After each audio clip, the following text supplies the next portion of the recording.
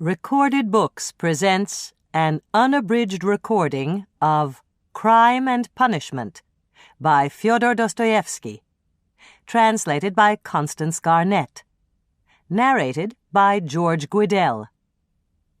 This work was first published in 1866.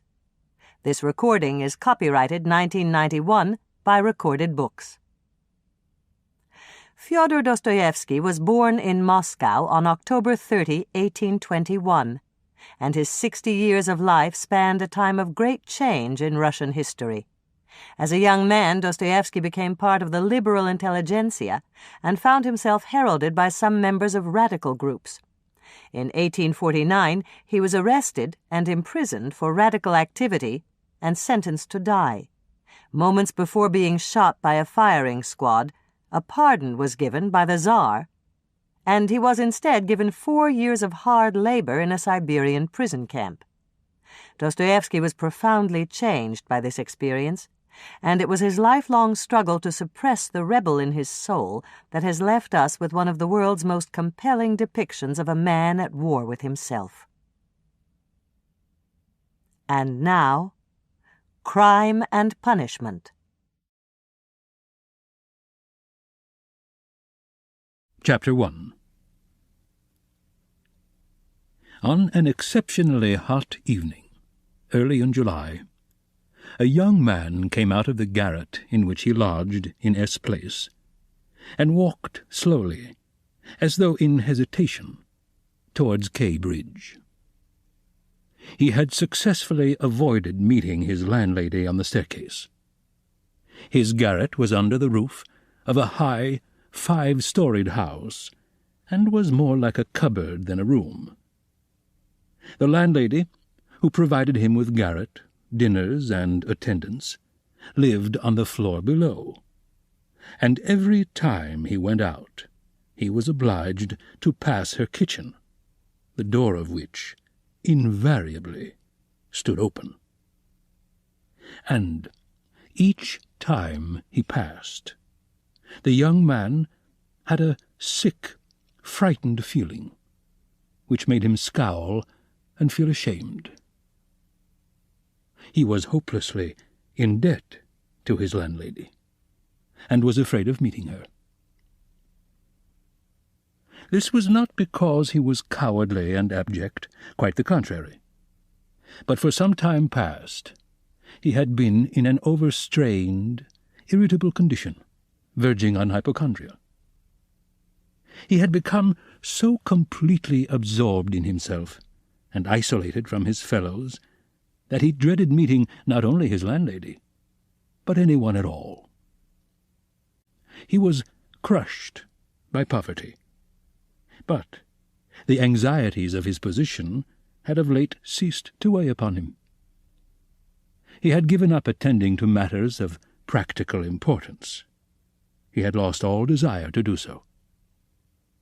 Nothing that any landlady could do had a real terror for him, but to be stopped on the stairs, to be forced to listen to her trivial, irrelevant gossip, to pestering demands for payment, threats and complaints, and to rack his brains for excuses, to prevaricate, to lie. No. Rather than that, he would creep down the stairs like a cat and slip out unseen. This evening, however, on coming out into the street, he became acutely aware of his fears. I want to attempt a thing like that, and am frightened by these trifles, he thought, with an odd smile. Yes. All is in a man's hands, and he lets it all slip from cowardice. That's an axiom. It would be interesting to know what it is men are most afraid of. Taking a new step, uttering a new word is what they fear most. But I am talking too much. It's because I chatter that I do nothing. Or perhaps it is that I chatter because I do nothing. I've learned to chatter this last month, lying for days together in my den thinking of Jack the Giant Killer. Why am I going there now? Am I capable of that? Is that serious? It is not serious at all. It's simply a fantasy to amuse myself, a plaything. Yes, maybe it is a plaything. The heat in the street was terrible, and the airlessness, the bustle and the plaster, scaffolding, bricks, and dust all about him, and that special Petersburg stench, so familiar to all who are unable to get out of town in summer, all worked painfully upon the young man's already overwrought nerves. The insufferable stench from the pothouses, which are particularly numerous in that part of the town, and the drunken men whom he met continually, although it was a working day, completed the revolting misery of the picture. An expression of the profoundest disgust gleamed for a moment in the young man's refined face. He was, by the way, exceptionally handsome, above the average in height, slim, well-built, with beautiful dark eyes and dark brown hair. Soon he sank into deep thought, or, more accurately speaking, into a complete blankness of mind. He walked along, not observing what was about him, and not caring to observe it. From time to time he would mutter something, from the habit of talking to himself, to which he had just confessed. At these moments he would become conscious that his ideas were sometimes in a tangle, and that he was very weak. For 2 days he had scarcely tasted food.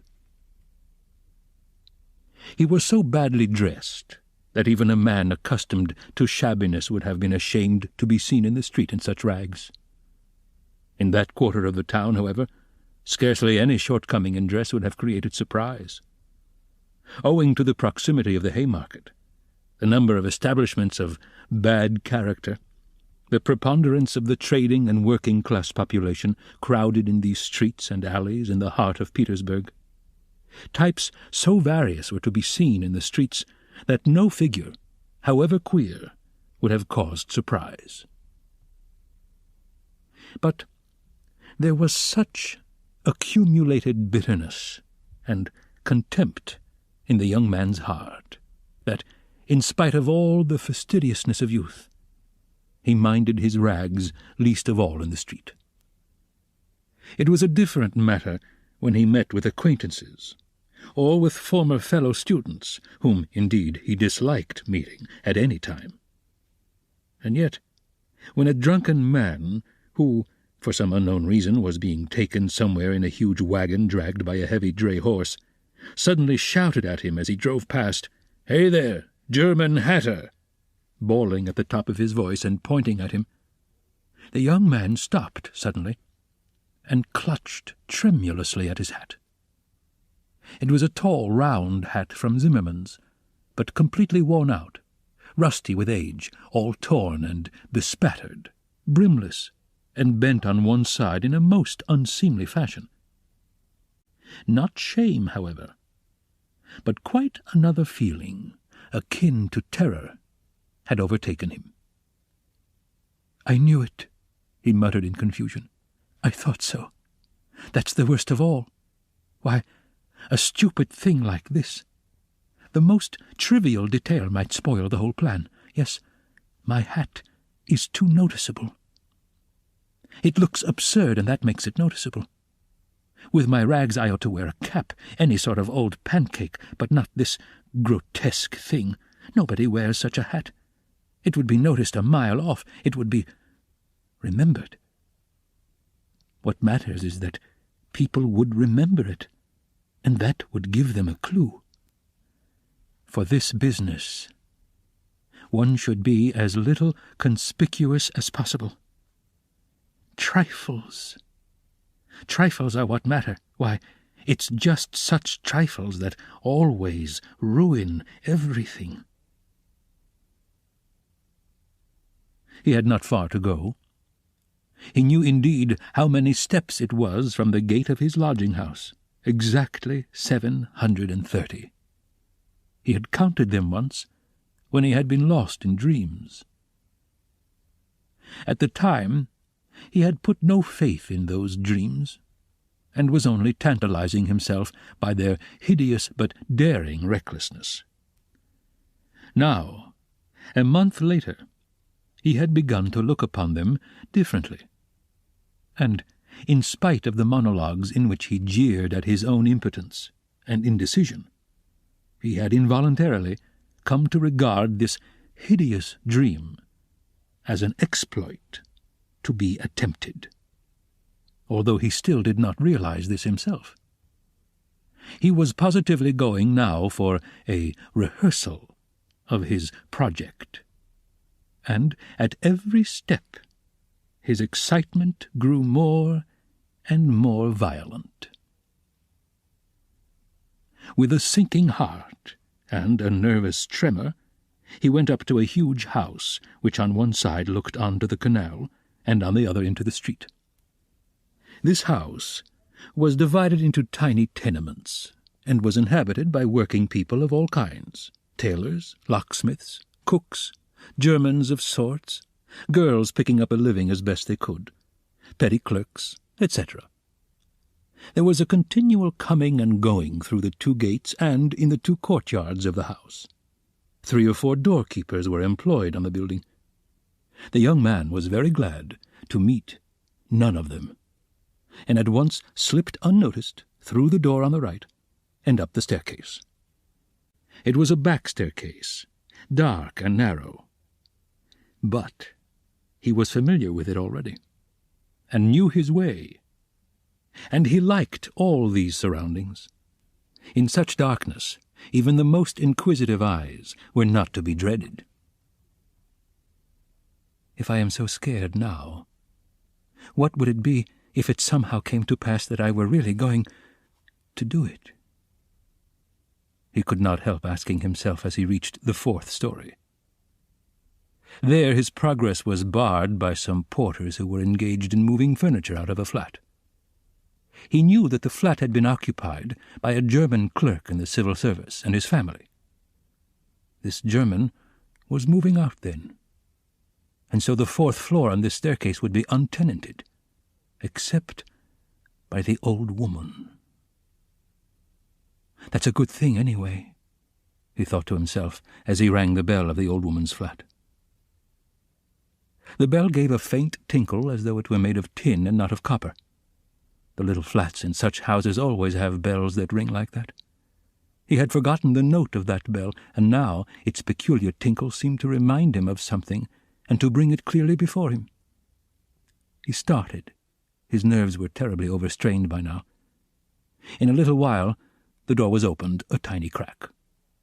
The old woman eyed her visitor with evident distrust through the crack, and nothing could be seen but her little eyes, glittering in the darkness. But, seeing a number of people on the landing, she grew bolder and opened the door wide. The young man stepped into the dark entry, which was partitioned off from the tiny kitchen. The old woman stood facing him in silence, and looking inquiringly at him. She was a diminutive, withered-up old woman of 60, with sharp, malignant eyes, and a sharp little nose. Her colourless, somewhat grizzled hair was thickly smeared with oil, and she wore no kerchief over it.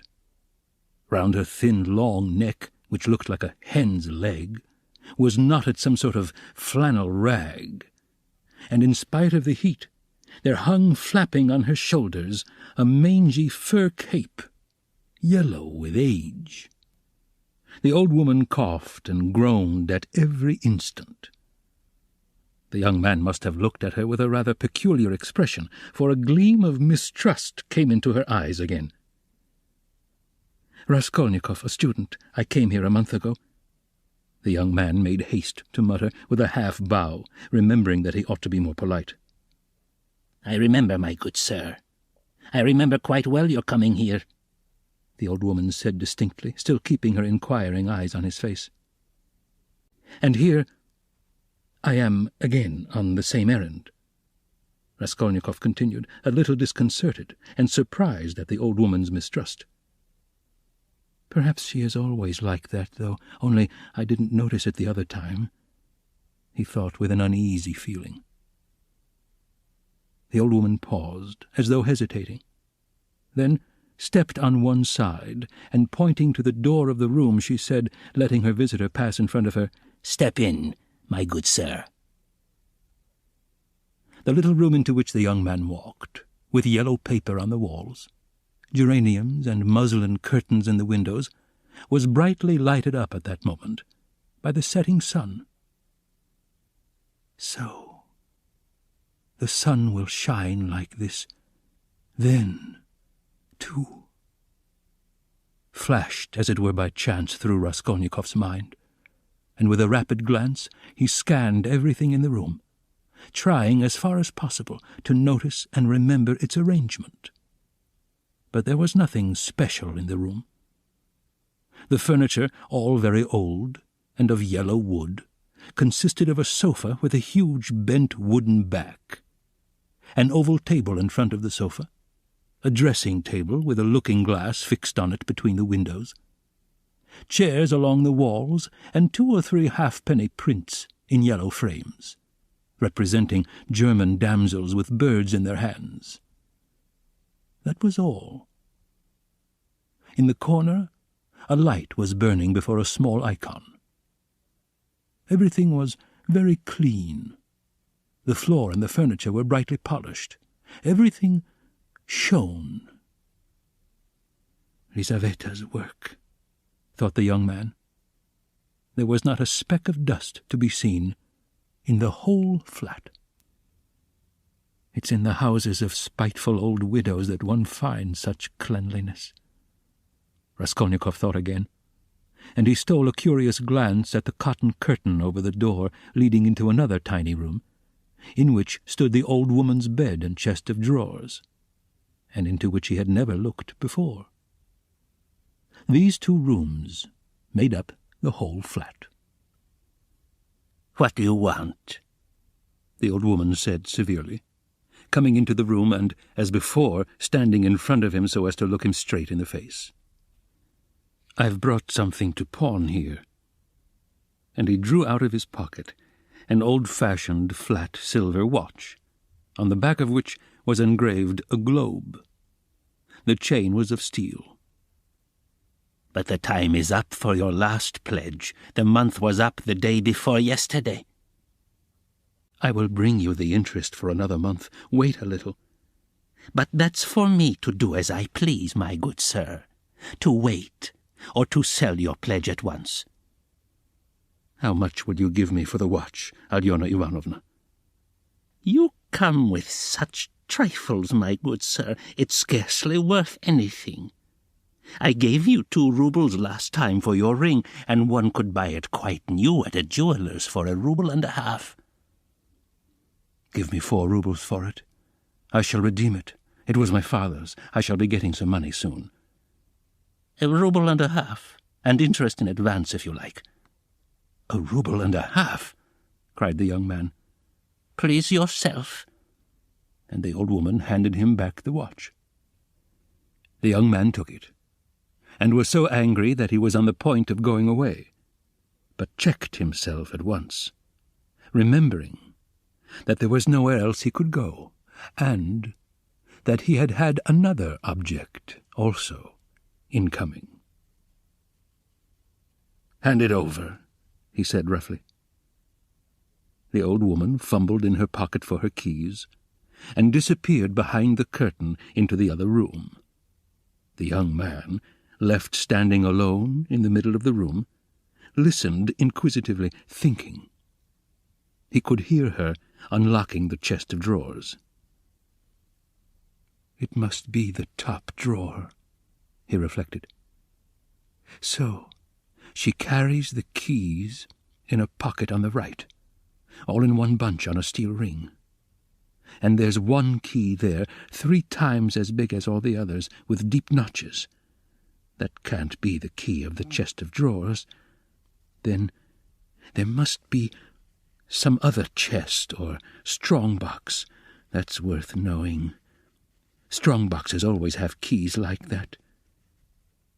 But how degrading it all is. The old woman came back. Here, sir. As we say, 10 kopecks the rouble a month, so I must take 15 kopecks from a rouble and a half for the month in advance. But for the 2 roubles I lent you before, you owe me now 20 kopecks on the same reckoning in advance. That makes 35 kopecks altogether, so I must give you a rouble and 15 kopecks for the watch. Here it is. What? Only a rouble and 15 kopecks now? Just so. The young man did not dispute it, and took the money. He looked at the old woman, and was in no hurry to get away, as though there was still something he wanted to say or to do, but he did not himself quite know what. "I may be bringing you something else in a day or two, Alyona Ivanovna, a valuable thing, silver, a cigarette box, as soon as I get it back from a friend." He broke off in confusion. Well, we will talk about it then, sir. Goodbye. Are you always at home alone? Your sister is not here with you? He asked her as casually as possible as he went out into the passage. What business is she of yours, my good sir? Oh, nothing particular. I simply asked. You are too quick. Good day, Alyona Ivanovna. Raskolnikov went out in complete confusion. This confusion became more and more intense. As he went down the stairs, he even stopped short 2 or 3 times, as though suddenly struck by some thought. When he was in the street, he cried out, "Oh, God, how loathsome it all is! And can I possibly... No, it's nonsense. It's rubbish," he added resolutely. "And how could such an atrocious thing come into my head? What filthy things my heart is capable of. Yes, filthy above all, disgusting. Loathsome, loathsome. And for a whole month I've been..." But no words, no exclamations could express his agitation. The feeling of intense repulsion which had begun to oppress and torture his heart while he was on his way to the old woman had by now reached such a pitch and had taken such a definite form that he didn't know what to do with himself to escape from his wretchedness. He walked along the pavement like a drunken man, regardless of the passers-by, and jostling against them, and only came to his senses when he was in the next street. Looking round, he noticed that he was standing close to a tavern which was entered by steps leading from the pavement to the basement. At that instant 2 drunken men came out at the door, and abusing and supporting one another, they mounted the steps. Without stopping to think, Raskolnikov went down the steps at once. Till that moment, he had never been into a tavern, but now he felt giddy and was tormented by a burning thirst. He longed for a drink of cold beer, and attributed his sudden weakness to the want of food. He sat down at a sticky little table in a dark and dirty corner, ordered some beer, and eagerly drank off the first glassful. At once he felt easier, and his thoughts became clear. "All that's nonsense," he said hopefully, "and there is nothing in it to worry about. It's simply physical derangement. Just a glass of beer, a piece of dry bread, and in one moment the brain is stronger, the mind is clear, and the will is firm. Phew! How utterly petty it all is. But in spite of this scornful reflection, he was by now looking cheerful, as though he were suddenly set free from a terrible burden, and he gazed round in a friendly way at the people in the room. But, even at that moment, he had a dim foreboding that this happier frame of mind was also not normal. There were few people at the time in the tavern, besides the 2 drunken men he had met on the steps. A group consisting of about 5 men and a girl with a concertina had gone out at the same time. Their departure left the room quiet and rather empty. The persons still in the tavern were a man who appeared to be an artisan, drunk, but not extremely so, sitting before a pot of beer, and his companion, a huge, stout man with a grey beard, in a short, full-skirted coat. He was very drunk, and had dropped asleep on the bench. Every now and then he began, as though in his sleep, cracking his fingers, with his arms wide apart and the upper part of his body bounding about on the bench, while he hummed some meaningless refrain, trying to recall some such lines as these: "His wife a year he fondly loved, his wife a year he fondly loved." Or suddenly waking up again, "Walking along the crowded row, he met the one he used to know." But no one shared his enjoyment. His silent companion looked with positive hostility and mistrust at all these manifestations. There was another man in the room, who looked somewhat like a retired government clerk. He was sitting apart, now and then sipping from his pot, and looking around at the company. He, too, appeared to be in some agitation.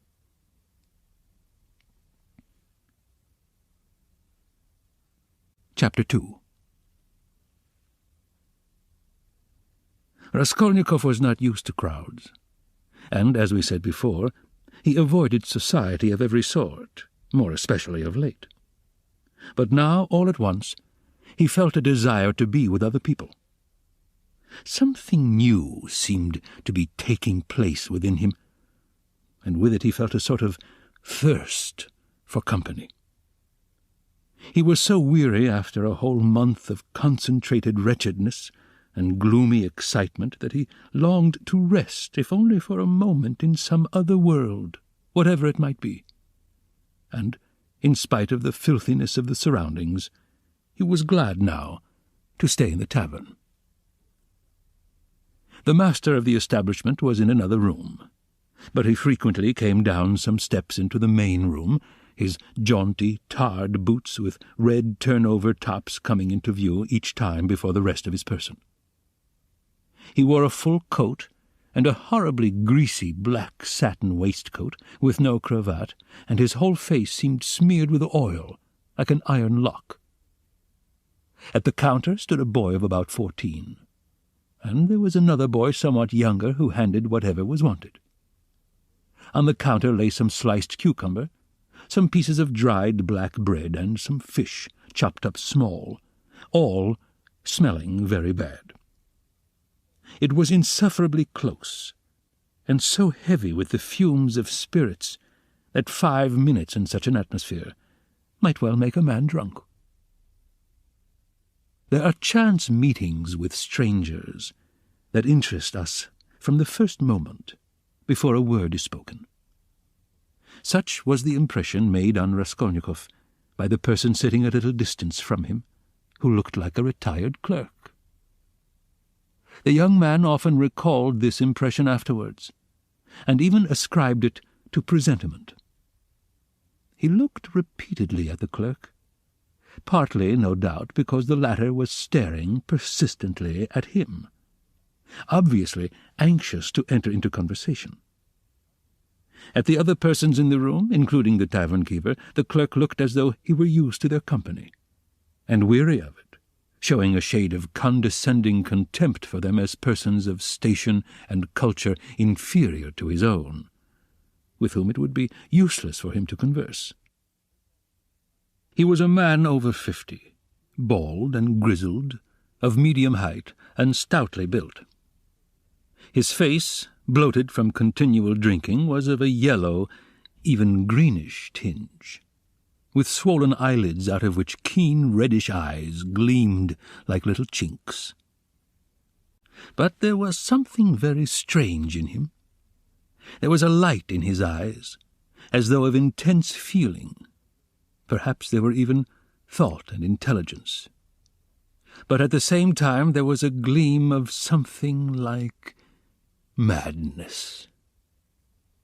He was wearing an old and hopelessly ragged black dress coat, with all its buttons missing except one, and that one he had buttoned, evidently clinging to this last trace of respectability.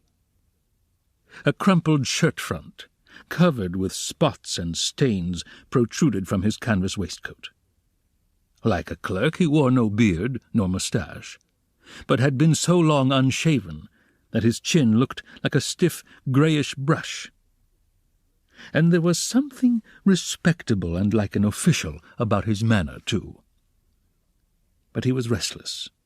He ruffled up his hair and from time to time let his head drop into his hands, dejectedly resting his ragged elbows on the stained and sticky table. At last he looked straight at Raskolnikov and said loudly and resolutely, "May I venture, honoured sir, to engage you in polite conversation? Forasmuch as, though your exterior would not command respect, my experience admonishes me that you are a man of education, and not accustomed to drinking.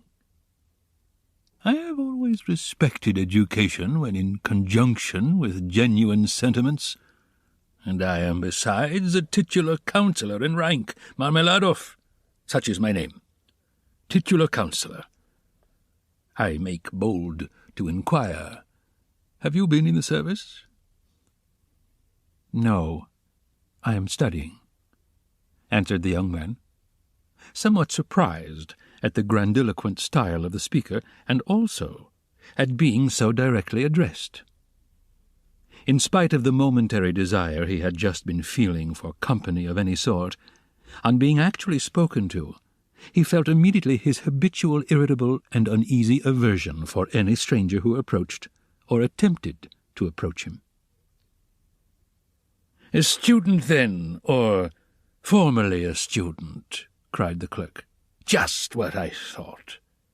I'm a man of experience, immense experience, sir," and he tapped his forehead with his fingers in self-approval. "You've been a student or have attended some learned institution. But allow me." He got up, staggered, took up his jug and his glass, and sat down beside the young man, facing him a little sideways. He was drunk, but spoke fluently and boldly, only occasionally losing the thread of his sentences and drawling his words. He pounced upon Raskolnikov as greedily as though he too had not spoken to a soul for a month. "Honoured sir," he began almost with solemnity, "poverty is not a vice. That's a true saying. Yet I know, too, that drunkenness is not a virtue, and that that's even truer. But beggary, honoured sir, beggary is a vice. In poverty you may still retain your innate nobility of soul, but in beggary, never. No one. For beggary, a man is not chased out of human society with a stick. He is swept out with a broom, so as to make it as humiliating as possible. And quite right, too, forasmuch as in beggary I am ready to be the first to humiliate myself. Hence the pothouse. Honoured sir, a month ago Mr. Lebeziatnikov gave my wife a beating. And my wife is a very different matter from me.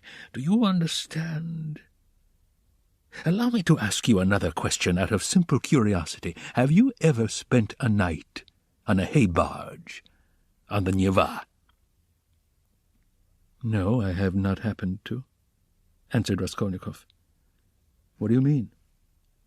Well, I've just come from one, and it's the 5th night I've slept so. He filled his glass, emptied it, and paused. Bits of hay were, in fact, clinging to his clothes and sticking to his hair. It seemed quite probable that he had not undressed or washed for the last 5 days. His hands, particularly, were filthy. They were fat and red, with black nails. His conversation seemed to excite a general, though languid, interest. The boys at the counter fell to sniggering. The innkeeper came down from the upper room, apparently on purpose to listen to the funny fellow, and sat down at a little distance, yawning lazily, but with dignity. Evidently Marmeladov was a familiar figure here, and he had most likely acquired his weakness for high-flown speeches from the habit of frequently entering into conversation with strangers of all sorts in the tavern. This habit develops into a necessity in some drunkards, and especially in those who are looked after sharply and kept in order at home. Hence, in the company of other drinkers, they try to justify themselves, and even, if possible, obtain consideration. "Funny fellow," pronounced the innkeeper. "And why don't you work? Why aren't you at your duty, if you are in the service?" "Why am I not at my duty, honoured sir?" Marmeladov went on, addressing himself exclusively to Raskolnikov, as though it had been he who put that question to him. "Why am I not at my duty? Does not my heart ache to think what a useless worm I am? A month ago, when Mr. Lebeziatnikov beat my wife with his own hands, and I lay drunk, didn't I suffer? Excuse me, young man, has it ever happened to you, Well, to petition hopelessly for a loan?" "Yes, it has. But what do you mean by hopelessly?" "Hopelessly in the fullest sense, when you know beforehand that you will get nothing by it. You know, for instance, beforehand with positive certainty that this man, this most reputable and exemplary citizen, will on no consideration give you money. And indeed I ask you, why should he?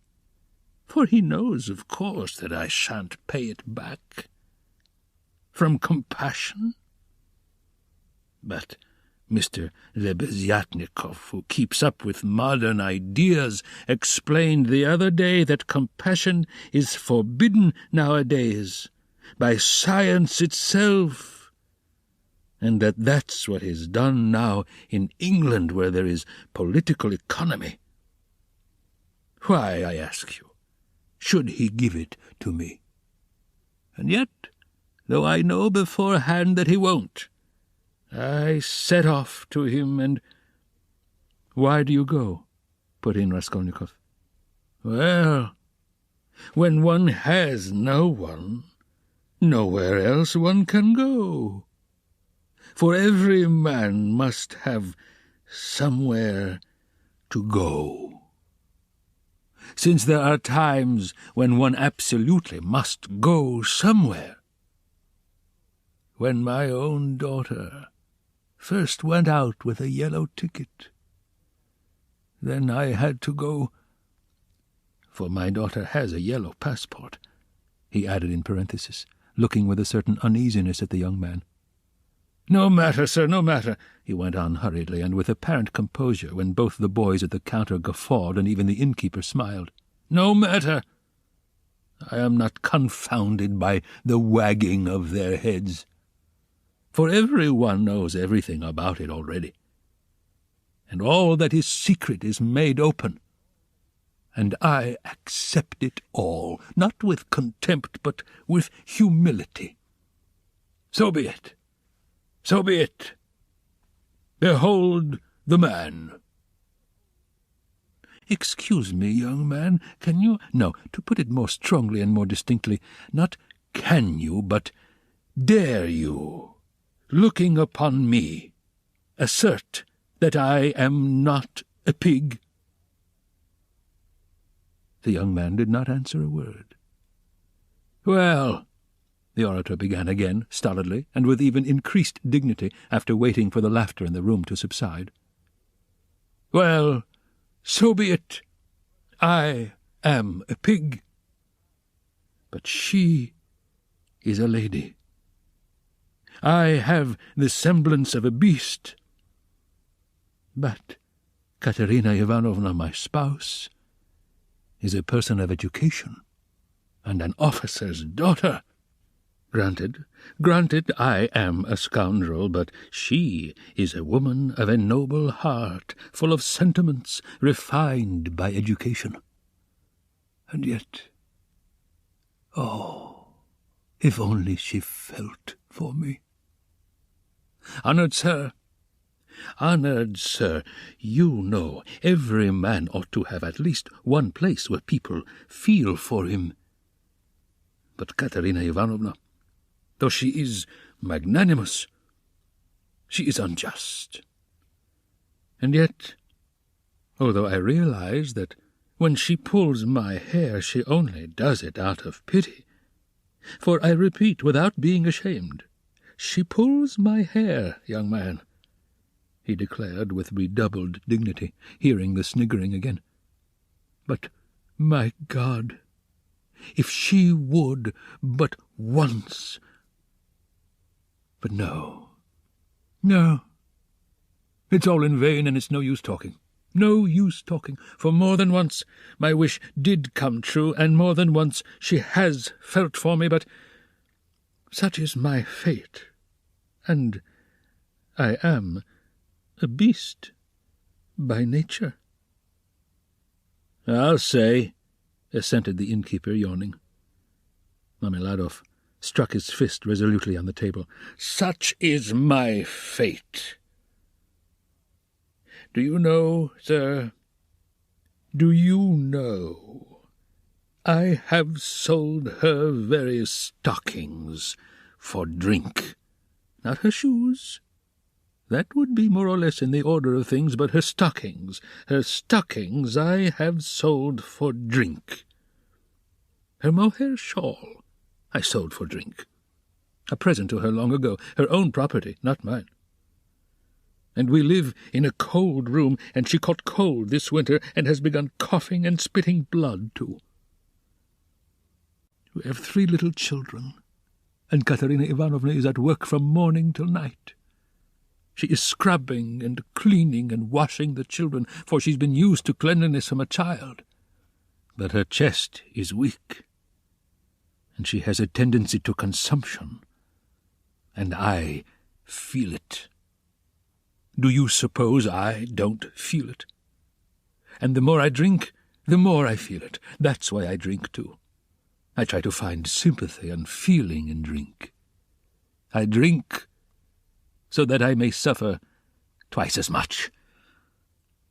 And as though in despair, he laid his head down on the table. Young man, he went on, raising his head again, in your face I seem to read some trouble of mind. When you came in I read it, and that was why I addressed you at once, for in unfolding to you the story of my life, I do not wish to make myself a laughing-stock before these idle listeners, who indeed know all about it already. But I am looking for a man of feeling and education.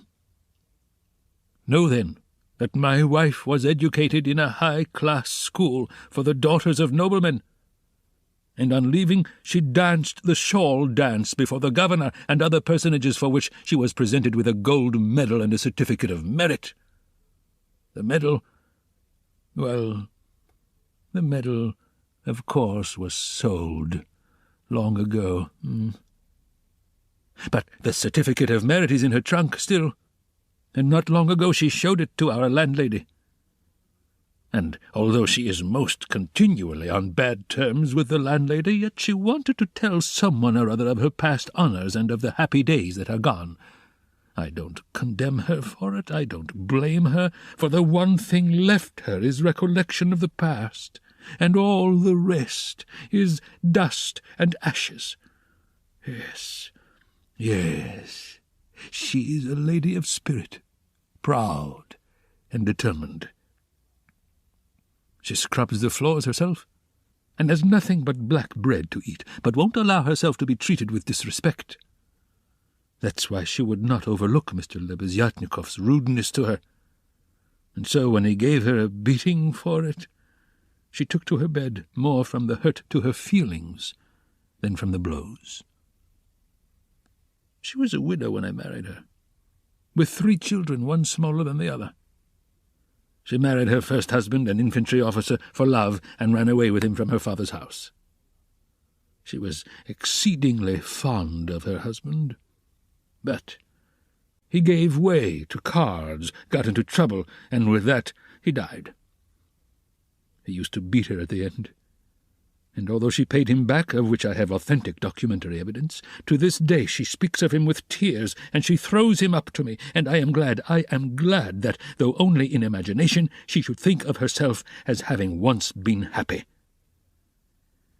And she was left at his death with 3 children in a wild and remote district where I happened to be at the time.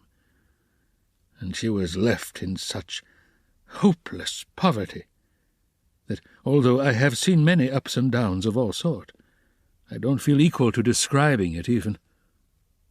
Her relations had all thrown her off, and she was proud, too, excessively proud. And then, honoured sir, and then I, being at the time a widower, with a daughter of 14 left me by my first wife, offered her my hand, for I could not bear the sight of such suffering.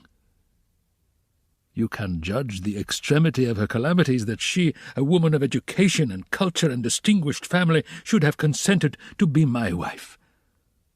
But she did.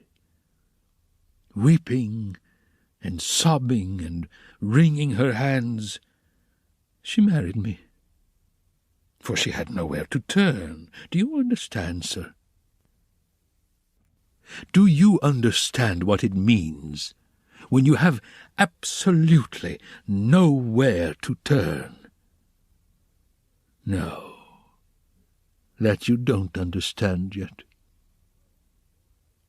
And for a whole year I performed my duties conscientiously and faithfully, and did not touch this. He tapped the jug with his finger. For I have feelings. But even so, I could not please her. And then I lost my place, too, and that through no fault of mine, but through changes in the office. And then I did touch it. It will be a year and a half ago, soon, since we found ourselves at last, after many wanderings and numerous calamities, in this magnificent capital, adorned with innumerable monuments. Here, too, I obtained a situation. I obtained it, and I lost it again. Do you understand? This time it was through my own fault I lost it, for my weakness had come out. We have now part of a room at Amalia Fyodorovna Libivexel's, and what we live upon and what we pay our rent with, I could not say. There are a lot of people living there besides ourselves. Dirt and disorder, a perfect bedlam. Yes, And meanwhile, my daughter, by my first wife, has grown up, and what my daughter has had to put up with from her stepmother whilst she was growing up, I won't speak of. For although Katerina Ivanovna is full of generous feelings, she is a spirited lady, irritable and short-tempered. Yes, it's no use going over that. Sonia, as you may well fancy, has had no education. I did make an effort 4 years ago to give her a course of geography and universal history, but as I was not very well up in those subjects myself, and we had no suitable books, and what books we had... Anyway, we have not even those now, so all our instruction came to an end. We stopped at Cyrus of Persia. Since she has attained years of maturity, she has read other books of romantic tendency, and of late she had read with great interest a book she got through Mr. Lebeziatnikov, Lewis's Physiology. Do you know it? And even recounted extracts from it to us. And that's the whole of her education. And now, may I venture to address you, honoured sir, on my own account with a private question? Do you suppose that a respectable poor girl can earn much by honest work? Not 15 farthings a day can she earn, if she is respectable and has no special talent, and that without putting her work down for an instant. And what's more, Ivan Ivanitch Klopstock, the civil councillor, have you heard of him, has not to this day paid her for the 6 linen shirts she made him, and drove her roughly away, stamping and reviling her on the pretext that the shirt collars were not made like the pattern and were put in askew. And there are the little ones hungry, and Katerina Ivanovna walking up and down and wringing her hands, her cheeks flushed red, as they always are in that disease. Here you live with us, says she, you eat and drink and are kept warm, and you do nothing to help. And much she gets to eat and drink when there is not a crust for the little ones for 3 days. I was lying at the time. Well, what of it? I was lying drunk, and I heard my Sonia speaking. She is a gentle creature with a soft little voice, fair hair, and such a pale, thin little face. She said, "Katerina Ivanovna, am I really to do a thing like that?" And Darya Frantsovna, a woman of evil character and very well known to the police, had 2 or 3 times tried to get at her through the landlady. "And why not?" said Katerina Ivanovna with a jeer. "You are something mighty precious to be so careful of." But don't blame her, honoured sir, don't blame her. She was not herself when she spoke, but driven to distraction by her illness and the crying of the hungry children, and it was said more to wound her than anything else. For that's Katerina Ivanovna's character. And when children cry, even from hunger, she falls to beating them at once. At 6 o'clock, I saw Sonia get up, put on her kerchief and her cape, and go out of the room, and about 9 o'clock she came back. She walked straight up to Katerina Ivanovna, and she laid 30 roubles on the table before her in silence. She did not utter a word. She did not even look at her. She simply picked up our big green drap de dame shawl — we have a shawl made of drap de dame — put it over her head and face, and lay down on the bed with her face to the wall. Only her little shoulders and her body kept shuddering. And I went on lying there just as before. And then I saw, young man, I saw Katerina Ivanovna, in the same silence, go up to Sonia's little bed. She was on her knees all the evening, kissing Sonia's feet, and would not get up. And then they both fell asleep in each other's arms, together, yes. And I lay drunk. Marmeladov stopped short, as though his voice had failed him. Then he hurriedly filled his glass, drank, and cleared his throat. "Since then, sir," he went on after a brief pause, "since then, owing to an unfortunate occurrence, and through information given by evil-intentioned persons, in all of which Darya Frantsovna took a leading part, on the pretext that she had been treated with want of respect, since then, my daughter, Sofya Semyonovna, has been forced to take a yellow ticket, and owing to that she is unable to go on living with us. For our landlady, Amalia Fyodorovna, would not hear of it, though she had backed up Darya Frantsovna before. And Mr. Lebeziatnikov, too. All the trouble between him and Katerina Ivanovna was on Sonia's account. At first he was for making up to Sonia himself, and then all of a sudden he stood on his dignity. "How," said he, "can a highly educated man like me live in the same rooms with a girl like that?" And Katerina Ivanovna would not let it pass. She stood up for her. And so that's how it happened. And Sonia comes to us now, mostly after dark. She comforts Katerina Ivanovna and gives her all she can. She has a room at the Kapernaumovs, the tailors. She lodges with them. Kapernaumov is a lame man with a cleft palate, and all of his numerous family have cleft palates too. And his wife, too, has a cleft palate. They all live in one room. But Sonia has her own, partitioned off. Yes. Very poor people. And all with cleft palates. Yes.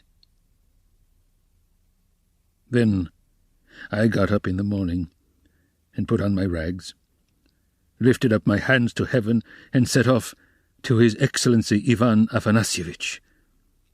His Excellency Ivan Afanasyevitch. Do you know him? No? Well, then it's a man of God you don't know. He is wax.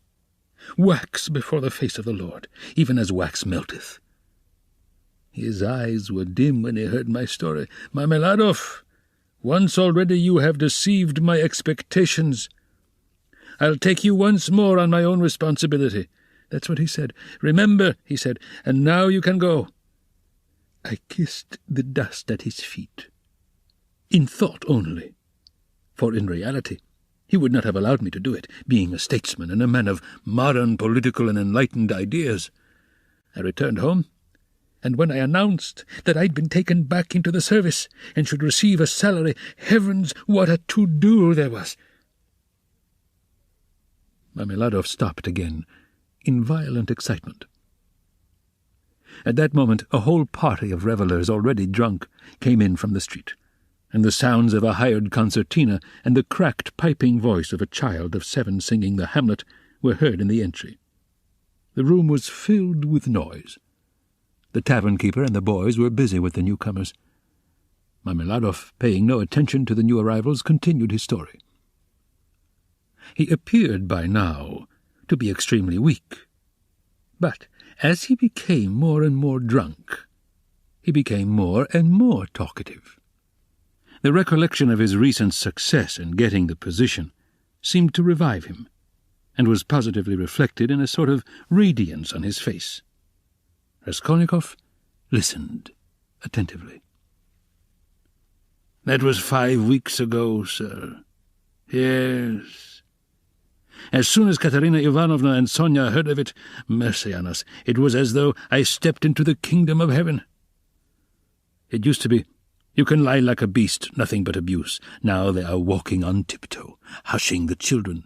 Semyon Zakharovitch is tired with his work at the office. He is resting. Shh! They made me coffee before I went to work, and boiled cream for me. They began to get real cream for me. Do you hear that? And how they managed to get together the money for a decent outfit, 11 rubles, 50 kopecks, I can't guess. Boots, cotton shirt fronts, most magnificent, a uniform they got up all in splendid style for 11 roubles and a half.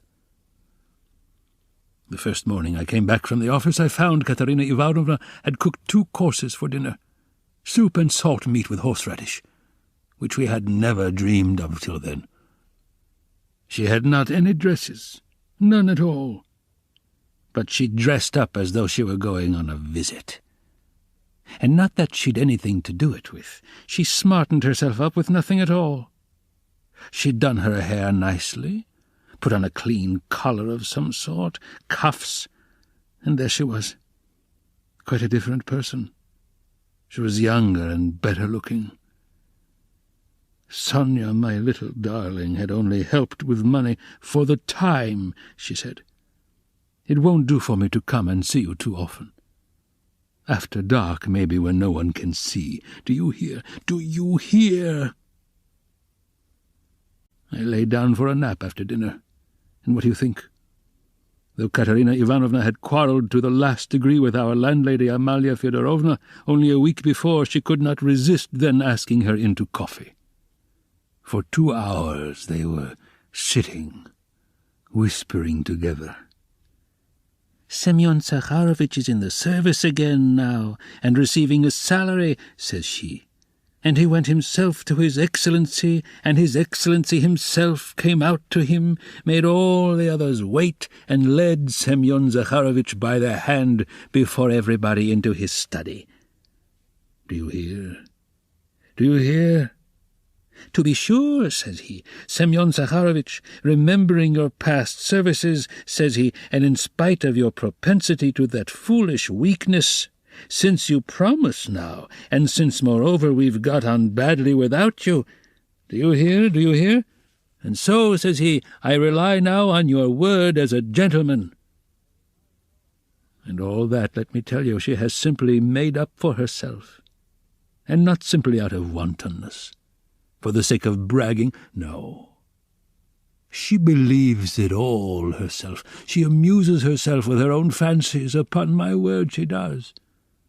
And I don't blame her for it, no, I don't blame her.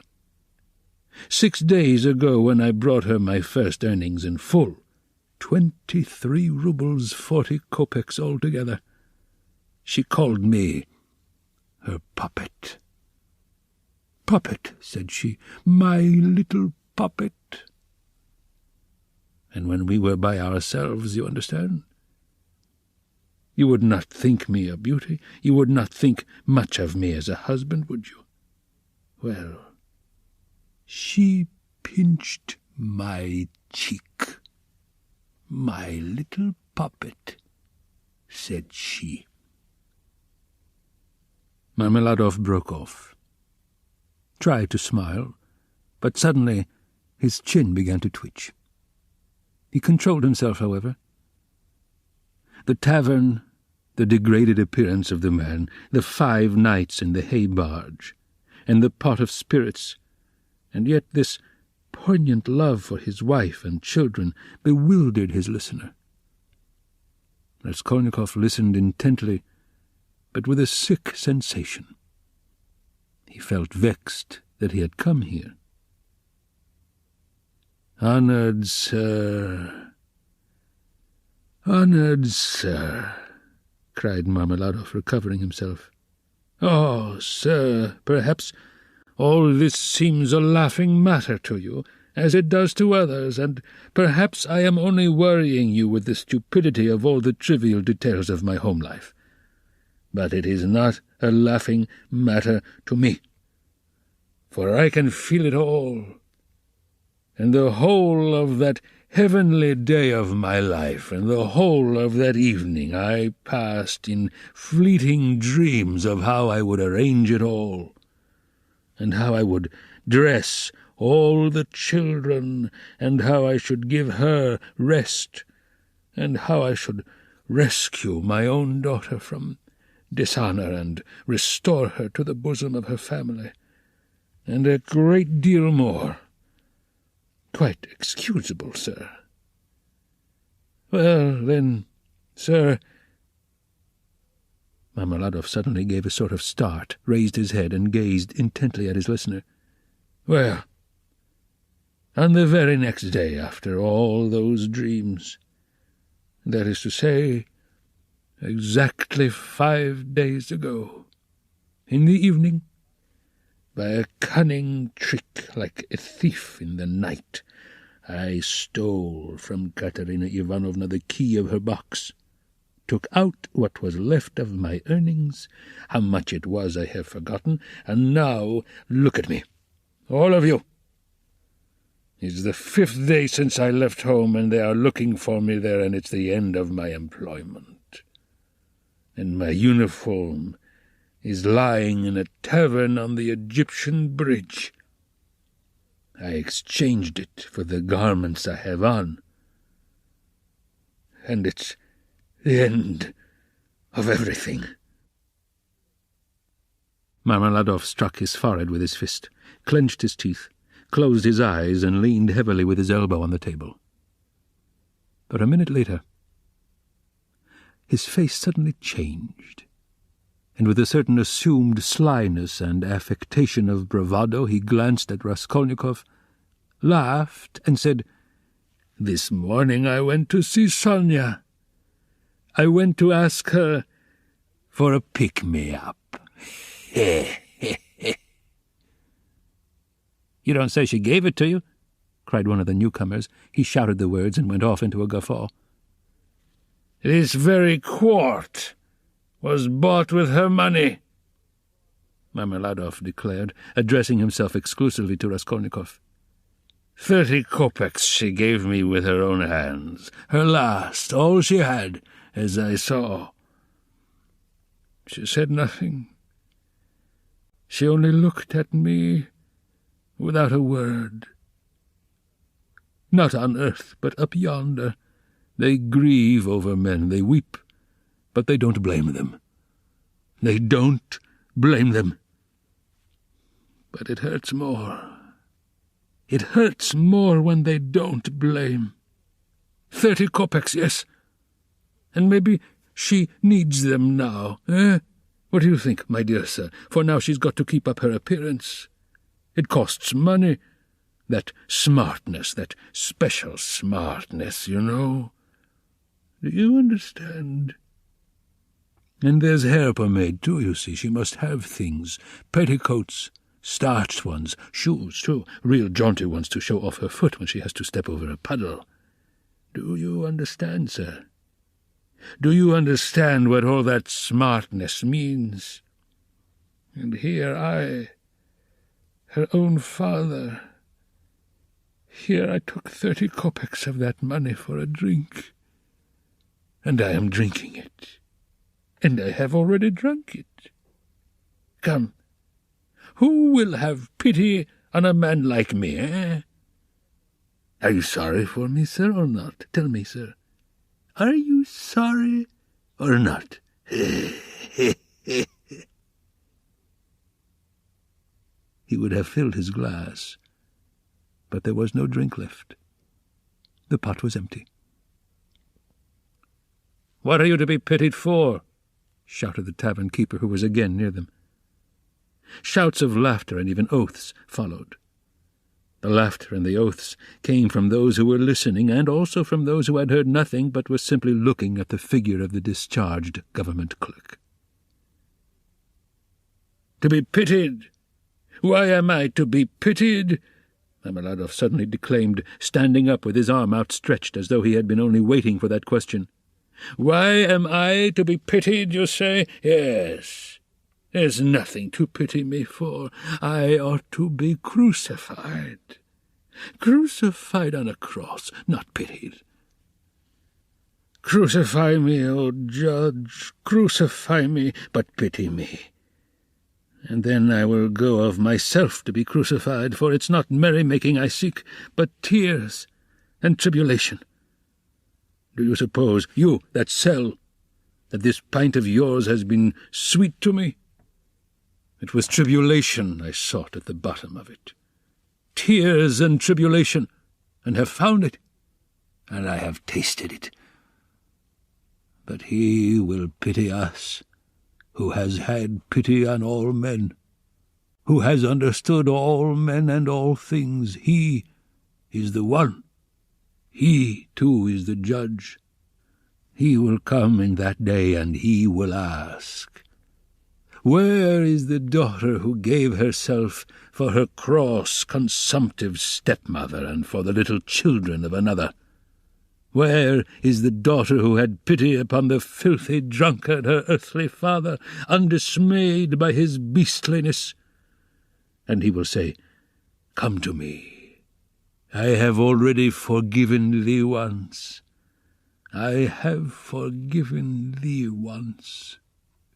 Thy sins, which are many, are forgiven thee, for thou hast loved much.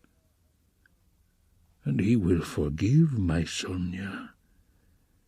He will forgive, I know it. I felt it in my heart when I was with her just now. And he will judge and will forgive all, the good and the evil, the wise and the meek. And when he has done with all of them, then he will summon us. You too, come forth, he will say. Come forth, ye drunkards. Come forth, ye weak ones. Come forth, ye children of shame. And we shall all come forth without shame, and shall stand before him, and he will say unto us, Ye are swine, made in the image of the beast, and with his mark. But come ye also. And the wise ones, and those of understanding, will say, O Lord, why dost thou receive these men? And he will say, This is why I receive them, O ye wise. This is why I receive them, O ye of understanding, that not one of them believed himself to be worthy of this. And he will hold out his hands to us, and we shall fall down before him, and we shall weep, and we shall understand all things. Then we shall understand all. And all will understand. Katerina Ivanovna even, she will understand. Lord, thy kingdom come. And he sank down on the bench exhausted and helpless, looking at no one, apparently oblivious of his surroundings, and plunged in deep thought. This ends Disc 1. Crime and Punishment, Disc 2. His words had created a certain impression. There was a moment of silence. But soon laughter and oaths were heard again. That's his notion. Talked himself silly. A fine clerk he is. And so on, and so on. Let us go, sir, said Marmeladov all at once, raising his head and addressing Raskolnikov. Come along with me. Kozel's house, looking into the yard. I'm going to Katerina Ivanovna. Time I did. Raskolnikov had for some time been wanting to go, and he had meant to help him. Marmeladov was much unsteadier on his legs than in his speech, and leaned heavily on the young man. They had 200 or 300 paces to go. The drunken man was more and more overcome by dismay and confusion as they drew nearer the house. It's not Katerina Ivanovna I am afraid of now, he muttered in agitation. And that she will begin pulling my hair. What does my hair matter? Forget my hair, that's what I say. Indeed, it will be better if she does begin pulling it. That's not what I am afraid of. It's her eyes I am afraid of. Yes, her eyes. The red on her cheeks, too, frightens me. And her breathing, too. Have you noticed how people in that disease breathe when they are excited? I am frightened of the children's crying, too. for if Sonia has not taken them food. I don't know what's happened, I don't know, but blows I am not afraid of. No, sir, that such blows are not a pain to me, but even an enjoyment. In fact, I can't get on without it. It's better so. Let her strike me. It relieves her heart. It's better so. There is the house of Kozel, the cabinet maker, a German, well-to-do. Lead the way. They went in from the yard and up to the 4th story. The staircase got darker and darker as they went up. It was nearly 11 o'clock, and although in summer in Petersburg there is no real night, yet it was quite dark at the top of the stairs. A grimy little door at the very top of the stairs stood ajar. A very poor-looking room about 10 paces long was lighted up by a candle end. The whole of it was visible from the entrance. It was all in disorder, littered up with rags of all sorts, especially children's garments. Across the furthest corner was stretched a ragged sheet. Behind it probably was the bed. There was nothing in the room except 2 chairs and a sofa covered with American leather, full of holes, before which stood an old deal kitchen table, unpainted and uncovered. At the edge of the table stood a smouldering tallow candle in an iron candlestick. It appeared that the family had a room to themselves, not part of a room, but their room was practically a passage. The door leading to the other rooms, or rather cupboards, into which Amalia Lippevexel's flat was divided, stood half open, and there was shouting, uproar, and laughter within. People seemed to be playing cards and drinking tea there. Words of the most unceremonious kind flew out from time to time. Raskolnikov recognized Katerina Ivanovna at once. She was a rather tall, slim and graceful woman, terribly emaciated, with magnificent dark brown hair, and with a hectic flush in her cheeks. She was pacing up and down in her little room, pressing her hands against her chest. Her lips were parched, and her breathing came in nervous, broken gasps. Her eyes glittered as in fever, and looked about with a harsh, immovable stare. And that consumptive and excited face, with the last flickering light of the candle end playing upon it, made a sickening impression. She seemed to Raskolnikov about 30 years old, and was certainly a strange wife for Marmeladov. She hadn't heard them and didn't notice them coming in. She seemed to be lost in thought, hearing and seeing nothing. The room was close, but she had not opened the window. A stench rose from the staircase, but the door onto the stairs was not closed.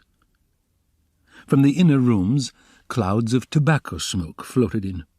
She kept coughing, but didn't close the door. The youngest child, a girl of 6, was asleep, sitting curled up on the floor with her head on the sofa. A boy, a year older, stood crying and shaking in the corner. Probably he had just had a beating. Beside him stood a girl of 9 years old, tall and thin, wearing a thin and ragged chemise with an ancient cashmere pelisse flung over her bare shoulders, long outgrown and barely reaching her knees. Her arm, as thin as a stick, was round her brother's neck. She was trying to comfort him, whispering something to him, and doing all she could to keep him from whimpering again. At the same time, her large dark eyes, which looked larger still from the thinness of her frightened face, were watching her mother with alarm. Marmeladov did not enter the door, but dropped on his knees in the very doorway, pushing Raskolnikov in front of him. The woman, seeing a stranger, stopped indifferently facing him, coming to herself for a moment and apparently wondering what he had come for. But evidently she decided that he was going into the next room, as he had to pass through hers to get there. Taking no further notice of him, she walked towards the outer door to close it, and uttered a sudden scream on seeing her husband on his knees in the doorway. "Ah!" she cried out in a frenzy. "He has come back! The criminal, the monster, and where's the money? What's in your pocket? Show me. And your clothes are all different. Where are your clothes? Where is the money? Speak. And she fell to searching him. Marmeladov submissively and obediently held up both arms to facilitate the search. Not a farthing was there. "Where's the money?" she cried. "Mercy on us!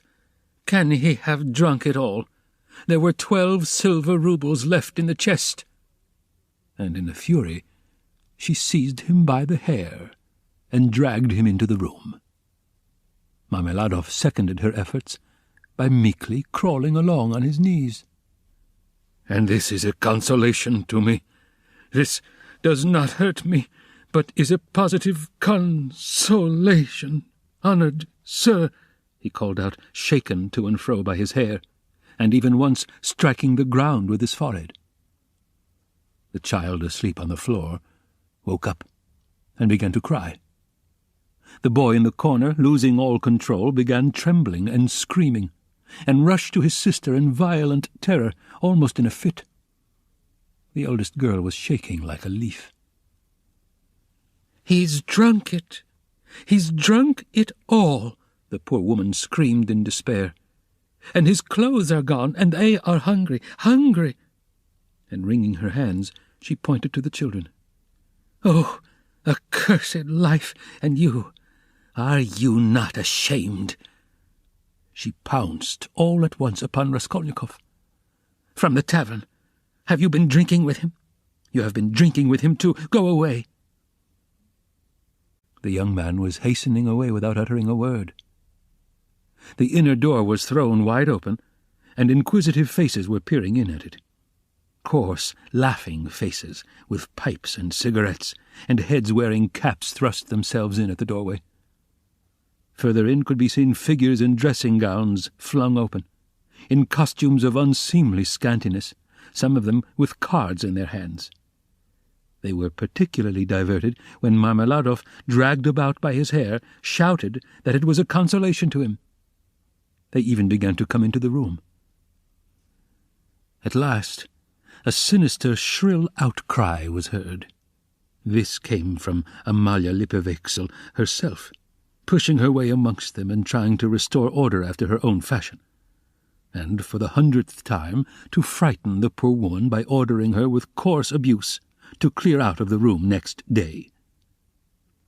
As he went out, Raskolnikov had time to put his hand into his pocket, to snatch up the coppers he had received in exchange for his rouble in the tavern, and to lay them unnoticed on the window. Afterwards, on the stairs, he changed his mind, and would have gone back.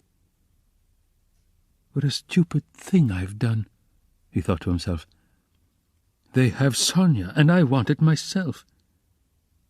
But reflecting that it would be impossible to take it back now, and that in any case he would not have taken it, he dismissed it with a wave of his hand and went back to his lodging.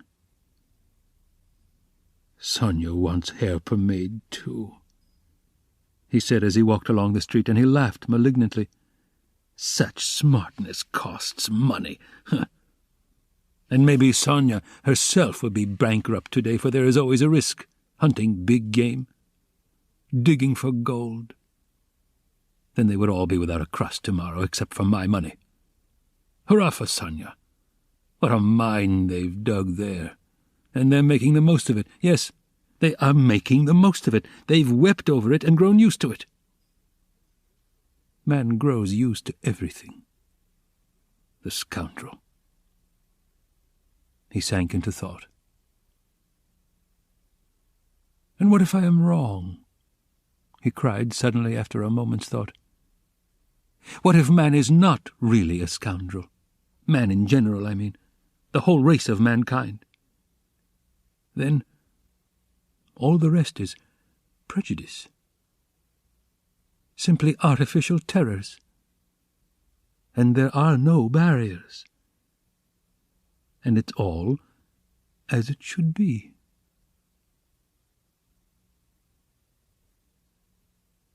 Chapter 3. He waked up late next day, after a broken sleep. But his sleep had not refreshed him.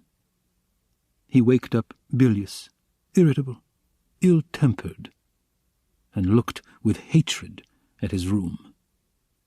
It was a tiny cupboard of a room about 6 paces in length. It had a poverty-stricken appearance with its dusty yellow paper peeling off the walls, and it was so low-pitched that a man of more than average height was ill at ease in it, and felt every moment that he would knock his head against the ceiling. The furniture was in keeping with the room. There were 3 old chairs, rather rickety, a painted table in the corner on which lay a few manuscripts and books. The dust that lay thick upon them showed that they had been long untouched. A big clumsy sofa occupied almost the whole of one wall and half the floor space of the room. It was once covered with chintz, but was now in rags, and served Raskolnikov as a bed. Often he went to sleep on it, as he was, without undressing, without sheets, wrapped in his old student's overcoat, with his head on one little pillow, under which he heaped up all the linen he had, clean and dirty, by way of a bolster. A little table stood in front of the sofa. It would have been difficult to sink to a lower ebb of disorder.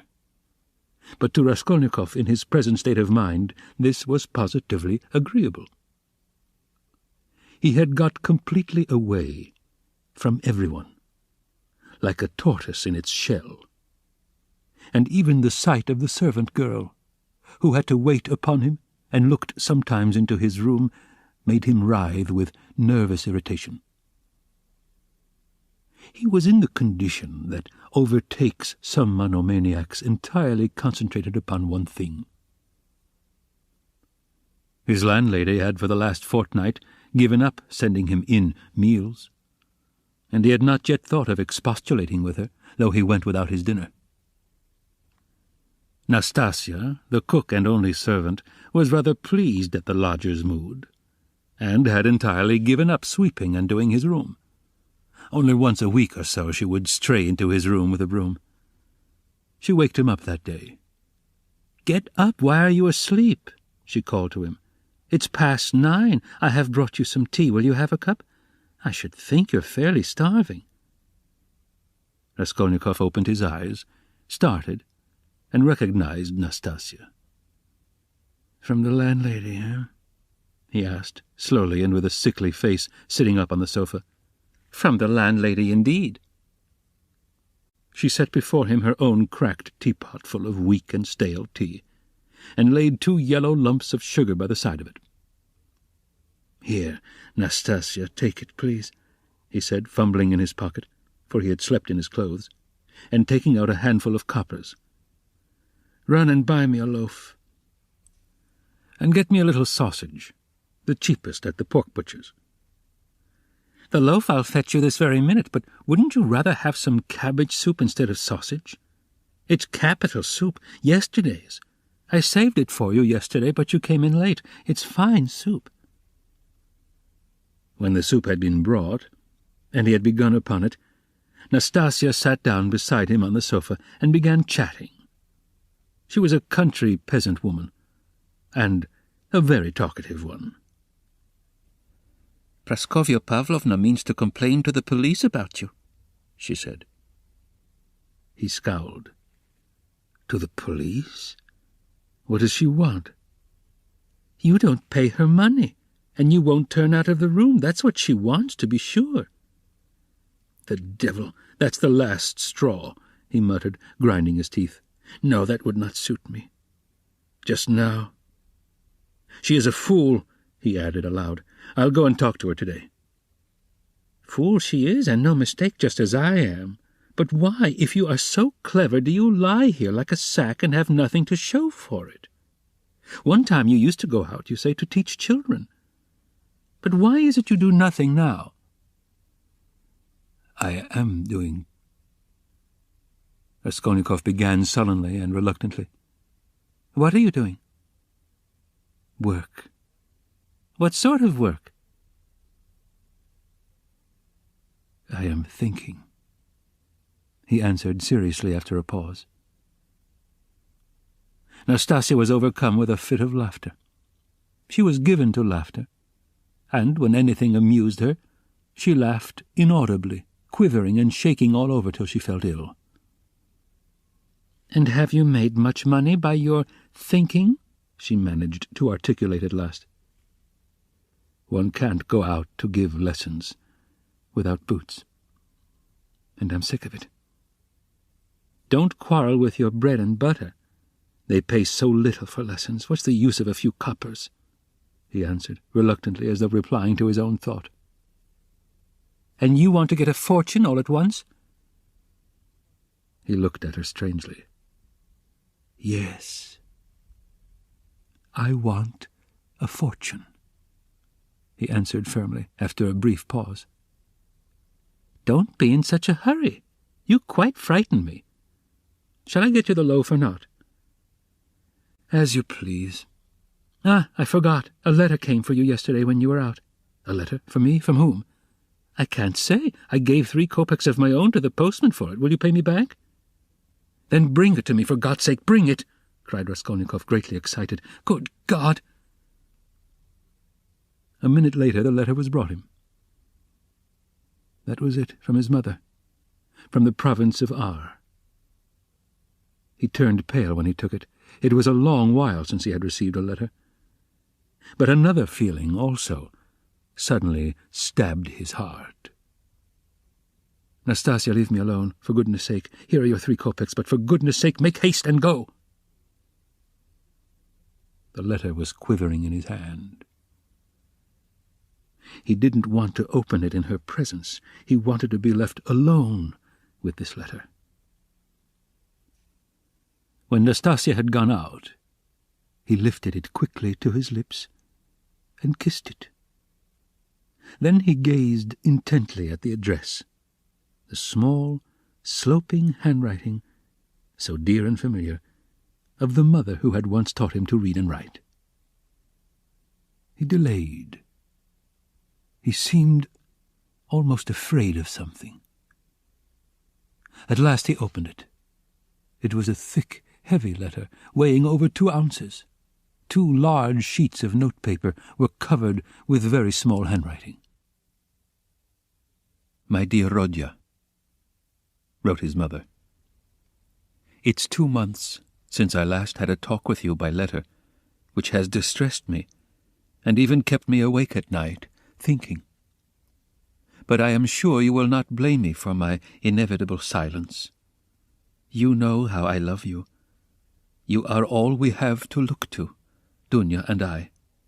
You are our all, our one hope, our one stay. What a grief it was to me when I heard that you had given up the university some months ago, for want of means to keep yourself, and that you had lost your lessons and your other work. How could I help you out of my 120 rubles a year pension? The 15 rubles I sent you 4 months ago I borrowed, as you know, on security of my pension from Vasily Ivanovich Vakhrushin, a merchant of this town. He is a kind-hearted man, and was a friend of your father's, too. But having given him the right to receive the pension, I had to wait till the debt was paid off, and that is only just done, so that I've been unable to send you anything all this time. But now, thank God, I believe I shall be able to send you something more, and in fact we may congratulate ourselves on our good fortune now, of which I hasten to inform you. In the first place, would you have guessed, dear Rodya, that your sister has been living with me for the last 6 weeks, and we shall not be separated in the future? Thank God her sufferings are over, but I will tell you everything in order so that you may know just how everything has happened, and all that we have hitherto concealed from you.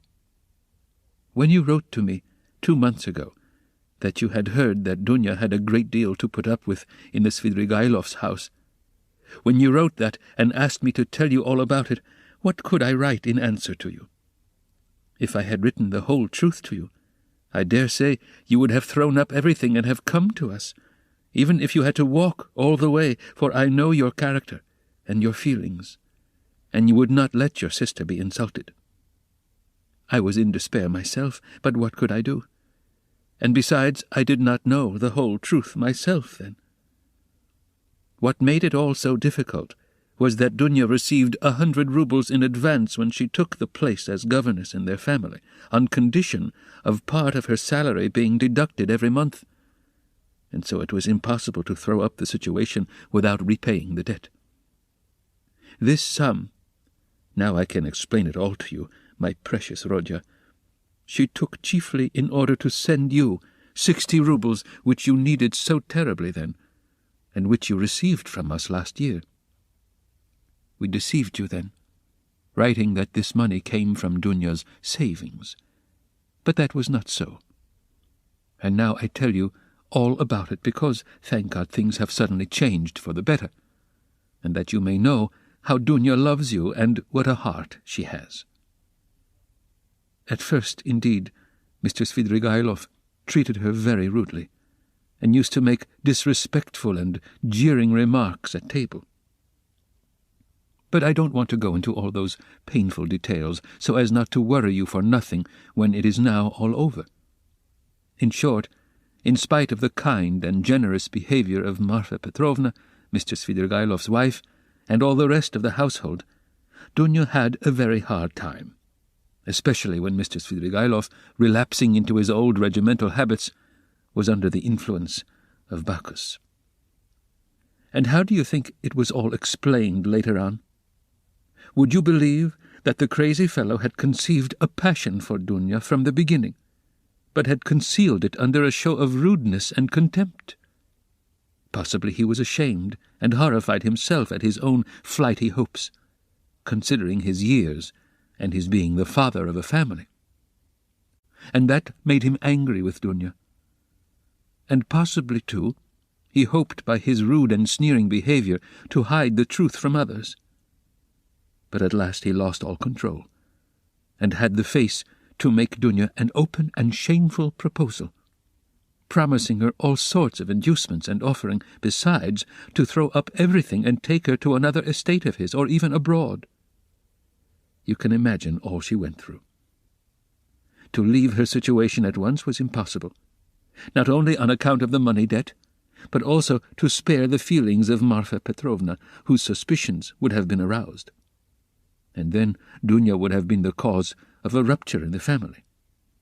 And it would have meant a terrible scandal for Dunya, too, that would have been inevitable.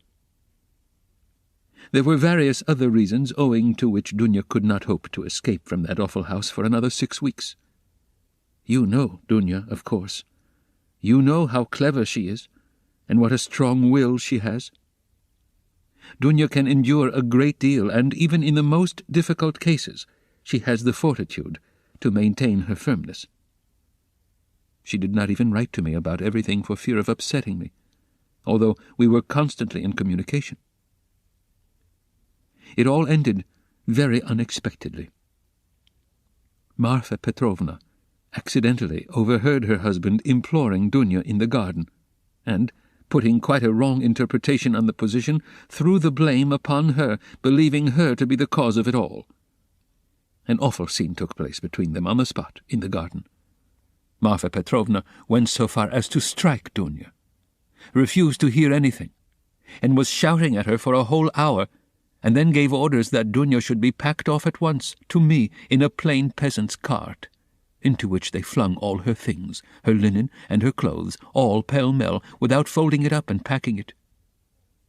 And a heavy shower of rain came on, too, and Dunya, insulted and put to shame, had to drive with a peasant in an open cart all the 17 versts into town.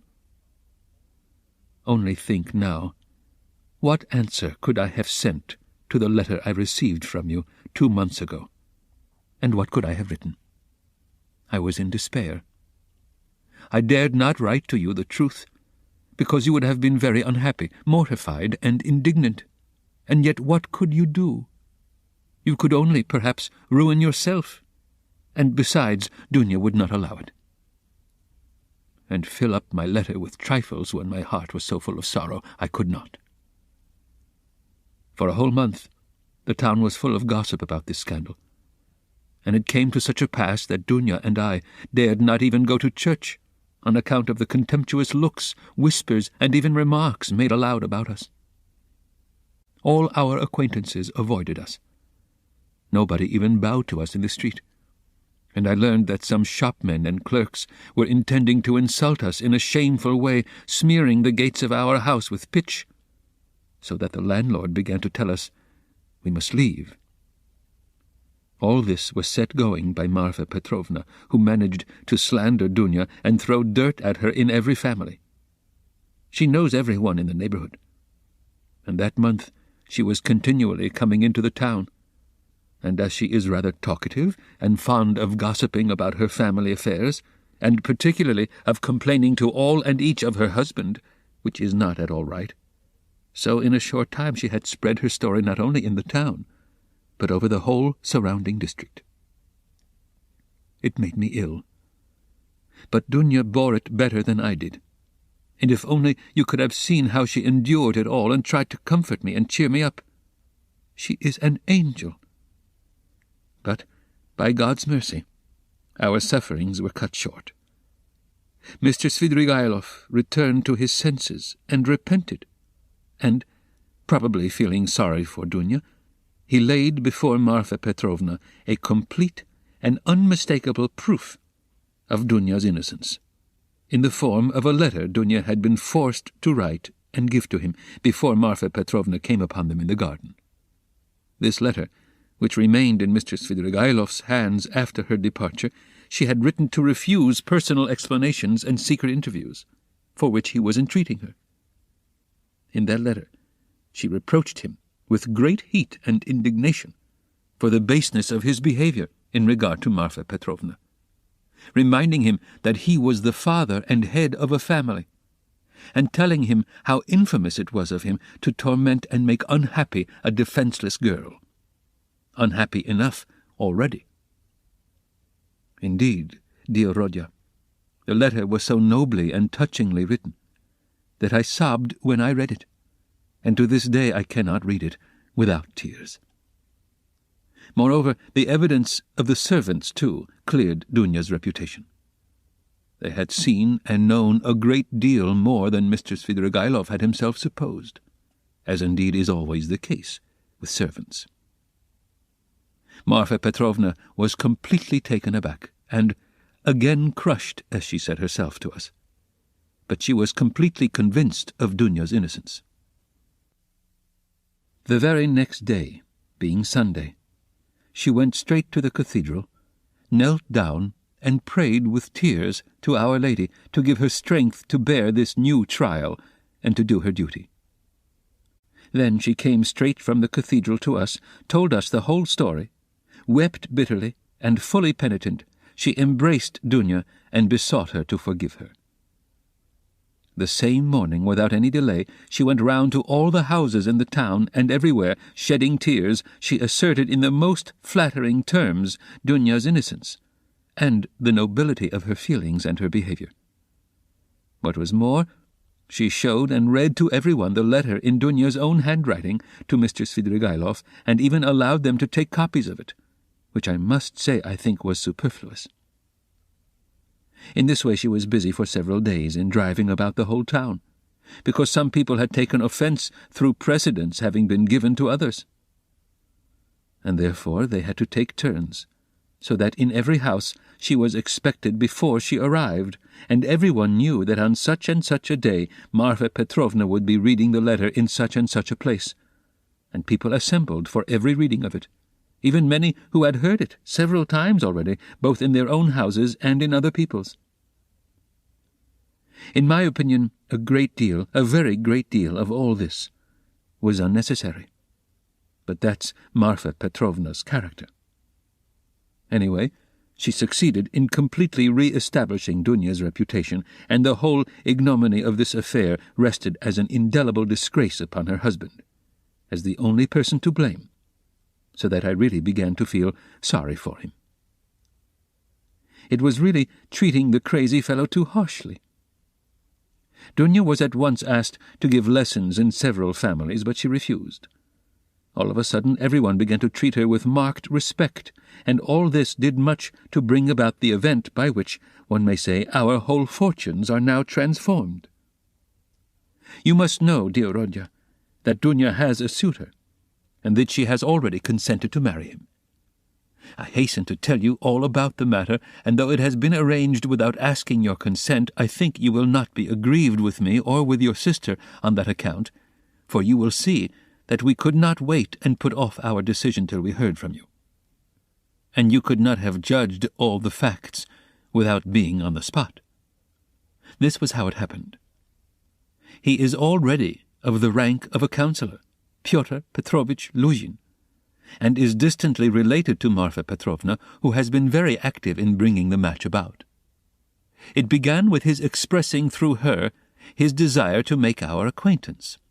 He was properly received, drank coffee with us, and the very next day he sent us a letter in which he very courteously made an offer and begged for a speedy and decided answer. He is a very busy man, and is in a great hurry to get to Petersburg, so that every moment is precious to him. At first, of course, we were greatly surprised, as it had all happened so quickly and unexpectedly. We thought and talked it over the whole day. He is a well-to-do man, to be depended upon. He has 2 posts in the government, and has already made his fortune. It is true that he is 45 years old, but he is of a fairly prepossessing appearance, and might still be thought attractive by women, and he is altogether a very respectable and presentable man, only he seems a little morose and somewhat conceited. But possibly that may only be the impression he makes at first sight.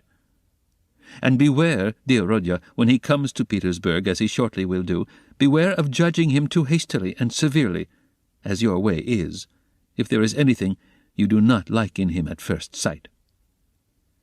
I give you this warning, although I feel sure that he will make a favourable impression upon you. Moreover, in order to understand any man, one must be deliberate and careful to avoid forming prejudices and mistaken ideas, which are very difficult to correct and get over afterwards. And Pyotr Petrovitch, judging by many indications, is a thoroughly estimable man. At his first visit, indeed, he told us that he was a practical man, but still he shares, as he expressed it, many of the convictions of our most rising generation, and he is an opponent of all prejudices. He said a good deal more, for he seems a little conceited and likes to be listened to, but this is scarcely a vice. I, of course, understood very little of it, but Dunya explained to me that, though he is not a man of great education, he is clever and seems to be good-natured. You know your sister's character, Rodya. She is a resolute, sensible, patient, and generous girl, but she has a passionate heart, as I know very well.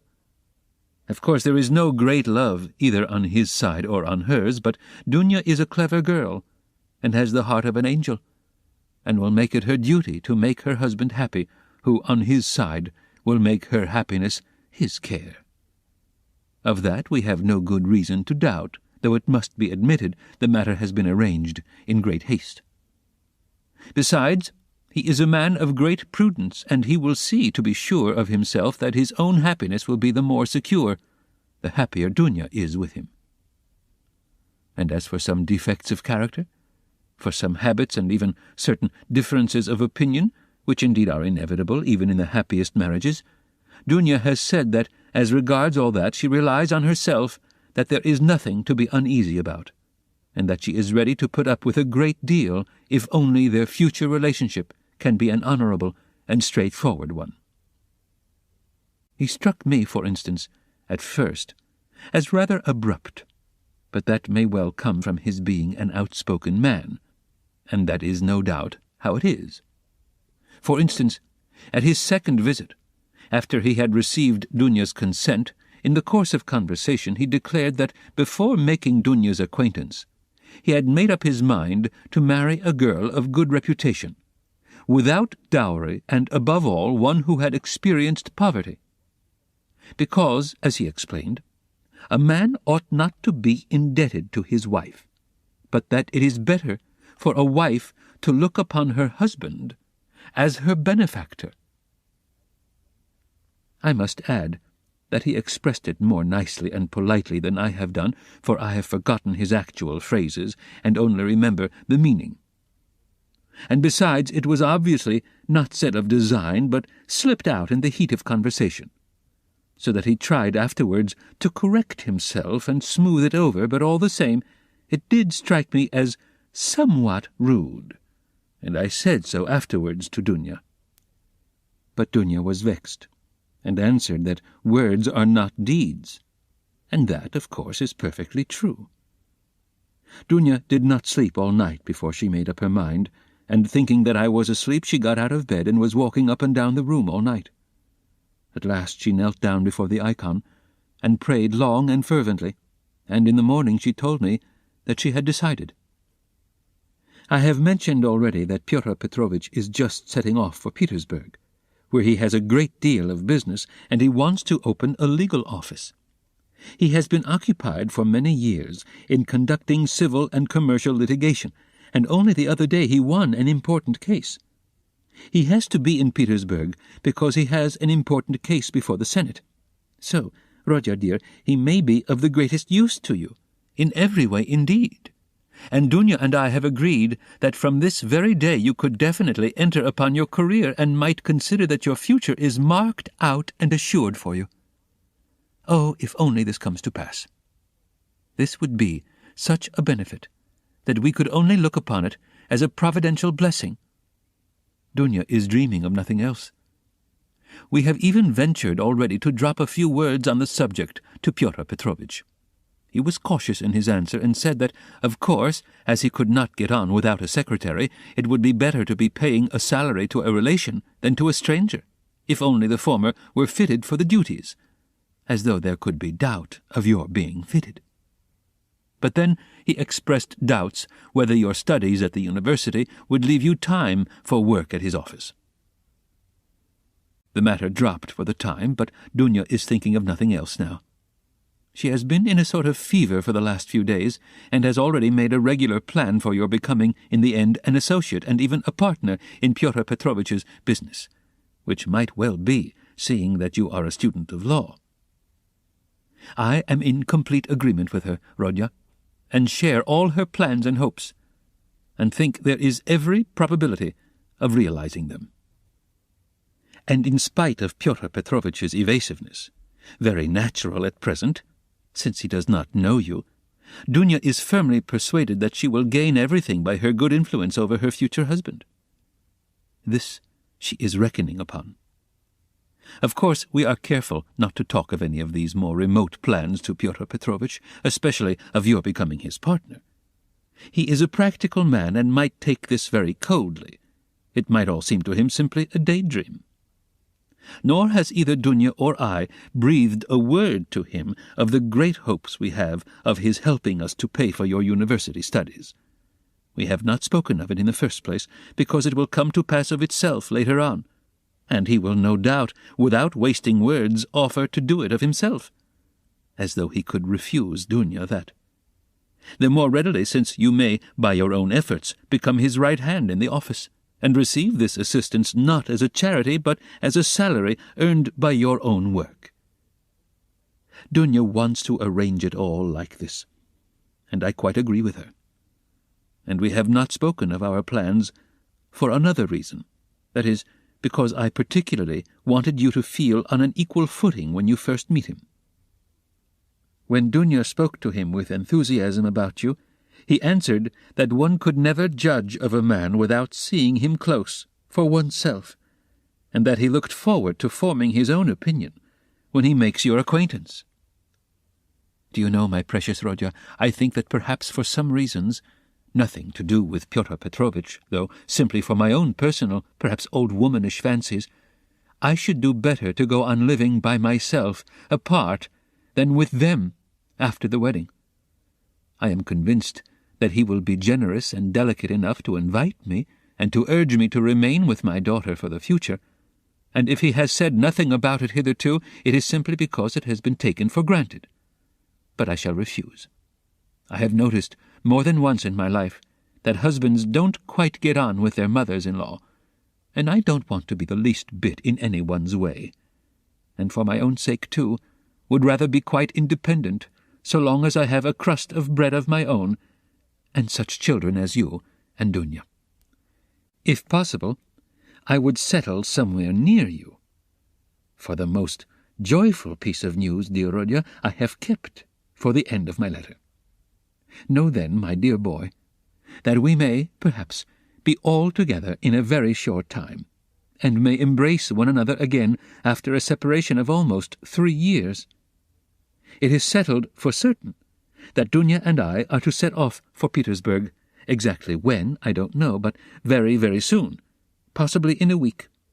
It all depends on Pyotr Petrovitch, who will let us know when he has had time to look round him in Petersburg. To suit his own arrangements, he is anxious to have the ceremony as soon as possible, even before the fast of Our Lady, if it could be managed, or if that is too soon, to be ready immediately after. Oh, with what happiness I shall press you to my heart! Dunya is all excitement at the joyful thought of seeing you. She said one day in joke that she would be ready to marry Pyotr Petrovitch for that alone. She is an angel.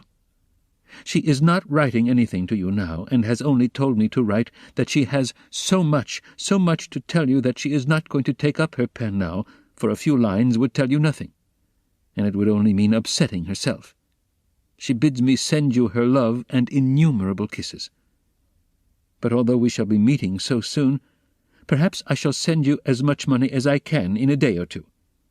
Now that everyone has heard that Dunya is to marry Pyotr Petrovitch, my credit has suddenly improved, and I know that Afanasy Ivanovitch will trust me now even to 75 roubles on the security of my pension, so that perhaps I shall be able to send you 25 or even 30 roubles. I would send you more, but I am uneasy about our travelling expenses, for though Pyotr Petrovitch has been so kind as to undertake part of the expenses of the journey, that is to say, he has taken upon himself the conveyance of our bags and big trunk, which will be conveyed through some acquaintances of his, we must reckon upon some expenses on our arrival in Petersburg, where we can't be left without a cent, at least for the first few days.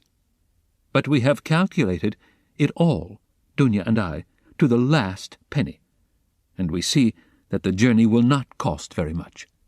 It is only 90 versts from us to the railway, and we have come to an agreement with a driver we know so as to be in readiness, and from there Dunya and I can travel quite comfortably 3rd class.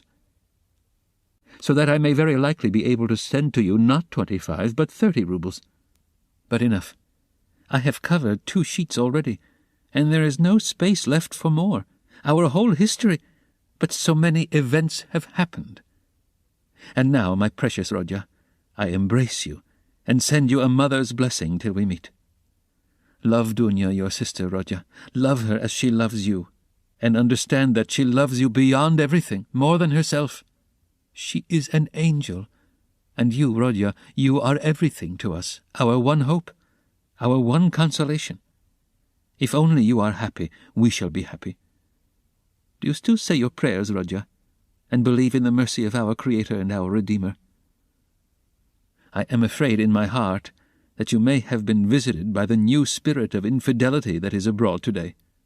If it is so, I pray for you. Remember, dear boy, how in your childhood, when your father was living, you used to lisp your prayers at my knee, and how happy we all were in those days. Goodbye. Till we meet then. I embrace you warmly, warmly, with many kisses. Yours till death, Pulcheria Raskolnikov.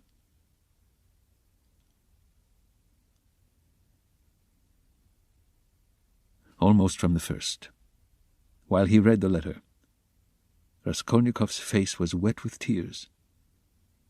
But when he finished it, his face was pale and distorted, and a bitter, wrathful, and malignant smile was on his lips.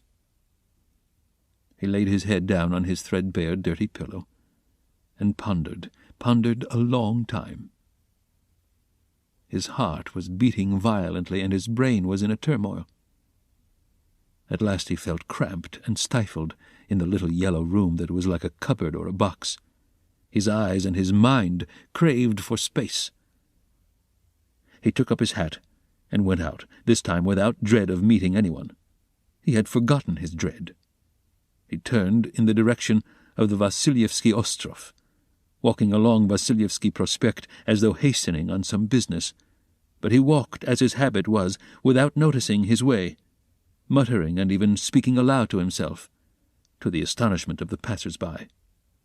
Many of them took him to be drunk.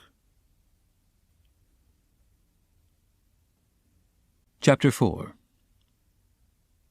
His mother's letter had been a torture to him, but as regards the chief fact in it, he had felt not one moment's hesitation, even whilst he was reading the letter. The essential question was settled, and irrevocably settled in his mind. Never such a marriage while I am alive, and Mr. Luzhin be damned. The thing is perfectly clear, he muttered to himself with a malignant smile, anticipating the triumph of his decision. No, mother. No, Dunya, you won't deceive me. And then they apologize for not asking my advice, and for taking the decision without me, I dare say. They imagine it is arranged now, and can't be broken off. But we will see whether it can or not. A magnificent excuse. Pyotr Petrovitch is such a busy man that even his wedding has to be in post-haste, almost by express. No, Dunya, I see it all. And I know what you want to say to me, and I know, too, what you were thinking about when you walked up and down all night, and what your prayers were like before the Holy Mother of Kazan, who stands in Mother's bedroom. Bitter is the ascent to Golgotha. So, it is finally settled. You have determined to marry a sensible businessman, Avdotya Romanovna. One who has a fortune, has already made his fortune. That is so much more solid and impressive. A man who holds 2 government posts, and who shares the ideas of our most rising generation, as Mother writes, and who seems to be kind, as Dunya herself observes. That seems beats everything. And that very Dunya, for that very seems, is marrying him. Splendid, splendid! But I should like to know why my mother has written to me about our most rising generation. Simply as a descriptive touch, or with the idea of prepossessing me in favor of Mr. Luzhin. Oh, the cunning of them! I should like to know one thing more. How far they were open with one another that day and night and all this time since. Was it all put into words? Or did both understand that they had the same thing at heart and in their minds, so that there was no need to speak of it aloud, and better not to speak of it?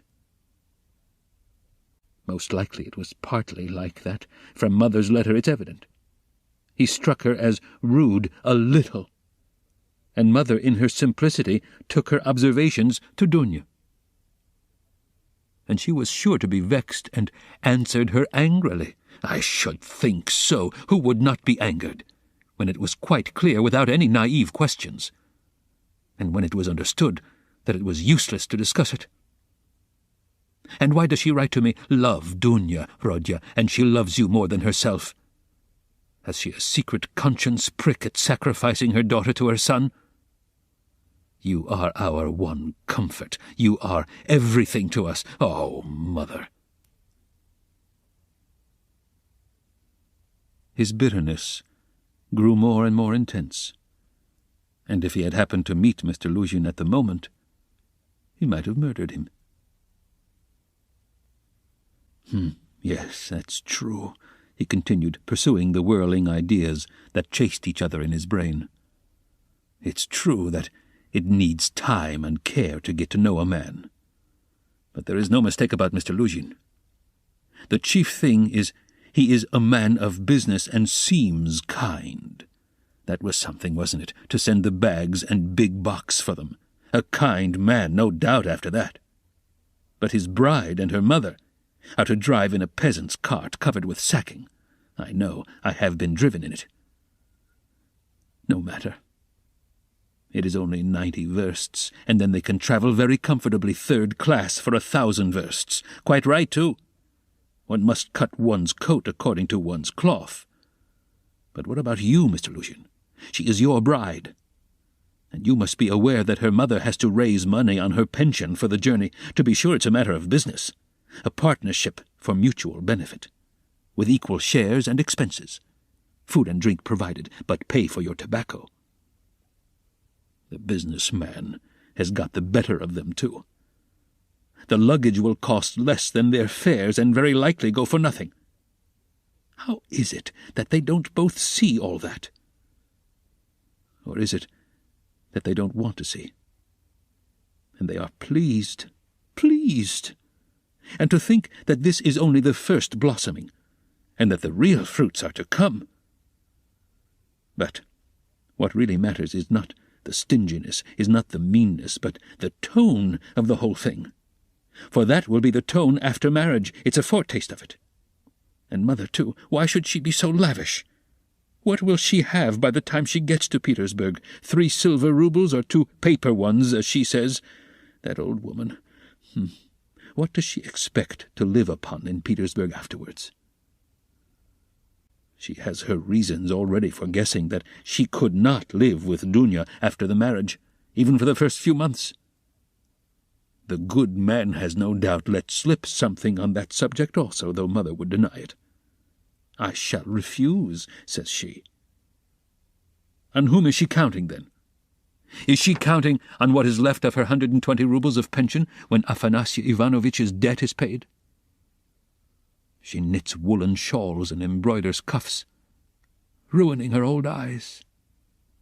And all her shawls don't add more than 20 roubles a year to her 120. I know that.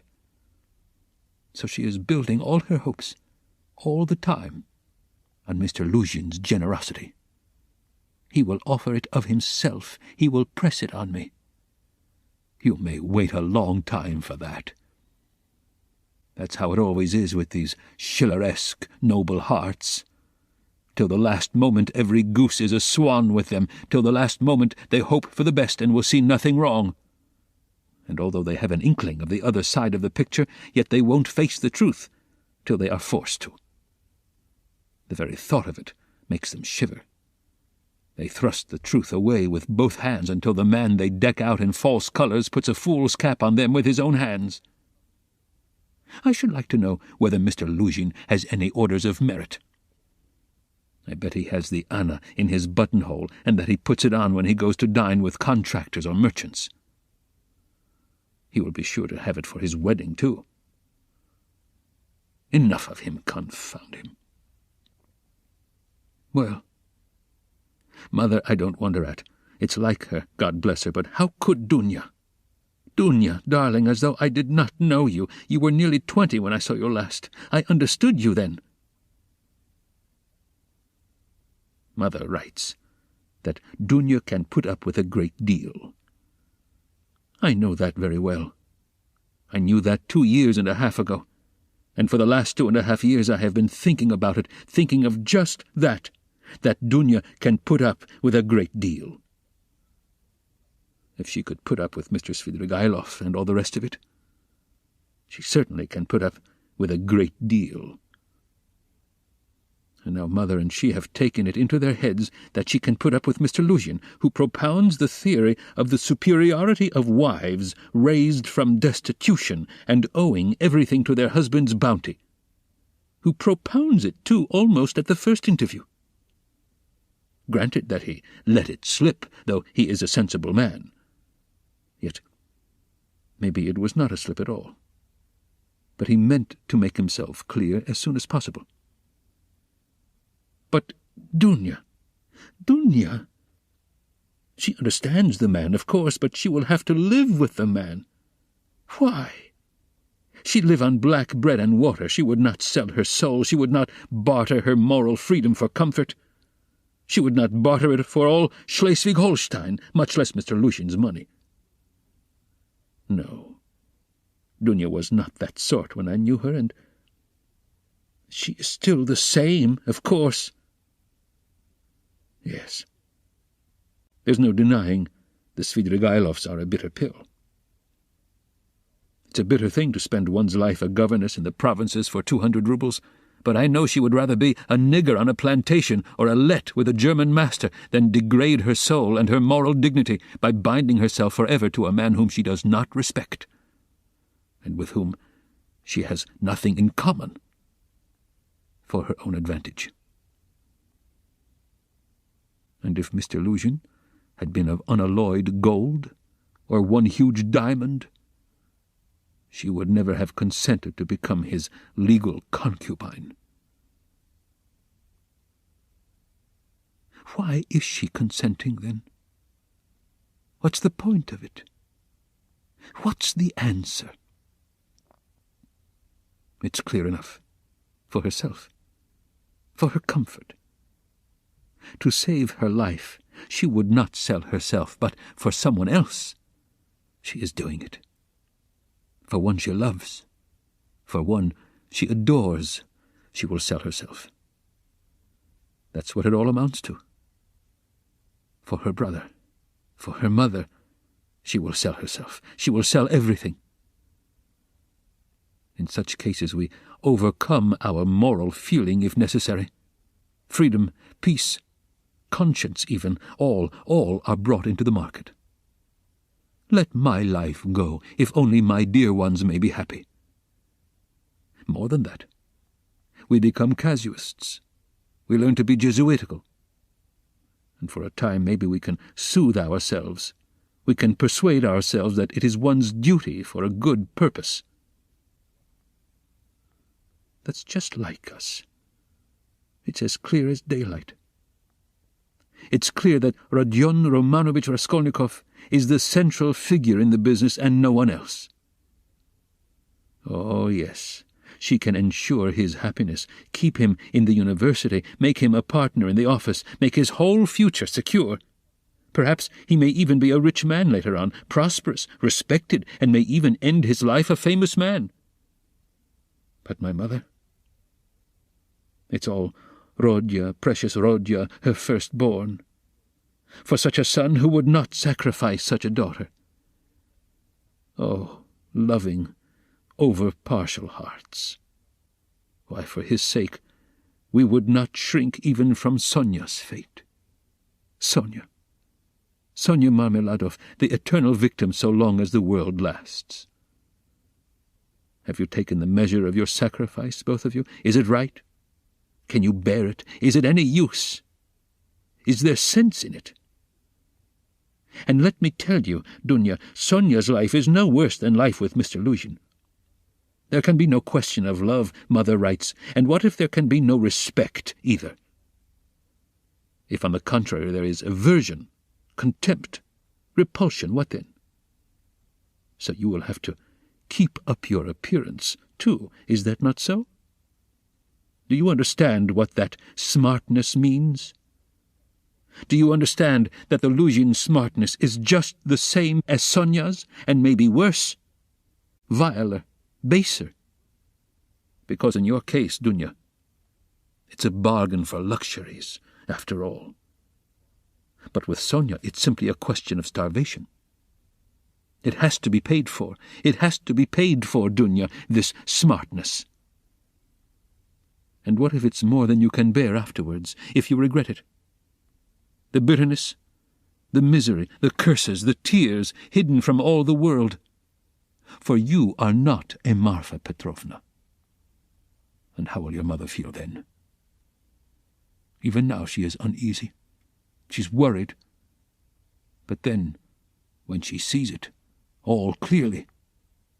And I? Yes, indeed, what have you taken me for? I won't have your sacrifice, Dunya. I won't have it, Mother. It shall not be so long as I am alive. It shall not. It shall not. I won't accept it. He suddenly paused in his reflection and stood still. It shall not be? But what are you going to do to prevent it? You'll forbid it? And what right have you? What can you promise them on your side to give you such a right? Your whole life, your whole future, you will devote to them when you have finished your studies and obtained a post? Yes, we have heard all that before, and that's all words. But now something must be done.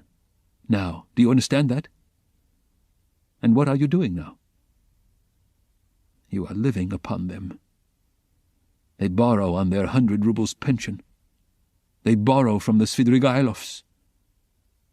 How are you going to save them from Svidrigailovs, from Afanasy Ivanovich Vakhrushin, or future millionaire Zeus who would arrange their lives for them? In another 10 years? In another 10 years, Mother will be blind with knitting shawls, maybe with weeping, too. She will be worn to a shadow with fasting. And my sister? Imagine for a moment what may have become of your sister in 10 years. What may happen to her during those 10 years? Can you fancy?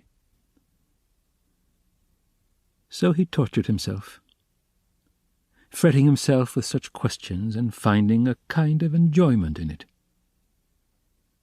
And yet, all these questions were not new ones suddenly confronting him.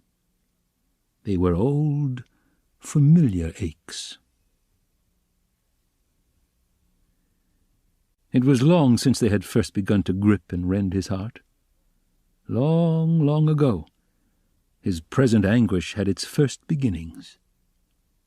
It had waxed and gathered strength.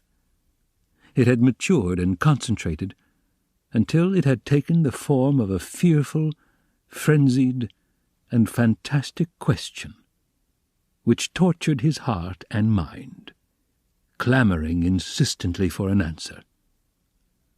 Now, his mother's letter had burst on him like a thunderclap. It was clear that he must not now suffer passively, worrying himself over unsolved questions, but that he must do something. Do it at once, and do it quickly. Anyway, he must decide on something, or throw up life altogether, he cried suddenly in a frenzy.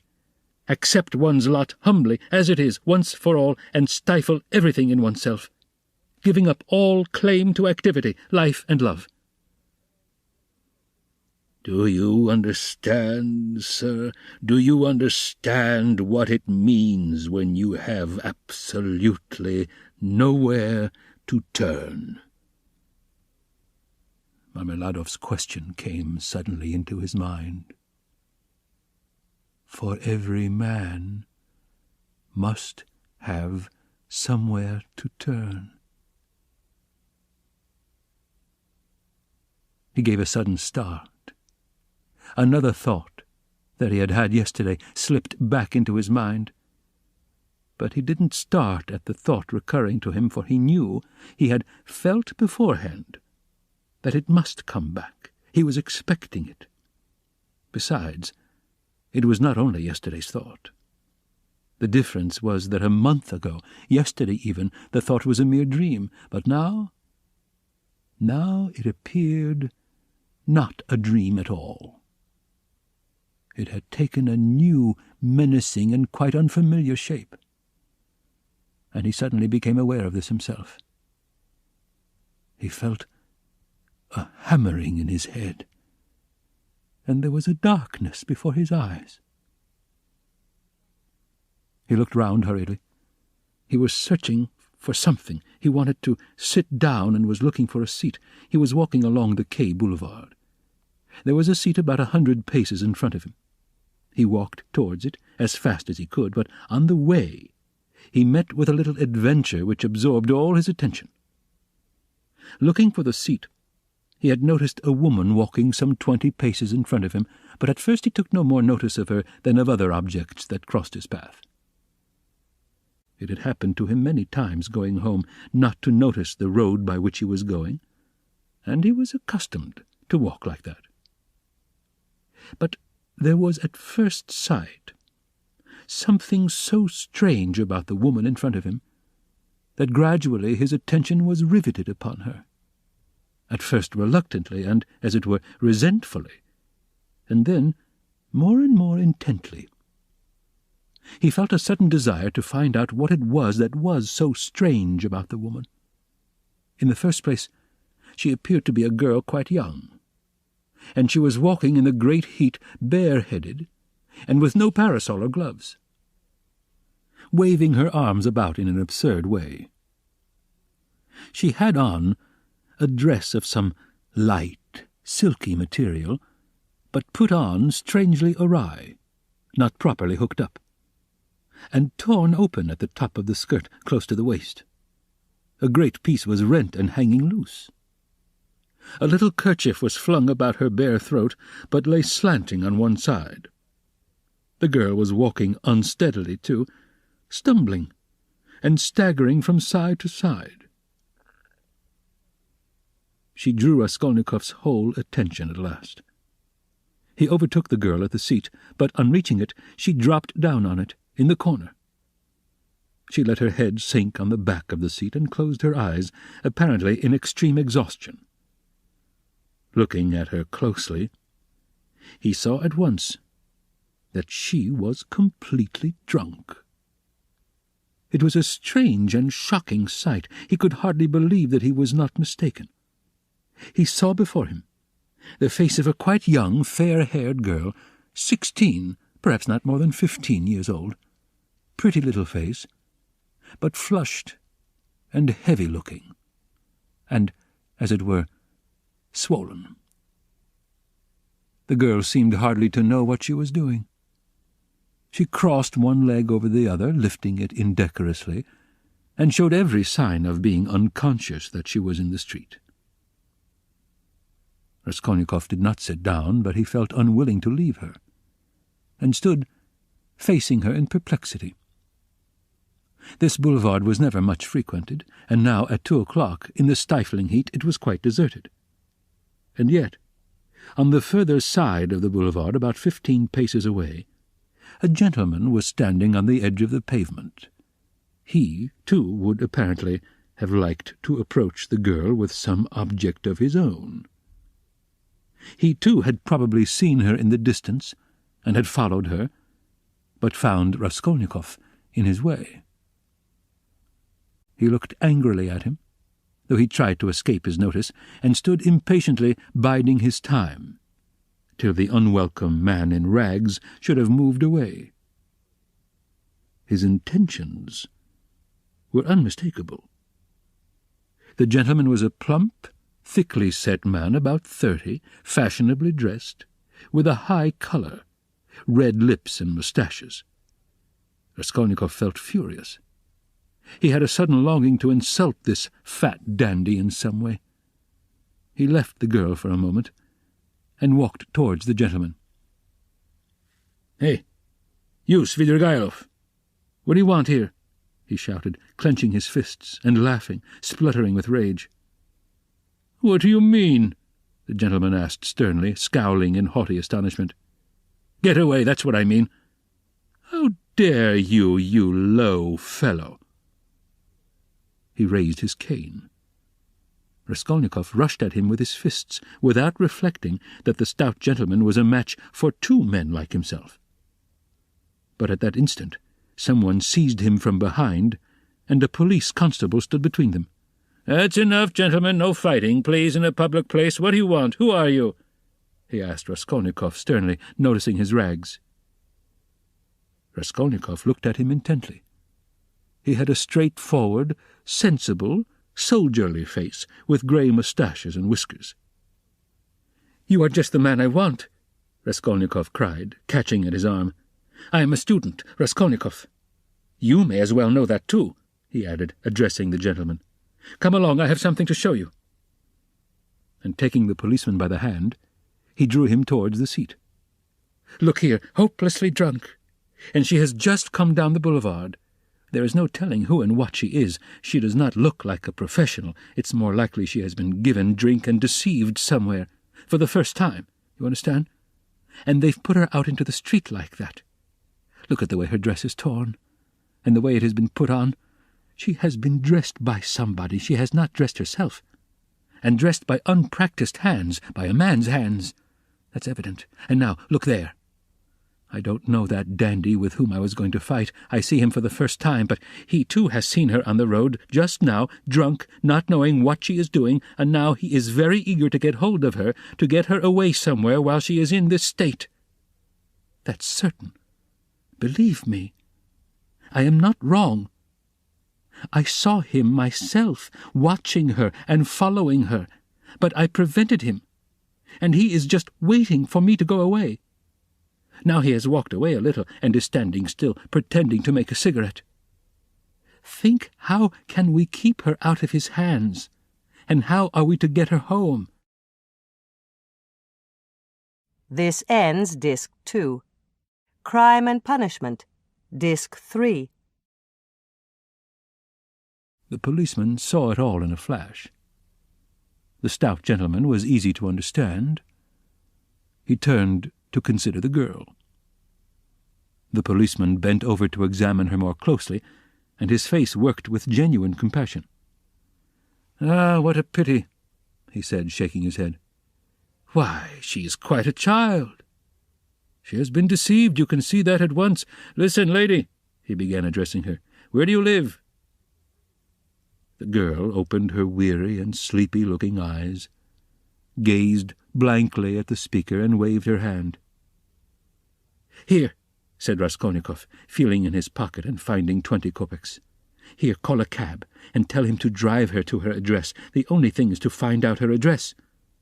"Missy! Missy!" the policeman began again, taking the money.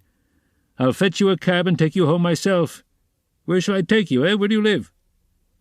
"Go away. They won't let me alone," the girl muttered, and once more waved her hand. "Ach, how shocking! It's shameful, missy, it's a shame." He shook his head again, shocked, sympathetic, and indignant. "It's a difficult job," the policeman said to Raskolnikov, and as he did so, he looked him up and down in a rapid glance. He, too, must have seemed a strange figure to him, dressed in rags and handing him money. "Did you meet her far from here?" he asked him. "I tell you, she was walking in front of me, staggering, just here in the boulevard. She only just reached the seat and sank down on it." Ah, the shameful things that are done in the world nowadays. God have mercy on us. An innocent creature like that drunk already. She's been deceived, that's a sure thing. See how her dress has been torn, too? Ah, the vice one sees nowadays. And as likely as not she belongs to gentlefolk, too, poor ones, maybe. There are many like that nowadays. She looks refined, too, as though she were a lady. And he bent over her once more. Perhaps he had daughters growing up like that, looking like ladies and refined, with pretensions to gentility and smartness. "The chief thing is," Raskolnikov persisted, "to keep her out of this scoundrel's hands. Why should he outrage her? It's as clear as day what he is after. Ah, the brute! He's not moving off." Raskolnikov spoke aloud and pointed to him. The gentleman heard him, and seemed about to fly into a rage again, but thought better of it, and confined himself to a contemptuous look. He then walked slowly another 10 paces away, and again halted. "Keep her out of his hands we can," said the constable thoughtfully, "if only she'd tell us where to take her. But as it is, Missy! Hey, Missy!" He bent over her once more. She opened her eyes fully all of a sudden, looked at him intently as though realizing something, got up from the seat and walked away in the direction from which she had come. "Oh, shameful wretches, they won't let me alone," she said, waving her hand again. She walked quickly, though staggering as before. The dandy followed her, but along another avenue, keeping his eye on her. "Don't be anxious, I won't let him have her," the policeman said resolutely, and he set off after them. "Ah, the vice one sees nowadays," he repeated aloud, sighing. At that moment, something seemed to sting Raskolnikov.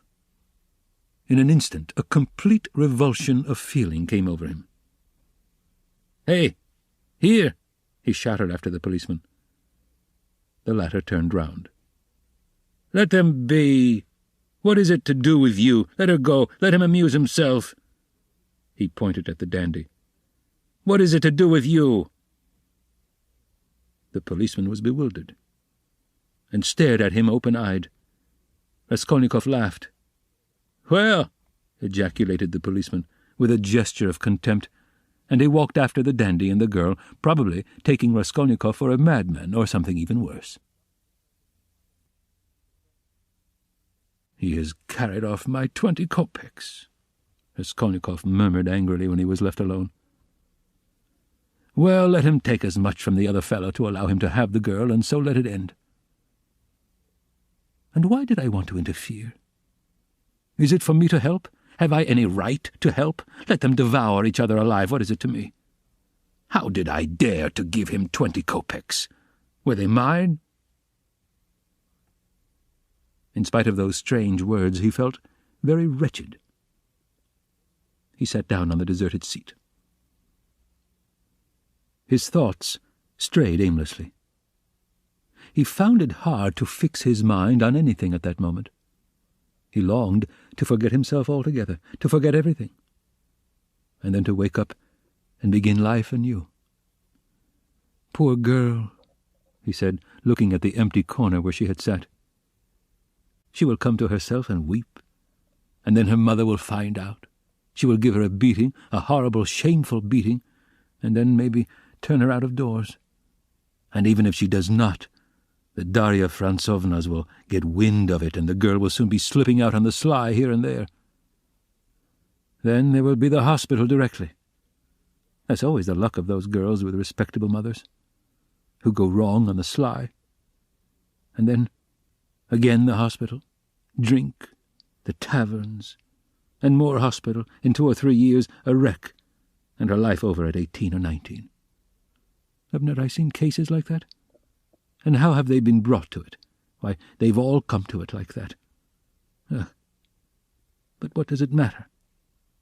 That's as it should be, they tell us. A certain percentage, they tell us, must every year go that way, to the devil, I suppose, so that the rest may remain chaste, and not be interfered with. A percentage. What splendid words they have! They are so scientific, so consolatory. Once you've said percentage, there's nothing more to worry about. If we had any other word, maybe we might feel more uneasy. But what if Dounia were one of the percentage? Of another one, if not that one. But where am I going? He thought suddenly. Strange, I came out for something. As soon as I had read the letter, I came out. I was going to Vasilyevsky Ostrov, to Razumikhin. That's what it was. Now I remember. What for, though? And what put the idea of going to Razumikhin into my head just now? That's curious. He wondered at himself. Razumikhin was one of his old comrades at the university. It was remarkable that Raskolnikov had hardly any friends at the university. He kept aloof from everyone, went to see no one, and didn't welcome anyone who came to see him. And indeed everyone soon gave him up. He took no part in the students' gatherings, amusements, or conversations. He worked with great intensity without sparing himself, and he was respected for this. But no one liked him. He was very poor, and there was a sort of haughty pride and reserve about him, as though he were keeping something to himself. He seemed to some of his comrades to look down upon them all as children, as though he were superior in development, knowledge, and convictions, as though their beliefs and interests were beneath him. With Razumikhin he had got on, or at least he was more unreserved and communicative with him. Indeed, it was impossible to be on any other terms with Razumikhin.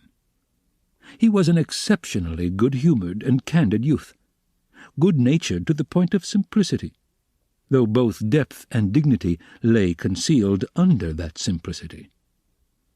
The better of his comrades understood this, and all were fond of him. He was extremely intelligent, though he was certainly rather a simpleton at times. He was of striking appearance, tall, thin, black-haired, and always badly shaved. He was sometimes uproarious, and was reputed to be of great physical strength. One night, when out in a festive company, he had with one blow laid a gigantic policeman on his back. There was no limit to his drinking powers, but he could abstain from drink altogether. He sometimes went too far in his pranks, but he could do without pranks altogether.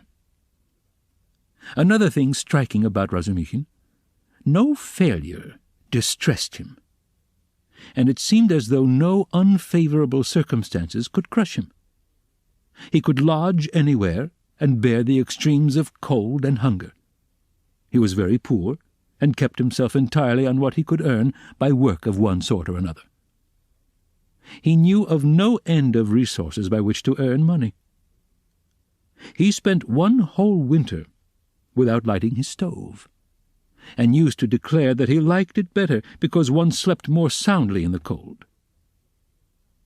For the present he, too, had been obliged to give up the university, but it was only for a time, and he was working with all his might to save enough to return to his studies again. Raskolnikov had not been to see him for the last 4 months, and Razumikhin did not even know his address. About 2 months before, they had met in the street, but Raskolnikov had turned away, and even crossed to the other side, that he might not be observed. And though Razumikhin noticed him, he passed him by, as he didn't want to annoy him. Chapter 5. Of course I've been meaning lately to go to Razumikhin's to ask for work, to ask him to get me lessons or something, Raskolnikov thought. But what help can he be to me now? Suppose he gets me lessons. Suppose he shares his last farthing with me, if he has any farthings, so that I could get some boots and make myself tidy enough to give lessons. Well, and what then? What shall I do with the few coppers I earn? That's not what I want now. It's really absurd for me to go to Razumikhin. The question why he was now going to Razumikhin agitated him even more than he was himself aware. He kept uneasily seeking for some sinister significance in this apparently ordinary action. Could I have expected to set it all straight, and to find a way out by means of Razumikhin alone? He asked himself in perplexity. He pondered and rubbed his forehead, and strange to say, after long musing, suddenly, as if it were spontaneously and by chance, a fantastic thought came into his head. To Razumikhin's, he said all at once, calmly, as though he had reached a final determination. I shall go to Razumikhin's, of course, but not now. I shall go to him on the next day, after it, when it will be over, and everything will begin afresh. And suddenly he realized what he was thinking. After it, he shouted, jumping up from the seat. But is it really going to happen? Is it possible it really will happen? He left the seat and went off almost at a run. He meant to turn back, homewards, but the thought of going home suddenly filled him with intense loathing.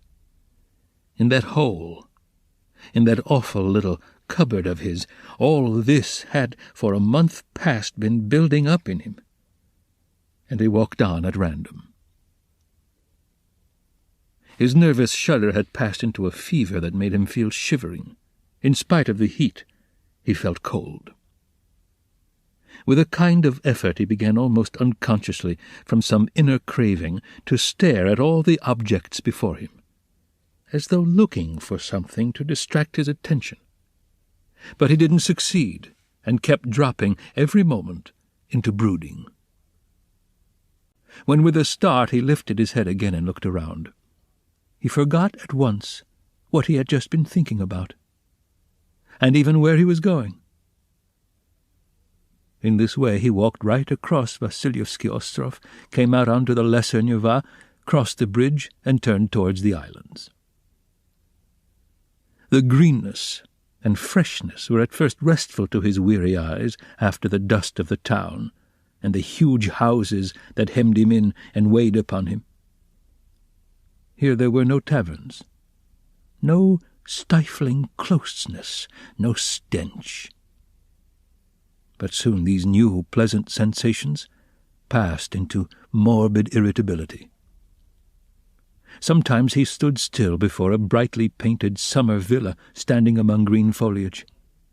He gazed through the fence.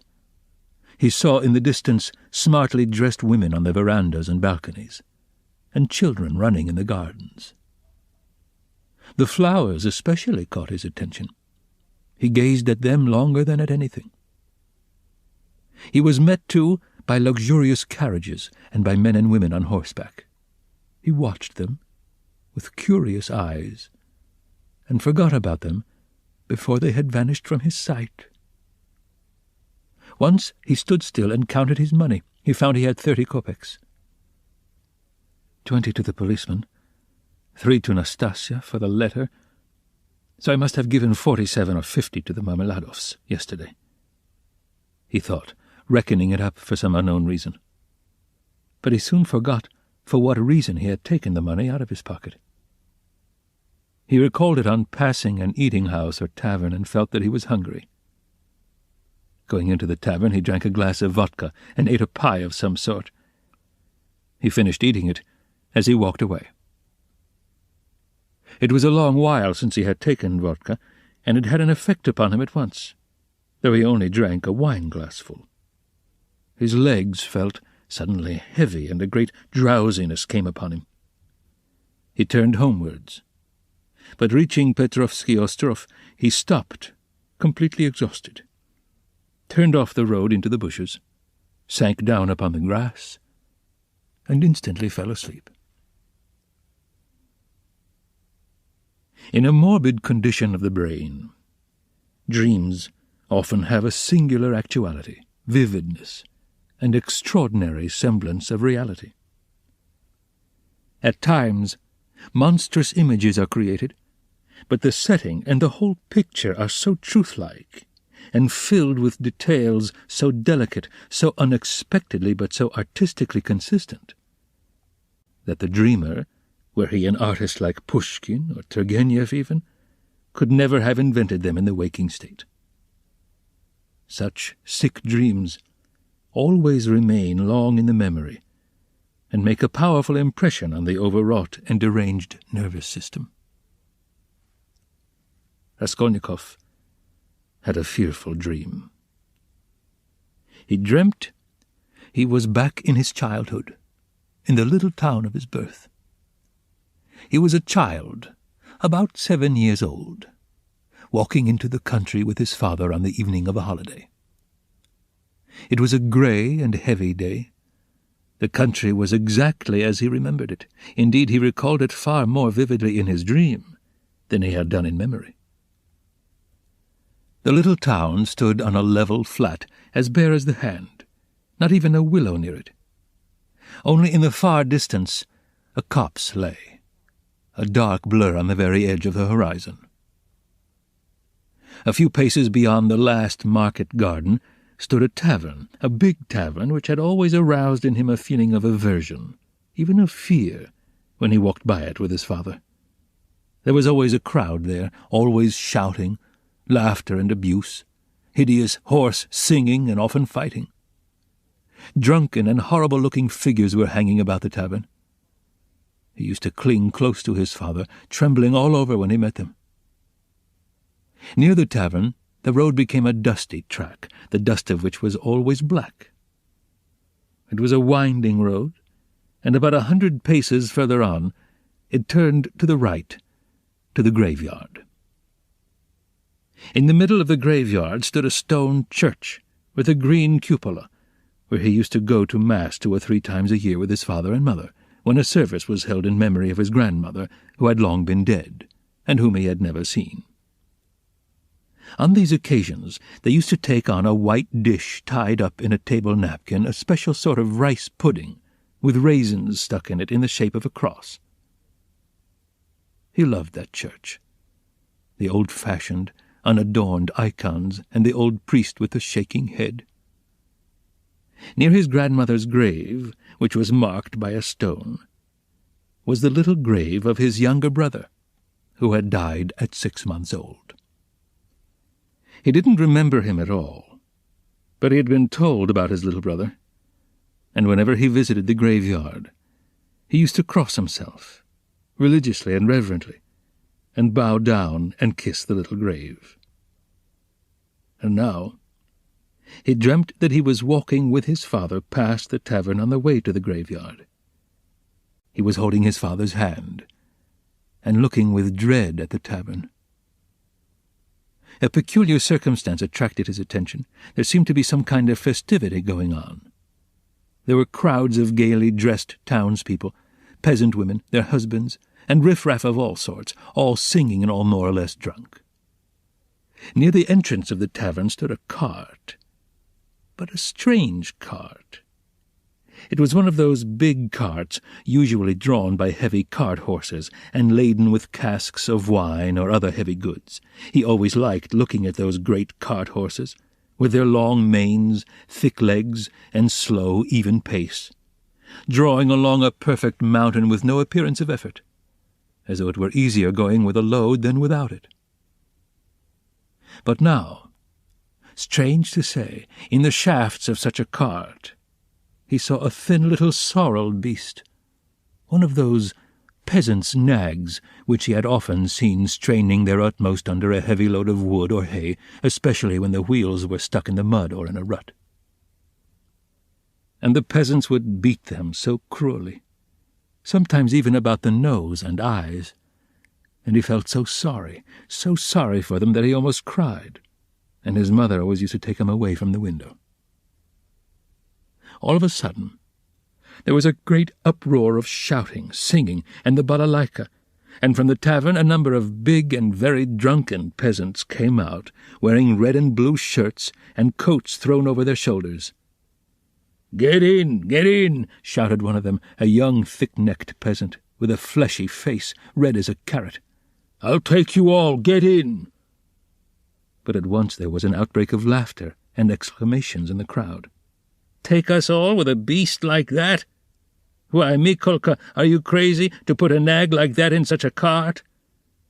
And this mare is 20 if she is a day, mates." "Get in, I'll take you all," Mikolka shouted again, leaping first into the cart, seizing the reins, and standing straight up in front. "The bay has gone with Marvy," he shouted from the cart, "and this brute, mates, is just breaking my heart. I feel as if I could kill her. She's just eating her head off. Get in, I tell you, I'll make her gallop. She'll gallop." And he picked up the whip, preparing himself with relish to flog the little mare. "Get in, come along," the crowd laughed. "Do you hear? She'll gallop." "Gallop indeed, she has not had a gallop in her for the last 10 years. She'll jog along. Don't you mind her, mates. Bring a whip, each of you. Get ready." "All right, give it to her." They all clambered into Mikolka's cart, laughing and making jokes. 6 men got in, and there was still room for more. They hauled in a fat, rosy-cheeked woman. She was dressed in red cotton, in a pointed, beaded headdress and thick leather shoes. She was cracking nuts and laughing. The crowd round them was laughing too, and indeed, how could they help laughing? That wretched nag was to drag all the cartload of them at a gallop. 2 young fellows in the cart were just getting whips ready to help Mikolka. With the cry of "Now!" the mare tugged with all her might, but far from galloping, could scarcely move forward. She struggled with her legs, gasping and shrinking from the blows of the 3 whips which were showered upon her like hail. The laughter in the cart and in the crowd was redoubled, but Mikolka flew into a rage and furiously thrashed the mare as though he supposed she really could gallop. "Let me get in too, mates," shouted a young man in the crowd whose appetite was aroused. "Get in, all get in," cried Mikolka. "She will draw you all. I'll beat her to death." And he thrashed and thrashed at the mare, beside himself with fury. "Father, Father," he cried, "Father, what are they doing? Father, they're beating the poor horse." Come along," said his father. "They are drunken and foolish. It's their joke. Come away, don't look." And he tried to draw him away. But he tore himself away from his hand, and, beside himself with horror, ran to the horse. The poor beast was in a bad way. She was gasping, standing still, then tugging again, and almost falling. "Beat her to death," cried Mikolka. "It's come to that. I'll give it to her." "What are you about? Are you a Christian, you devil?" shouted an old man in the crowd. "Did anyone ever see the like? A wretched nag like that pulling such a cartload," said another. "You'll kill her," shouted the third. "Don't meddle. It's my property. I'll do what I choose. Get in, more of you. Get in, all of you. I will have her go at a gallop." All at once, laughter broke into a roar and covered everything. The mare, roused by the shower of blows, began feebly kicking. Even the old man could not help smiling, to think of a wretched little beast like that, trying to kick. 2 lads in the crowd snatched up whips and ran to the mare to beat her about the ribs. One ran to each side. "Hit her in the face, in the eyes, cried Mikolka. "Give us a song, mates," shouted someone in the cart, and everyone in the cart joined in a riotous song, jingling a tambourine and whistling. The woman went on cracking nuts and laughing. He ran beside the mare, ran in front of her, saw her being whipped across the eyes, right in the eyes. He was crying. He felt choking. His tears were streaming. One of the men gave him a cut with the whip across the face. He didn't feel it. Wringing his hands and screaming, he rushed up to the grey-headed old man with the grey beard who was shaking his head in disapproval. One woman seized him by the hand and would have taken him away, but he tore himself from her and ran back to the mare. She was almost at the last gasp, but began kicking once more. "I'll teach you to kick," Mikolka shouted ferociously. He threw down the whip, bent forward, and picked up from the bottom of the cart a long, thick shaft. He took hold of one end with both hands, and with an effort brandished it over the mare. "He'll crush her," was shouted round him. "He'll kill her." "It's my property," shouted Mikolka, and brought the shaft down with a swinging blow. There was a sound of a heavy thud. "Thrash her! Thrash her! Why have you stopped?" shouted voices in the crowd. And Mikolka swung the shaft a second time, and it fell a second time on the spine of the luckless mare. She sank back on her haunches, but lurched forward and tugged forward with all her force, tugged first on one side and then on the other, trying to move the cart. But the 6 whips were attacking her in all directions, and the shaft was raised again and fell upon her a third time, then a fourth, with heavy, measured blows. Mikolka was in a fury that he could not kill her at one blow. "She's a tough one," was shouted in the crowd. "She'll fall in a minute, mates. There will soon be an end of her," said an admiring spectator in the crowd. "Fetch an axe to her, finish her off," shouted a third. "I'll show you. Stand off." Mikolka screamed frantically. He threw down the shaft, stooped down in the cart, and picked up an iron crowbar. "Look out!" he shouted, and with all his might he dealt a stunning blow at the poor mare. The blow fell. The mare staggered, sank back, tried to pull, but the bar fell again with a swinging blow on her back, and she fell on the ground like a log.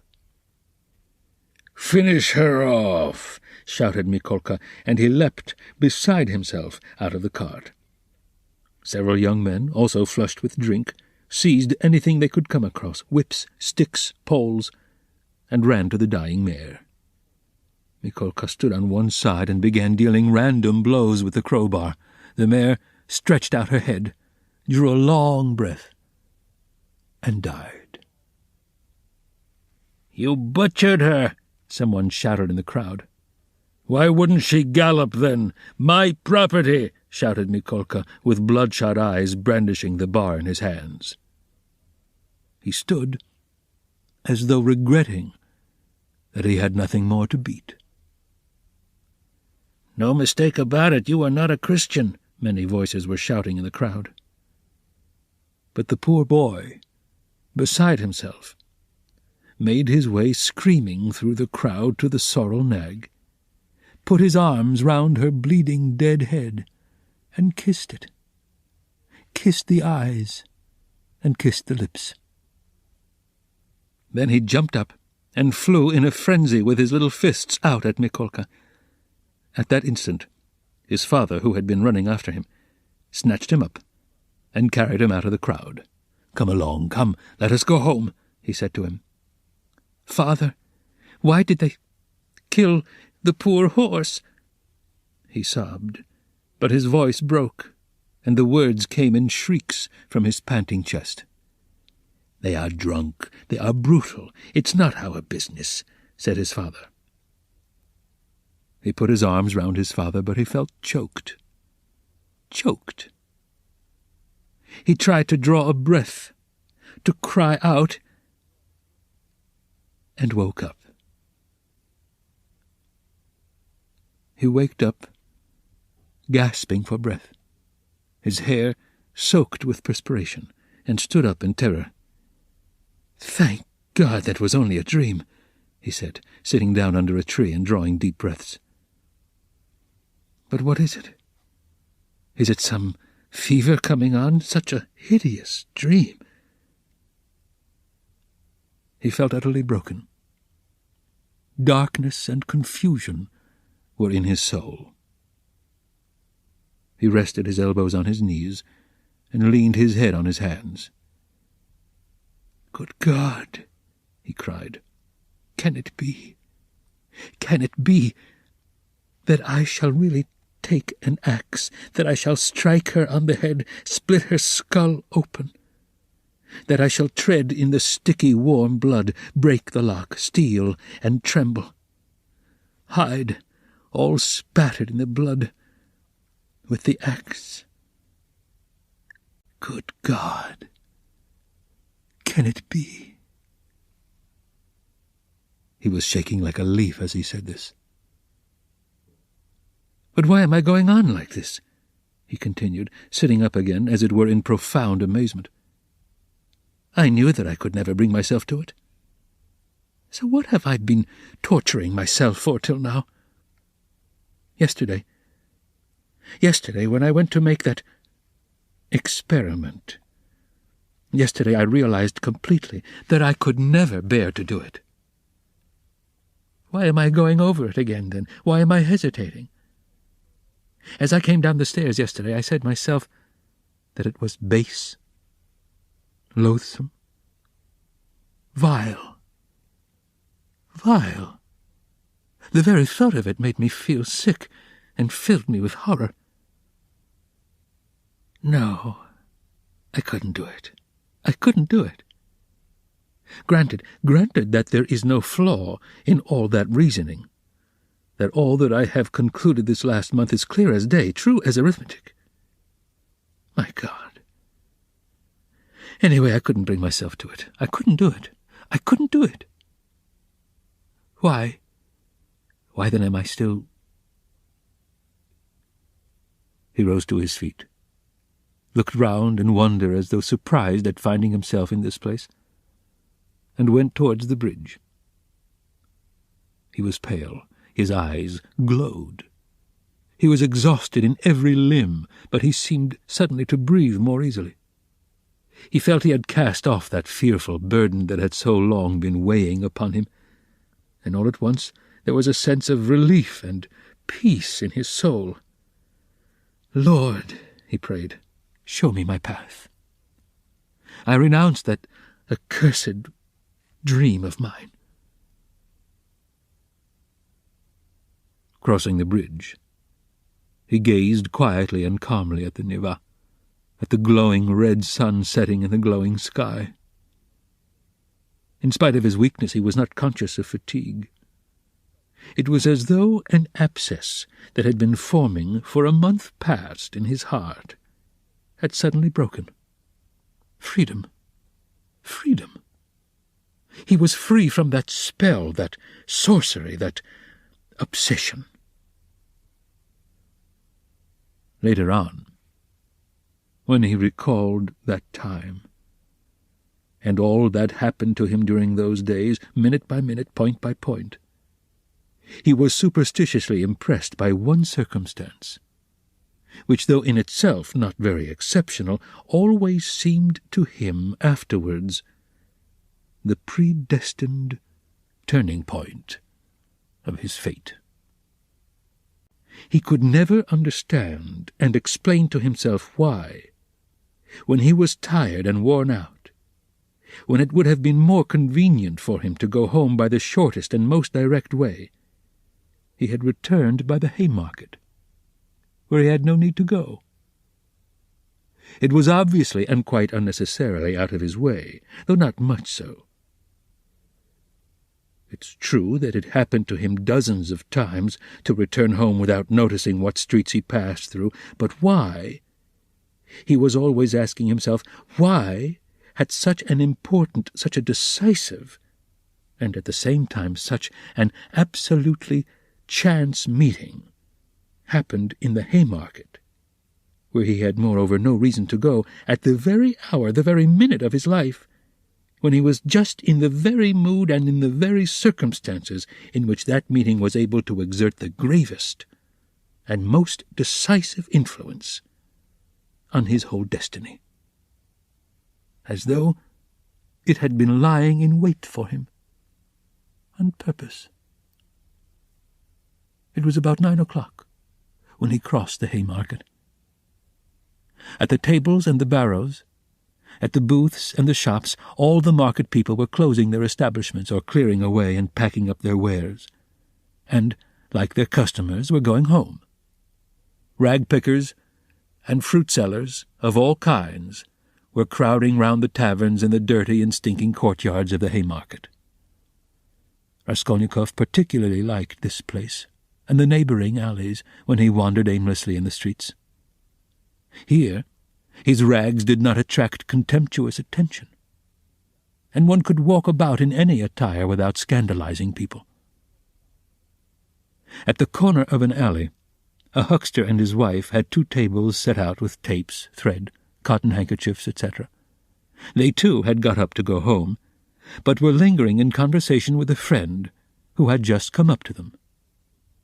This friend was Lizaveta Ivanovna, or, as everyone called her, Lizaveta, the younger sister of the old pawnbroker Alyona Ivanovna, whom Raskolnikov had visited the previous day to pawn his watch and make his experiment. He already knew all about Lizaveta, and she knew him a little too. She was a single woman of about 35, tall, clumsy, timid, submissive, and almost idiotic. She was a complete slave, and went in fear and trembling of her sister, who made her work day and night, and even beat her. She was standing with a bundle before the huckster and his wife, listening earnestly and doubtfully. They were talking of something with special warmth. The moment Raskolnikov caught sight of her, he was overcome by a strange sensation, as it were of intense astonishment, though there was nothing astonishing about this meeting. "You could make up your mind for yourself, Lizaveta Ivanovna," the huckster was saying aloud. "Come round tomorrow about 7. They will be here too." "Tomorrow?" said Lizaveta slowly and thoughtfully, as though unable to make up her mind. "Upon my word, how afraid you are of Alyona Ivanovna," gabbled the huckster's wife, a lively little woman. "I look at you, you are like some little babe. And she is not your own sister either, nothing but a stepsister, and what a hand she keeps over you." "But this time don't say a word to Alyona Ivanovna," her husband interrupted. "That's my advice. But come round to us without asking. It will be worth your while. Later on your sister herself may have a notion." "Shall I?" "About 7 o'clock tomorrow, and they will be here. You will be able to decide for yourself." "And we'll have a cup of tea," added his wife. "All right. I'll come," said Lizaveta, still pondering. And she began slowly moving away. Raskolnikov had just passed and heard no more. He passed softly, unnoticed, trying not to miss a word. His first amazement was followed by a thrill of horror, like a shiver running down his spine.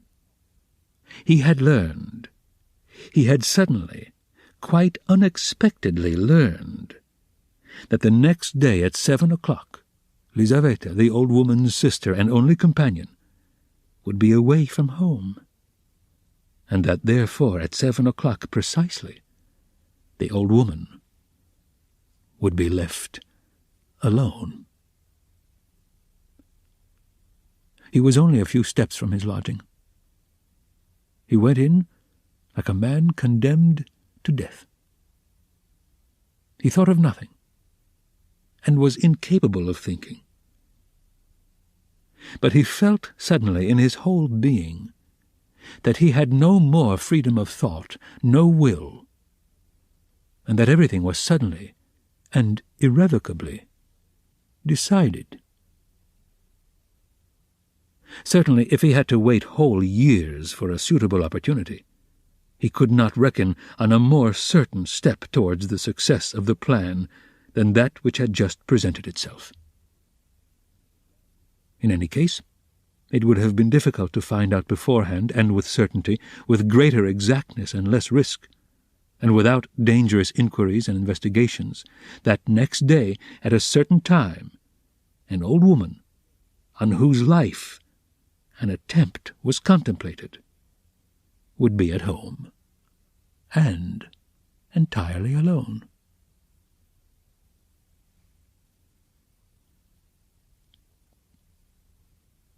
Chapter 6. Later on, Raskolnikov happened to find out why the huckster and his wife had invited Lizaveta. It was a very ordinary matter, and there was nothing exceptional about it. A family who had come to the town and been reduced to poverty were selling their household goods and clothes, all women's things. As the things would have fetched little in the market, they were looking for a dealer. This was Lizaveta's business.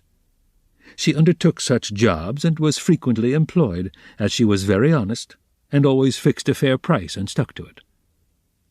She spoke, as a rule, little, and, as we have said already, she was very submissive and timid. But Raskolnikov had become superstitious of late. The traces of superstition remained in him long after, and were almost ineradicable. And in all this, he was always afterwards disposed to see something strange and mysterious, as it were the presence of some peculiar influences and coincidences. In the previous winter, a student he knew, called Prokofiev, who had left for Kharkov, had chanced in conversation to give him the address of Alyona Ivanovna, the old pawnbroker, in case he might want to pawn anything. For a long while he didn't go to her, for he had lessons and managed to get along somehow. 6 weeks ago, he had remembered the address. He had 2 articles that could be pawned, his father's old silver watch, and a little gold ring with 3 red stones, a present from his sister at parting. He decided to take the ring. When he found the old woman, he had felt an insurmountable repulsion for her at the first glance, though he knew nothing special about her. He got 2 rubles from her and went into a miserable little tavern on his way home. He asked for tea, sat down, and sank into deep thought. A strange idea was pecking at his brain like a chicken in the egg, and very, very much absorbed him. Almost beside him at the next table, there was sitting a student whom he didn't know and had never seen, and with him a young officer. They had played a game of billiards and began drinking tea. All at once, he heard the student mention to the officer the pawnbroker Alyona Ivanovna, and give him her address. This of itself seemed strange to Raskolnikov. He had just come from her, and here at once he heard her name. Of course it was a chance, but he could not shake off a very extraordinary impression. And here someone seemed to be speaking expressly for him. The student began telling his friend various details about Alyona Ivanovna. "She is first-rate," he said. "You can always get money from her. She's as rich as a Jew. She can give you 5,000 rubles at a time, and she's not above taking a pledge for a ruble. Lots of our fellows have had dealings with her, but she's an awful old harpy." And he began describing how spiteful and uncertain she was. How if you were only a day late with your interest, the pledge was lost. How she gave a quarter of the value of an article, and took 5 and even 7% a month on it, and so on. The student chattered on, saying that she had a sister, Lizaveta, whom the wretched little creature was continually beating and kept in complete bondage like a small child, though Lizaveta was at least 6 feet high. "There's a phenomenon for you," cried the student, and he laughed. They began talking about Lizaveta. The student spoke about her with a peculiar relish and was continually laughing, and the officer listened with great interest and asked him to send Lizaveta to do some mending for him. Raskolnikov did not miss a word, and learned everything about her. Lizaveta was younger than the old woman, and was her half-sister, being the child of a different mother. She was 35. She worked day and night for her sister, and besides doing the cooking and the washing, she did sewing, and worked as a charwoman, and gave her sister all she earned. She didn't dare to accept an order or job of any kind without her sister's permission. The old woman had already made her will, and Lizaveta knew of it, and by this will she would not get a farthing. Nothing but the movables, chairs, and so on. All the money was left to a monastery in the province of N, that prayers might be said for her in perpetuity. Lizaveta was of lower rank than her sister, unmarried, and awfully uncouth in appearance, remarkably tall, with long feet that looked as if they were bent outwards. She always wore battered goatskin shoes, and was clean in her person. What the student expressed most surprise and amusement about was the fact that Lizaveta was continually with child. "But you say she is hideous," observed the officer. "Yes, she's so dark-skinned and looks like a soldier dressed up. But you know, she's not at all hideous. She has such a good-natured face and eyes, strikingly so, and the proof of it is that lots of people are attracted by her. She's such a soft, gentle creature, ready to put up with anything, always willing to do anything. And her smile is really very sweet." "You seem to find her attractive yourself," laughed the officer. "From her queerness. No, I'll tell you what.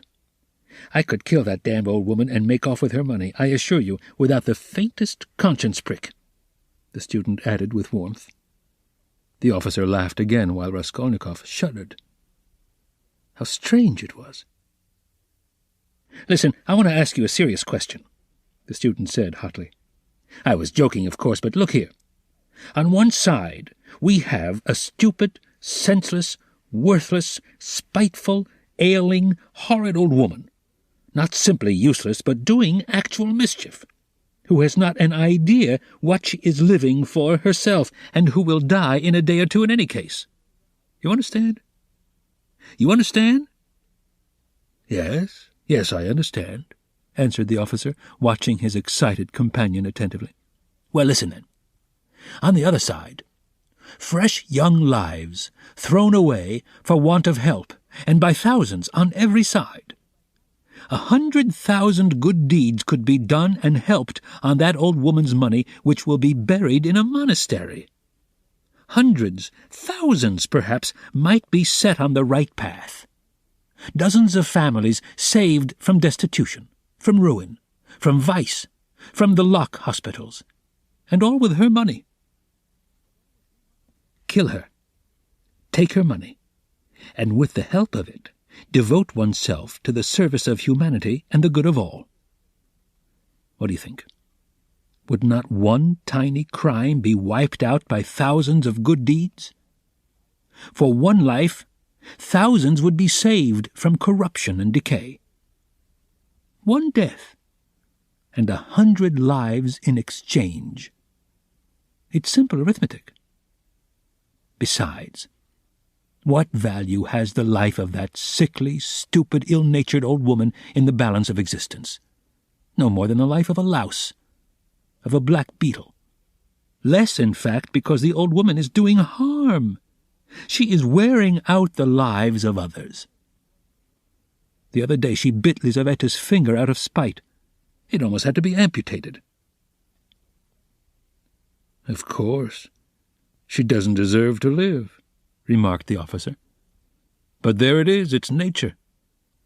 "Oh, well, brother, but we have to correct and direct nature. And, but for that, we should drown in an ocean of prejudice. But for that there would never have been a single great man. They talk of duty, conscience. I don't want to say anything against duty and conscience, but the point is, what do we mean by them? Stay, I have another question to ask you. Listen. No, you stay. I'll ask you a question. Listen. Well, you are talking and speechifying away, but tell me, would you kill the old woman yourself? Of course not. I was only arguing the justice of it. It's nothing to do with me. But I think if you wouldn't do it yourself, there's no justice about it. Let us have another game." Raskolnikov was violently agitated. Of course it was all ordinary youthful talk and thought, such as he had often heard before in different forms and on different themes.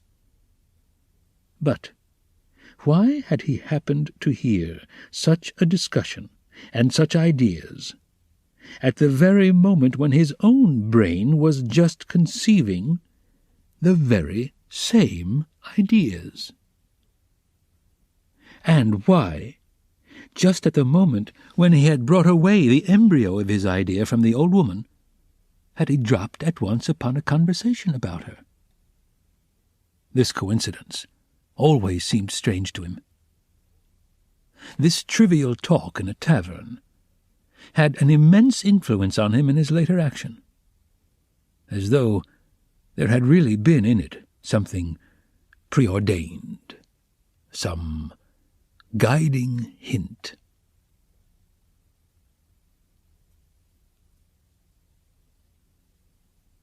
On returning from the Haymarket, he flung himself on the sofa and sat for a whole hour without stirring.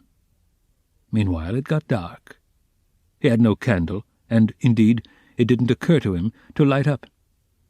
He could never recollect whether he had been thinking about anything at that time. At last he was conscious of his former fever and shivering, and he realized with relief that he could lie down on the sofa. Soon heavy, leaden sleep came over him, as it were crushing him.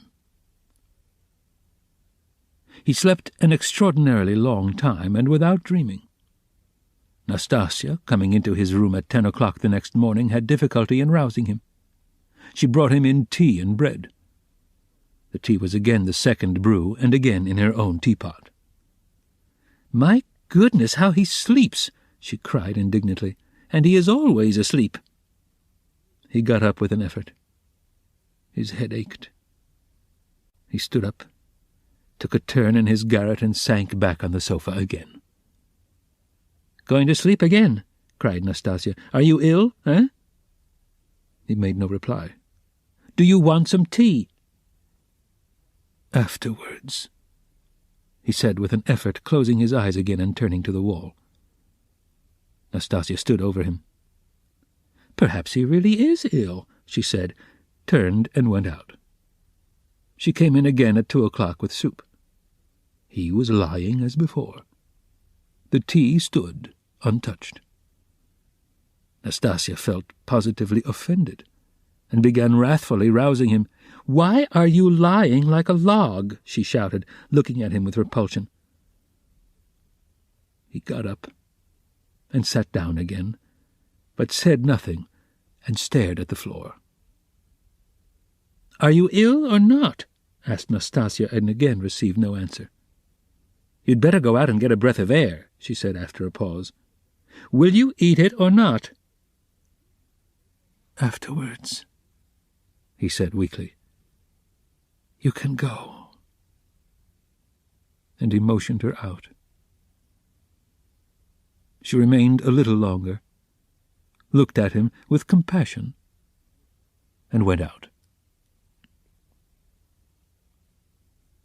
A few minutes afterwards, he raised his eyes and looked for a long while at the tea and the soup. Then he took the bread, took up a spoon, and began to eat.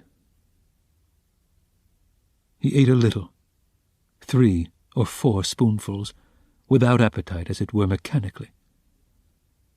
His head ached less. After his meal he stretched himself on the sofa again, but now he couldn't sleep. He lay without stirring, with his face in the pillow. He was haunted by daydreams, and such strange daydreams. In one that kept recurring he fancied that he was in Africa, in Egypt, in some sort of oasis. The caravan was resting. The camels were peacefully lying down. The palms stood all round in a complete circle. All the party were at dinner. But he was drinking water from a spring which flowed gurgling close by, and it was so cool, it was wonderful. Wonderful blue cold water running among the party-coloured stones and over the clean sand, which glistened here and there like gold. Suddenly he heard a clock strike. He started, roused himself, raised his head, looked out of the window, and seeing how late it was, suddenly jumped up, wide awake, as though someone had pulled him off the sofa. He crept on tiptoe to the door, stealthily opened it, and began listening on the staircase. His heart beat terribly. But all was quiet on the stairs, as if everyone was asleep. It seemed to him strange and monstrous that he could have slept in such forgetfulness from the previous day and had done nothing, had prepared nothing yet. And meanwhile, perhaps it had struck 6. And his drowsiness and stupefaction were followed by an extraordinary, feverish, as it were distracted haste. But the preparations to be made were few. He concentrated all his energies on thinking of everything and forgetting nothing, and his heart kept beating and thumping so that he could hardly breathe. First, he had to make a noose and sew it into his overcoat, a work of a moment. He rummaged under his pillow and picked out amongst the linen stuffed away under it a worn-out old unwashed shirt. From its rags he tore a long strip, a couple of inches wide and about 16 inches long. He folded this strip in two, took off his wide, strong summer overcoat of some stout cotton material, his only outer garment, and began sewing the two ends of the rag on the inside under the left armhole. His hands shook as he sewed, but he did it successfully, so that nothing showed outside when he put the coat on again. The needle and thread he had got ready long before, and they lay on his table in a piece of paper. As for the noose, it was a very ingenious device of his own. The noose was intended for the axe. It was impossible for him to carry the axe through the street in his hands, and if hidden under his coat, he would still have had to support it with his hand, which would have been noticeable. Now, he had only to put the head of the axe in the noose, and it would hang quietly under his arm on the inside. Putting his hand in his coat pocket, he could hold the end of the handle all the way, so that it didn't swing. And as the coat was very full, a regular sack, in fact, it couldn't be seen from outside that he was holding something with the hand that was in the pocket. This noose, too, he had designed a fortnight before. When he had finished with this, he thrust his hand into a little opening between his sofa and the floor, fumbled in the left corner, and drew out the pledge, which he had got ready long before and hidden there. This pledge was, however, only a smoothly planed piece of wood, the size and thickness of a silver cigarette case. He picked up this piece of wood in one of his wanderings in a courtyard where there was some sort of a workshop. Afterwards he had added to the wood a thin, smooth piece of iron, which he had also picked up at the same time in the street. Putting the iron, which was a little the smaller, on the piece of wood, he fastened them very firmly, crossing and recrossing the thread round them, then wrapped them carefully and daintily in clean white paper, and tied up the parcel so that it would be very difficult to untie it. This was in order to divert the attention of the old woman for a time, while she was trying to undo the knot, and so to gain a moment. The iron strip was added to give weight, so that the woman might not guess the first minute that the thing was made of wood. All this had been stored by him beforehand under the sofa. He had only just got the pledge out when he heard someone suddenly shout in the yard, "It struck 6 long ago." Long ago? My God! He rushed to the door, listened, caught up his hat, and began to descend his 13 steps cautiously, noiselessly like a cat. He had still the most important thing to do, to steal the axe from the kitchen. That the deed must be done with an axe he had decided long ago. He had also a pocket pruning knife, but he couldn't rely on the knife, and still less on his own strength, and so resolved, finally, on the axe. We may note in passing one peculiarity in regard to all the final resolutions taken by him in the matter. They had one strange characteristic. The more final they were, the more hideous, and the more absurd they at once became in his eyes. In spite of all his agonizing inward struggle, he never for a single instant, all that time, could believe in the carrying out of his plans. And indeed, if it had ever happened that everything to the least point could have been considered and finally settled, and no uncertainty of any kind had remained, he would, it seems, have renounced it all as something absurd, monstrous, and impossible. But a whole mass of unsettled points and uncertainties remained. As for getting the axe, that trifling business cost him no anxiety, for nothing could be easier. Nastasia was continually out of the house, especially in the evenings. She would run in to the neighbors or to a shop, and always left the door ajar. It was the one thing the landlady was always scolding her about. And so, when the time came, he would only have to go quietly into the kitchen, and to take the axe, and an hour later, when everything was over, go in and put it back again. But these were doubtful points. Supposing he returned an hour later to put it back, and Nastasia had come back and was on the spot. He would, of course, have to go by and wait till she went out again. But supposing she were in the meantime to miss the axe, look for it, make an outcry. That would mean suspicion, or at least grounds for suspicion. But those were all trifles which he had not even begun to consider. And indeed he had no time. He was thinking of the chief point, and put off trifling details until he could believe in it all. But that seemed utterly unattainable. So it seemed to himself, at least. He couldn't imagine, for instance, that he would sometime leave off thinking, get up, and simply go there. Even his late experiment, that is, his visit with the object of a final survey of the place, was simply an attempt at an experiment. Far from being the real thing, as though one should say, "Come, let us go and try it, why dream about it?" And at once he had broken down and had run away, cursing in a frenzy with himself. Meanwhile, it would seem, as regards the moral question, that his analysis was complete. His casuistry had become keen as a razor, and he couldn't find rational objections in himself. But in the last resort, he simply ceased to believe in himself, and doggedly, slavishly sought arguments in all directions, fumbling for them, as though someone were forcing and drawing him to it.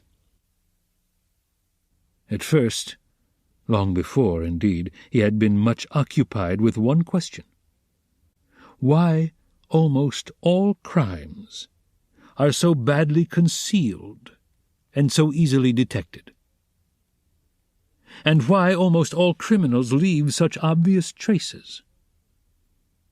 He had come gradually to many different and curious conclusions, and, in his opinion, the chief reason lay not so much in the material impossibility of concealing the crime as in the criminal himself. Almost every criminal is subject to a failure of will and reasoning power by a childish and phenomenal heedlessness at the very instants when prudence and caution are most essential. It was his conviction that this eclipse of reason and failure of willpower attacked a man like a disease, developed gradually and reached its highest point just before the perpetration of the crime, continued with equal violence at the moment of the crime, and for longer or shorter time after, according to the individual case, and then passed off like any other disease. The question whether the disease gives rise to the crime, or whether the crime from its own peculiar nature is always accompanied by something of the nature of disease, he didn't yet feel able to decide. When he reached these conclusions, he decided that in his own case there could not be such a morbid reaction, that his reason and will would remain unimpaired at the time of carrying out his design, for the simple reason that his design was not a crime. We will omit all the process by means of which he arrived at this last conclusion. We have run too far ahead already. We may add only that the practical, purely material difficulties of the affair occupied a secondary position in his mind. One has but to keep all one's willpower and reason to deal with them, and they will all be overcome at the time when once one has familiarized oneself with the minutest details of the business. But this preparation had never been begun.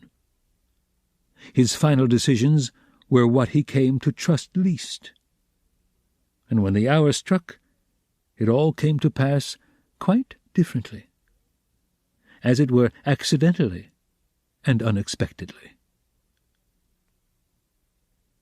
One trifling circumstance upset his calculations before he had even left the staircase.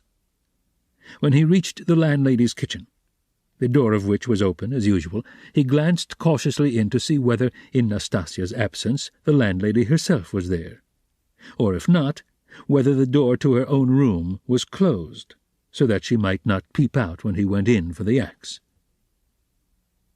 But what was his amazement when he suddenly saw that Nastasia was not only at home in the kitchen, but was occupied there, taking linen out of a basket and hanging it on a line. Seeing him, she left off hanging the clothes, turned to him, and stared at him all the time he was passing. He turned away his eyes, and walked past as though he noticed nothing. But it was the end of everything. He had not the axe. He was overwhelmed. "What made me think," he reflected as he went under the gateway, "what made me think that she would be sure not to be at home at that moment? Why did I assume this so certainly?" He was crushed, and even humiliated. He could have laughed at himself in his anger. A dull, animal rage boiled within him. He stood hesitating in the gateway. To go into the street, to go for a walk for appearance sake was revolting. To go back to his room, even more revolting. "And what a chance I have lost forever," he muttered, standing aimlessly in the gateway, just opposite the porter's little dark room, which was also open. Suddenly, he started. From the porter's room, 2 paces away from him, something shining under the bench to the right caught his eye. He looked about him. Nobody. He approached the room on tiptoe, went down 2 steps into it, and in a faint voice called the porter. Yes, not at home. Somewhere near, though, in the yard, for the door is wide open.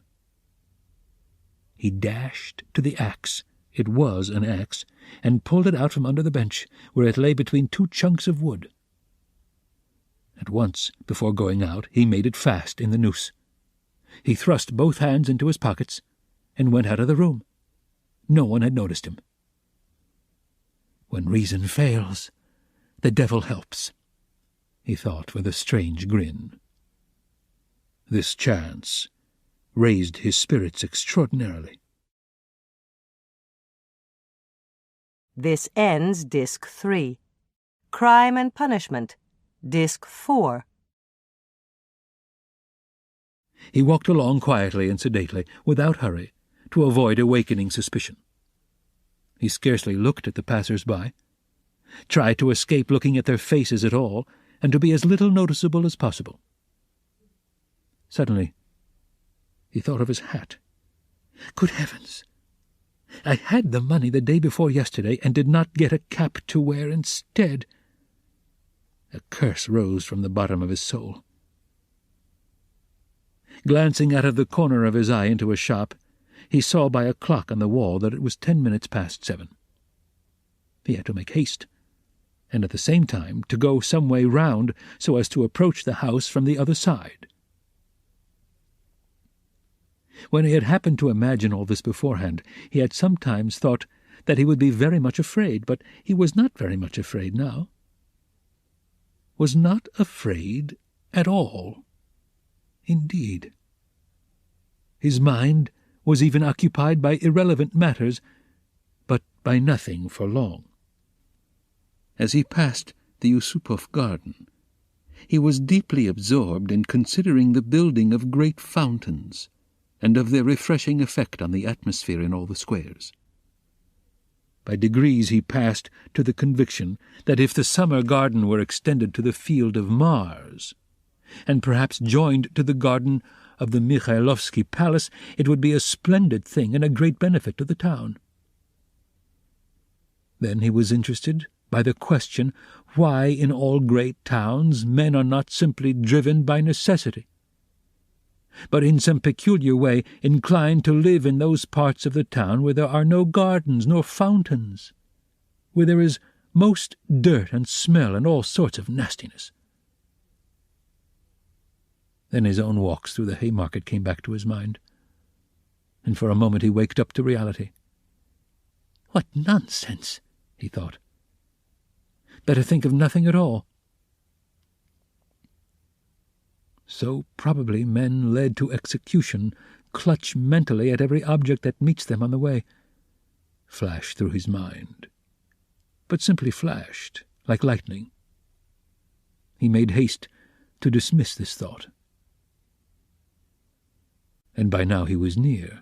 Here was the house. Here was the gate. Suddenly a clock somewhere struck once. What? Can it be 7:30? Impossible. It must be fast. Luckily for him, everything went well again at the gates. At that very moment, as though expressly for his benefit, a huge wagon of hay had just driven in at the gate, completely screening him as he passed under the gateway. And the wagon had scarcely had time to drive through into the yard before he had slipped in a flash to the right. On the other side of the wagon he could hear shouting and quarrelling, but no one noticed him, and no one met him. Many windows looking into that huge quadrangular yard were open at that moment, but he didn't raise his head. He hadn't the strength to. The staircase leading to the old woman's room was close by, just on the right of the gateway. He was already on the stairs. Drawing a breath, pressing his hand against his throbbing heart, and once more feeling for the axe and setting it straight, he began softly and cautiously ascending the stairs, listening every minute. But the stairs, too, were quite deserted. All the doors were shut. He met no one. One flat, indeed, on the first floor was wide open, and painters were at work in it, but they didn't glance at him. He stood still, thought a minute, and went on. Of course it would be better if they hadn't been here, but it's 2 stories above them. And here was the 4th story. Here was the door. Here was the flat opposite, the empty one. The flat underneath the old woman's was apparently empty also. The visiting card nailed on the door had been torn off. They had gone away. He was out of breath. For one instant the thought floated through his mind, "Shall I go back?" But he made no answer, and began listening at the old woman's door. A dead silence. Then he listened again on the staircase, listened long and intently, then looked about him for the last time, pulled himself together, drew himself up, and once more tried the axe in the noose. "Am I very pale?" he wondered. "Am I not evidently agitated? She is mistrustful. Had I better wait a little longer, till my heart leaves off thumping?" But his heart did not leave off. On the contrary, as though to spite him, it throbbed more and more violently. He could stand it no longer. He slowly put out his hand to the bell and rang. Half a minute later, he rang again, more loudly. No answer. To go on ringing was useless and out of place. The old woman was, of course, at home, but she was suspicious and alone. He had some knowledge of her habits, and once more he put his ear to the door. Either his senses were peculiarly keen, which it's difficult to suppose, or the sound was really very distinct. Anyway, he suddenly heard something like the cautious touch of a hand on the lock, and the rustle of a skirt at the very door. someone was standing stealthily close to the lock, and just as he was doing on the outside was secretly listening within, and seemed to have her ear to the door. He moved a little on purpose and muttered something aloud that he might not have the appearance of hiding, then rang a third time, but quietly, soberly, and without impatience. Recalling it afterwards, that moment stood out in his mind vividly, distinctly, forever.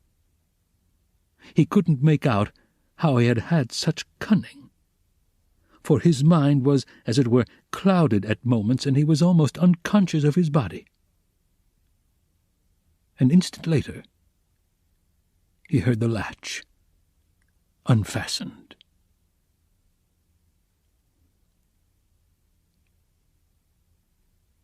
Chapter 7. The door was, as before, opened a tiny crack, and again 2 sharp and suspicious eyes stared at him out of the darkness. Then Raskolnikov lost his head and nearly made a great mistake. Fearing the old woman would be frightened by their being alone, and not hoping that the sight of him would disarm her suspicions, he took hold of the door and drew it towards him to prevent the old woman from attempting to shut it again. Seeing this, she did not pull the door back, but she did not let go the handle, so that he almost dragged her out with it onto the stairs. Seeing that she was standing in the doorway, not allowing him to pass, he advanced straight upon her. She stepped back in alarm, tried to say something, but seemed unable to speak, and stared with open eyes at him. "Good evening, Alyona Ivanovna," he began, trying to speak easily, but his voice would not obey him. It broke and shook. "I have brought something, but we'd better come in to the light." And leaving her, he passed straight into the room uninvited. The old woman ran after him. Her tongue was unloosed. "Good heavens! What is it? Who is it? What do you want?" "Why, Alyona Ivanovna, you know me. Raskolnikov. Here, I brought you the pledge I promised the other day." And he held out the pledge. The old woman glanced for a moment at the pledge, but at once stared in the eyes of her uninvited visitor. She looked intently, maliciously, and mistrustfully. A minute passed. He even fancied something like a sneer in her eyes, as though she had already guessed everything. He felt that he was losing his head, that he was almost frightened, so frightened that if she were to look like that and not say a word for another half-minute, he thought he would have run away from her. "Why do you look at me as though you didn't know me?" he said suddenly, also with malice. "Take it if you like. If not, I'll go elsewhere. I'm in a hurry." He had not even thought of saying this, but it was suddenly said of itself. The old woman recovered herself, and her visitor's resolute tone evidently restored her confidence. "But why, my good sir, all of a minute? What is it?" she asked, looking at the pledge. "The silver cigarette case. I spoke of it last time, you know." She held out her hand. "But how pale you are, to be sure. And your hands are trembling, too." "Fever," he answered abruptly. "You can't help getting pale if you've nothing to eat," he added, with difficulty articulating the words.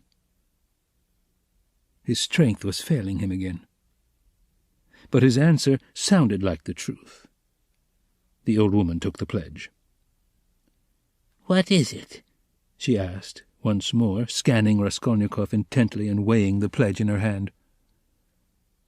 "A thing. Cigarette case. Silver. Look at it." "It doesn't seem somehow like silver.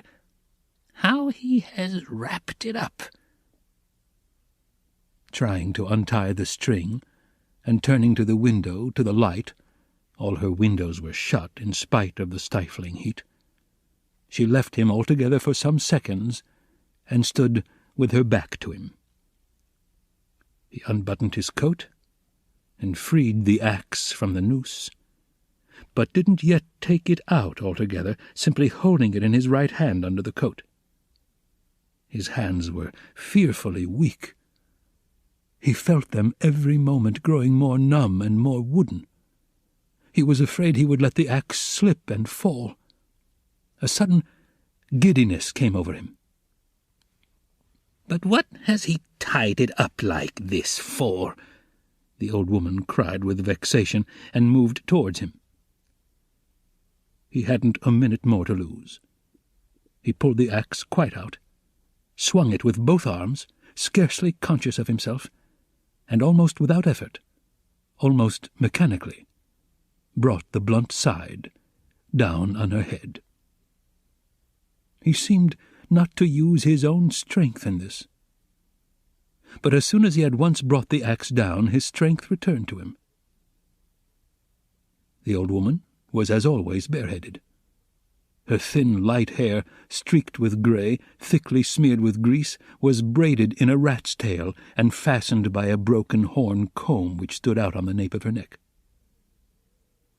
As she was so short, the blow fell on the very top of her skull. She cried out, but very faintly, and suddenly sank, all of a heap, on the floor, raising her hands to her head. In one hand she still held the pledge. Then he dealt her another, and another blow with a blunt side, and on the same spot. The blood gushed as from an overturned glass. The body fell back. He stepped back, let it fall, and at once bent over her face. She was dead. Her eyes seemed to be starting out of their sockets. The brow and the whole face were drawn and contorted convulsively. He laid the axe on the ground near the dead body, and felt at once in her pocket, trying to avoid the streaming blood, the same right-hand pocket from which she had taken the key on his last visit. He was in full possession of his faculties, free from confusion or giddiness, but his hands were still trembling. He remembered afterwards that he had been particularly collected and careful, trying all the time not to get smeared with blood. He pulled out the keys at once. They were all, as before, in one bunch on a steel ring. He ran at once into the bedroom with them. It was a very small room with a whole shrine of holy images. Against the other wall stood a big bed, very clean, and covered with a silk patchwork wadded quilt. Against a third wall was a chest of drawers. Strange to say, so soon as he began to fit the keys into the chest, so soon as he heard their jingling, a convulsive shudder passed over him. He suddenly felt tempted again to give it all up and go away.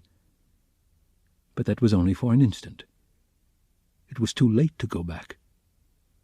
He positively smiled at himself, when suddenly another terrifying idea occurred to his mind. He suddenly fancied that the old woman might be still alive, and might recover her senses. Leaving the keys in the chest, he ran back to the body, snatched up the axe, and lifted it once more over the old woman, but didn't bring it down. There was no doubt that she was dead. Bending down and examining her again more closely, he saw clearly that the skull was broken and even battered in on one side. He was about to feel it with his finger, but drew back his hand, and indeed it was evident without that. Meanwhile there was a perfect pool of blood. All at once he noticed a string on her neck. He tugged at it, but the string was strong and didn't snap, and besides, it was soaked with blood.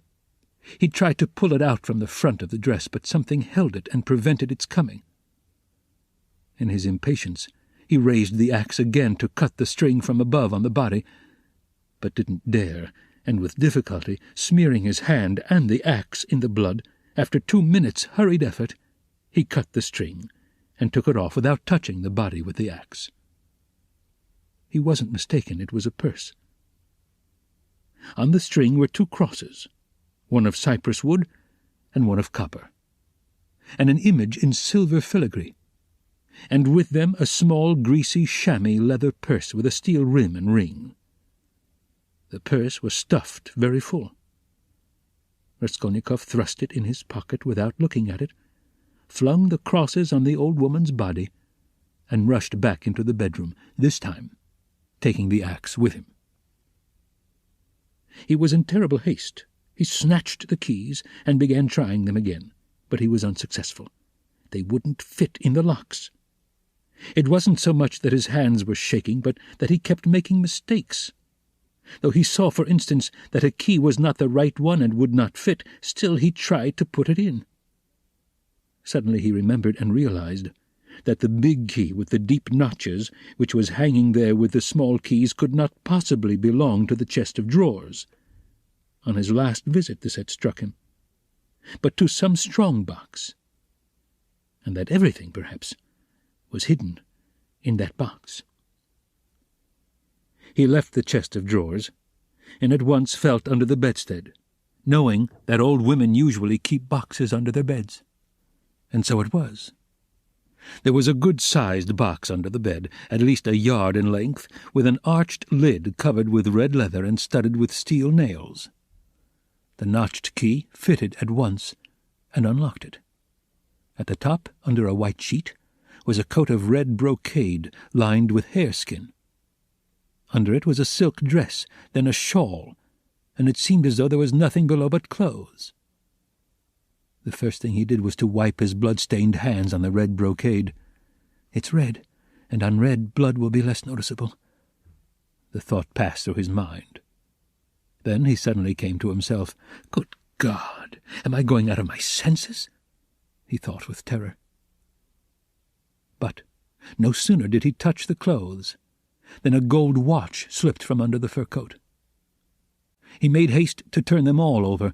There turned out to be various articles made of gold among the clothes, probably all pledges, unredeemed or waiting to be redeemed, bracelets, chains, earrings, pins, and such things.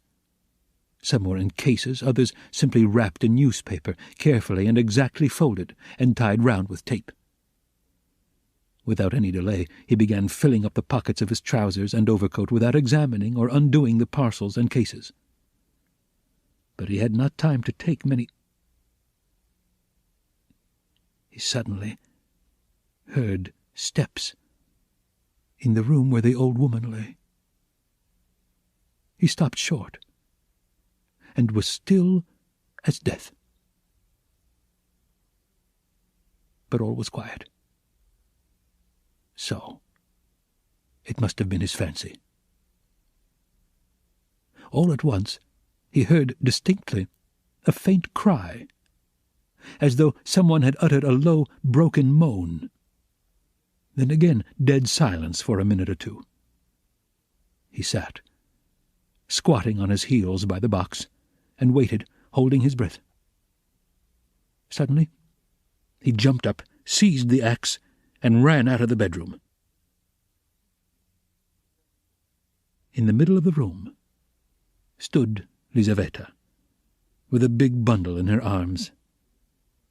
She was gazing in stupefaction at her murdered sister, white as a sheet and seeming not to have the strength to cry out. Seeing him run out of the bedroom, she began faintly quivering all over like a leaf. A shudder ran down her face. She lifted her hand, opened her mouth, but still did not scream. She began slowly backing away from him into the corner, staring intently, persistently at him, but still uttered no sound, as though she couldn't get breath to scream. He rushed at her with the axe. Her mouth twitched piteously, as one sees babies' mouths, when they begin to be frightened, stare intently at what frightens them and are on the point of screaming. And this hapless Lizaveta was so simple, and had been so thoroughly crushed and scared, that she didn't even raise a hand to guard her face, though that was the most necessary and natural action at the moment, for the axe was raised over her face. She only put up her empty left hand, but not to her face, slowly holding it out before her as though motioning him away. The axe fell with the sharp edge just on the skull, and split at one blow all the top of the head. She fell heavily at once. Raskolnikov completely lost his head, snatched up her bundle, dropped it again, and ran into the entry. Fear gained more and more mastery over him, especially after this second, quite unexpected murder. He longed to run away from the place as fast as possible. And if at that moment he had been capable of seeing and reasoning more correctly, if he had been able to realize all the difficulties of his position, the hopelessness, the hideousness, and the absurdity of it, if he could have understood how many obstacles and perhaps crimes he had still to overcome or to commit, to get out of that place and to make his way home, it is very possible that he would have flung up everything and would have gone to give himself up, and not from fear, but from simple horror and loathing of what he had done. The feeling of loathing especially surged up within him and grew stronger every minute. He wouldn't now have gone to the box or even into the room for anything in the world. But a sort of blankness, even dreaminess, had begun by degrees to take possession of him. At moments he forgot himself, or rather forgot what was of importance, and caught at trifles. Glancing, however, into the kitchen and seeing a bucket half full of water on a bench, he bethought him of washing his hands and the axe. His hands were sticky with blood. He dropped the axe with the blade in the water, snatched a piece of soap that lay in a broken saucer on the window, and began washing his hands in the bucket. When they were clean, he took out the axe, washed the blade, and spent a long time, about 3 minutes, washing the wood where there were spots of blood, rubbing them with soap. Then he wiped it all with some linen that was hanging to dry on a line in the kitchen, and then he was a long while attentively examining the axe at the window. There was no trace left on it.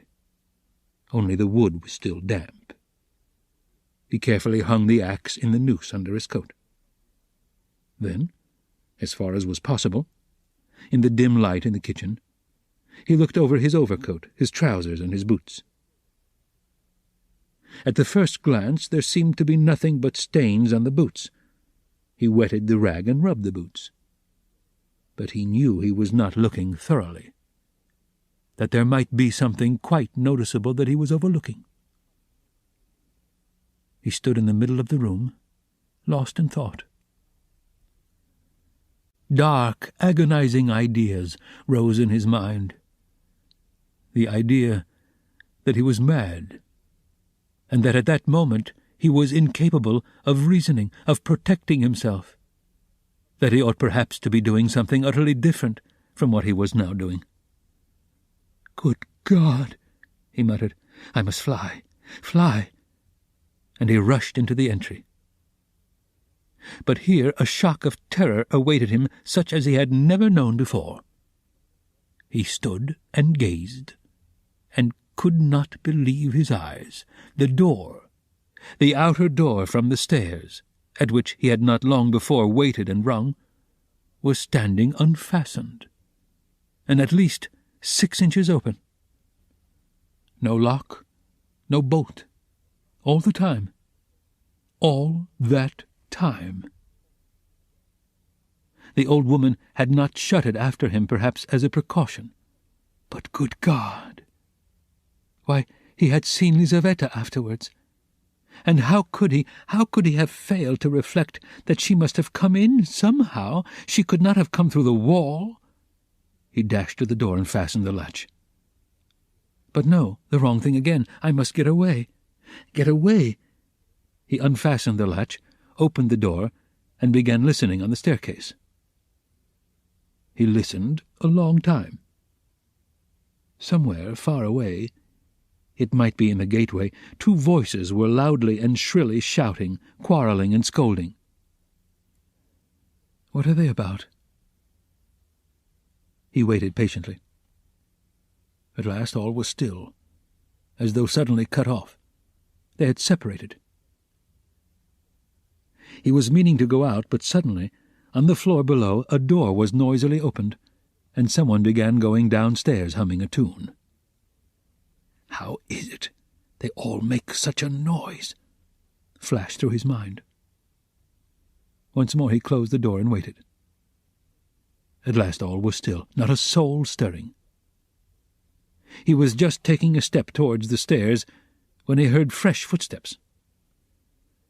The steps sounded very far off, at the very bottom of the stairs, but he remembered quite clearly and distinctly that from the first sound he began for some reason to suspect that this was someone coming there, to the fourth floor, to the old woman.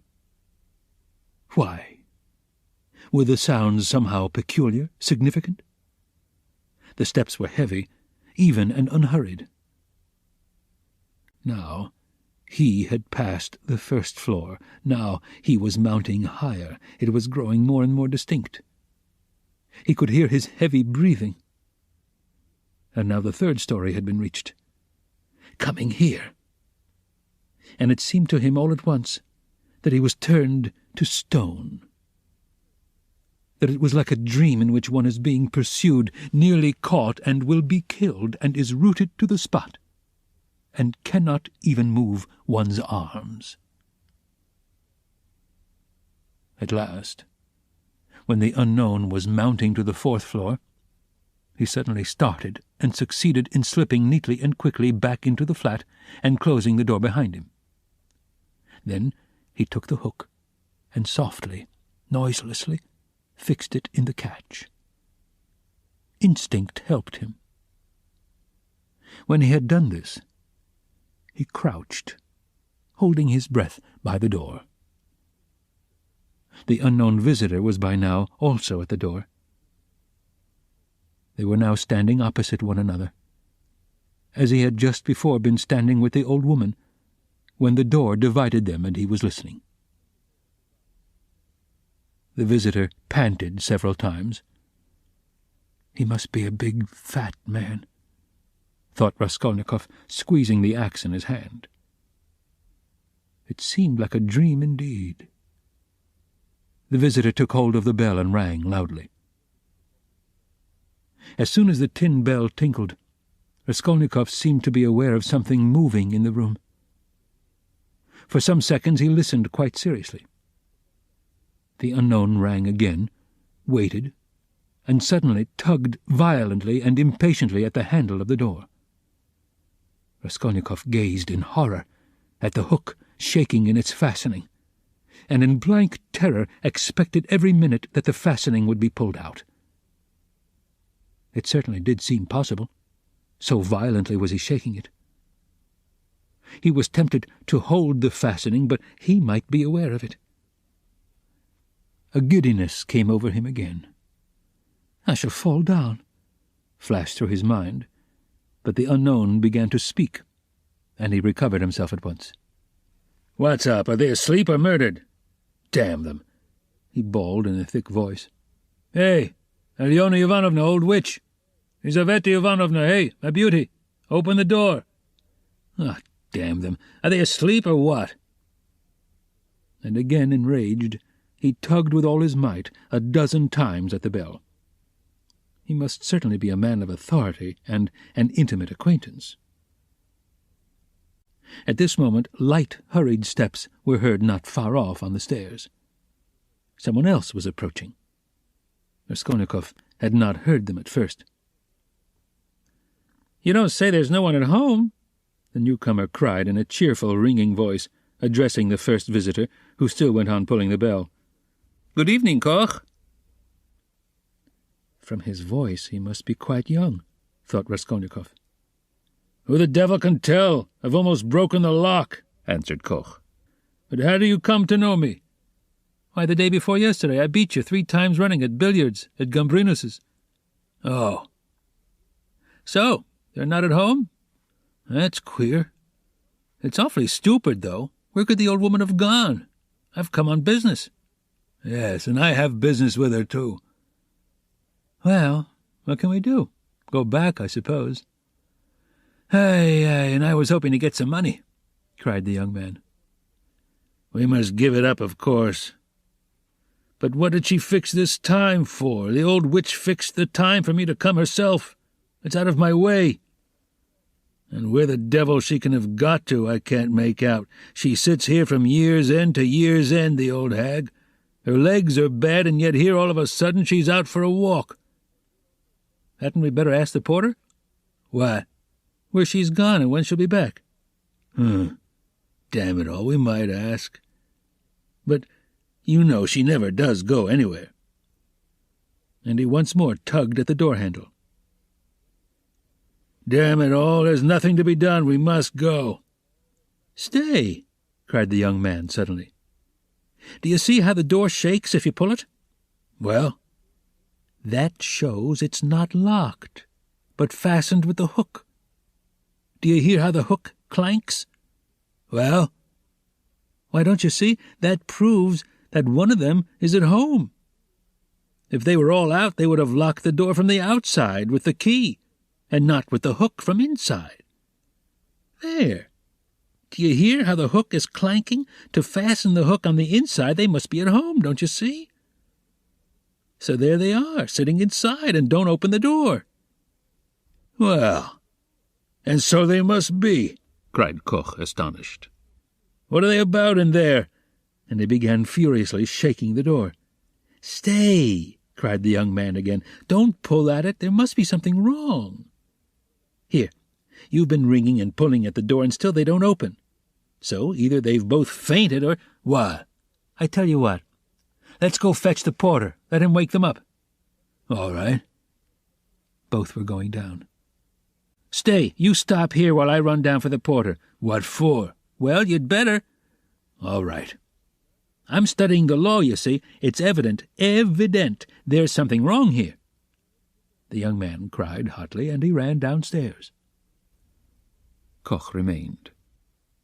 Once more he softly touched the bell, which gave one tinkle, then, gently, as though reflecting and looking about him, began touching the door-handle, pulling it and letting it go to make sure once more that it was only fastened by the hook. Then, puffing and panting, he bent down and began looking at the keyhole. But the key was in the lock, on the inside, and so nothing could be seen. Raskolnikov stood, keeping tight hold of the axe. He was in a sort of delirium. He was even making ready to fight when they should come in. While they were knocking and talking together, the idea several times occurred to him to end it all at once and shout to them through the door. Now and then he was tempted to swear at them, to jeer at them, while they could not open the door. "Only make haste," was the thought that flashed through his mind. But what the devil is he up to? Time was passing. 1 minute and another. No one came. Koch began to be restless. "What the devil!"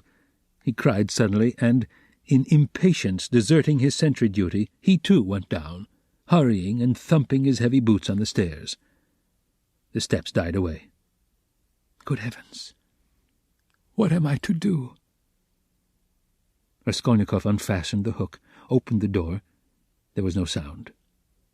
Abruptly, without any thought at all, he went out, closing the door as thoroughly as he could, and went downstairs. He had gone down 3 flights when he suddenly heard a loud voice below. Where could he go? There was nowhere to hide. He was just going back to the flat. "Hey there! Catch the beast!" Somebody dashed out of a flat below, shouting, and rather fell than ran down the stairs, bawling at the top of his voice, "Mitka! Mitka! Mitka! Mitka! Mitka!" Blast him! The shout ended in a shriek. The last sounds came from the yard. All was still. But at the same instant, several men talking loud and fast began noisily mounting the stairs. There were 3 or 4 of them. He distinguished the ringing voice of the young man. They. Filled with despair, he went straight to meet them, feeling, come what must. If they stopped him, all was lost. If they let him pass, all was lost too. They would remember him. They were approaching. They were only a flight from him, and suddenly, deliverance. A few steps from him on the right, there was an empty flat with the door wide open. The flat on the 2nd floor where the painters had been at work, and which, as though for his benefit, they had just left. It was they, no doubt, who had just run down, shouting. The floor had only just been painted. In the middle of the room stood a pail and a broken pot with paint and brushes. In one instant, he had whisked in at the open door and hidden behind the wall, and only in the nick of time. They had already reached the landing. Then they turned and went on up to the 4th floor, talking loudly. He waited, went out on tiptoe, and ran down the stairs. No one was on the stairs nor in the gateway. He passed quickly through the gateway and turned to the left in the street. He knew perfectly well that at that moment they were at the flat, that they were greatly astonished at finding it unlocked, as the door had just been fastened, that by now they were looking at the bodies, that before another minute had passed, they would guess and completely realize that the murderer had just been there, and had succeeded in hiding somewhere, slipping by them and escaping. They would guess most likely that he had been in the empty flat while they were going upstairs. And meanwhile he dared not quicken his pace much, though the next turning was still nearly 100 yards away. Should he slip through some gateway and wait somewhere in an unknown street? No, hopeless. Should he fling away the axe? Should he take a cab? Hopeless, hopeless. At last he reached the turning. He turned down it more dead than alive. Here he was halfway to safety, and he understood it. It was less risky because there was a great crowd of people, and he was lost in it like a grain of sand. But all he had suffered had so weakened him that he could scarcely move. Perspiration ran down him in drops. His neck was all wet. "My word, he has been at it," someone shouted at him when he came out on the canal bank. He was only dimly conscious of himself now, and the farther he went, the worse it was. He remembered, however, that on coming out onto the canal bank, he was alarmed at finding few people there, and so being more conspicuous, and he had thought of turning back. Though he was almost falling from fatigue, he went a long way round so as to get home from quite a different direction. He wasn't fully conscious when he passed through the gateway of his house. He was already on the staircase before he recollected the axe. And yet he had a very grave problem before him: to put it back and to escape observation as far as possible in doing so. He was, of course, incapable of reflecting that it might perhaps be far better not to restore the axe at all, but to drop it later on in somebody's yard. But it all happened fortunately. The door of the porter's room was closed but not locked, so that it seemed most likely that the porter was at home. But he had so completely lost all power of reflection that he walked straight to the door and opened it. If the porter had asked him, "What do you want?" he would perhaps have simply handed him the axe. But again, the porter was not at home, and he succeeded in putting the axe back under the bench and even covering it with the chunk of wood as before. He met no one, not a soul, afterwards on the way to his room. The landlady's door was shut. When he was in his room, he flung himself on the sofa just as he was. He didn't sleep, but sank into blank forgetfulness. If anyone had come into his room then, he would have jumped up at once and screamed.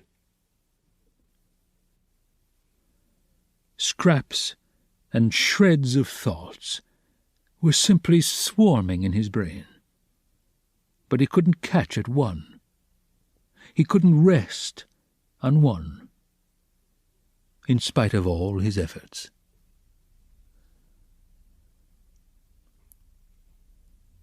Part 2. Chapter 1. So he lay a very long while. Now and then he seemed to wake up, and at such moments he noticed that it was far into the night.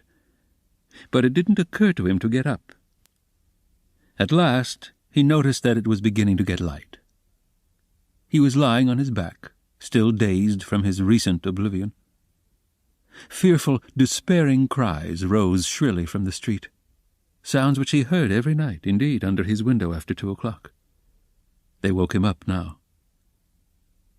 "Ah, the drunken men are coming out of the taverns," he thought.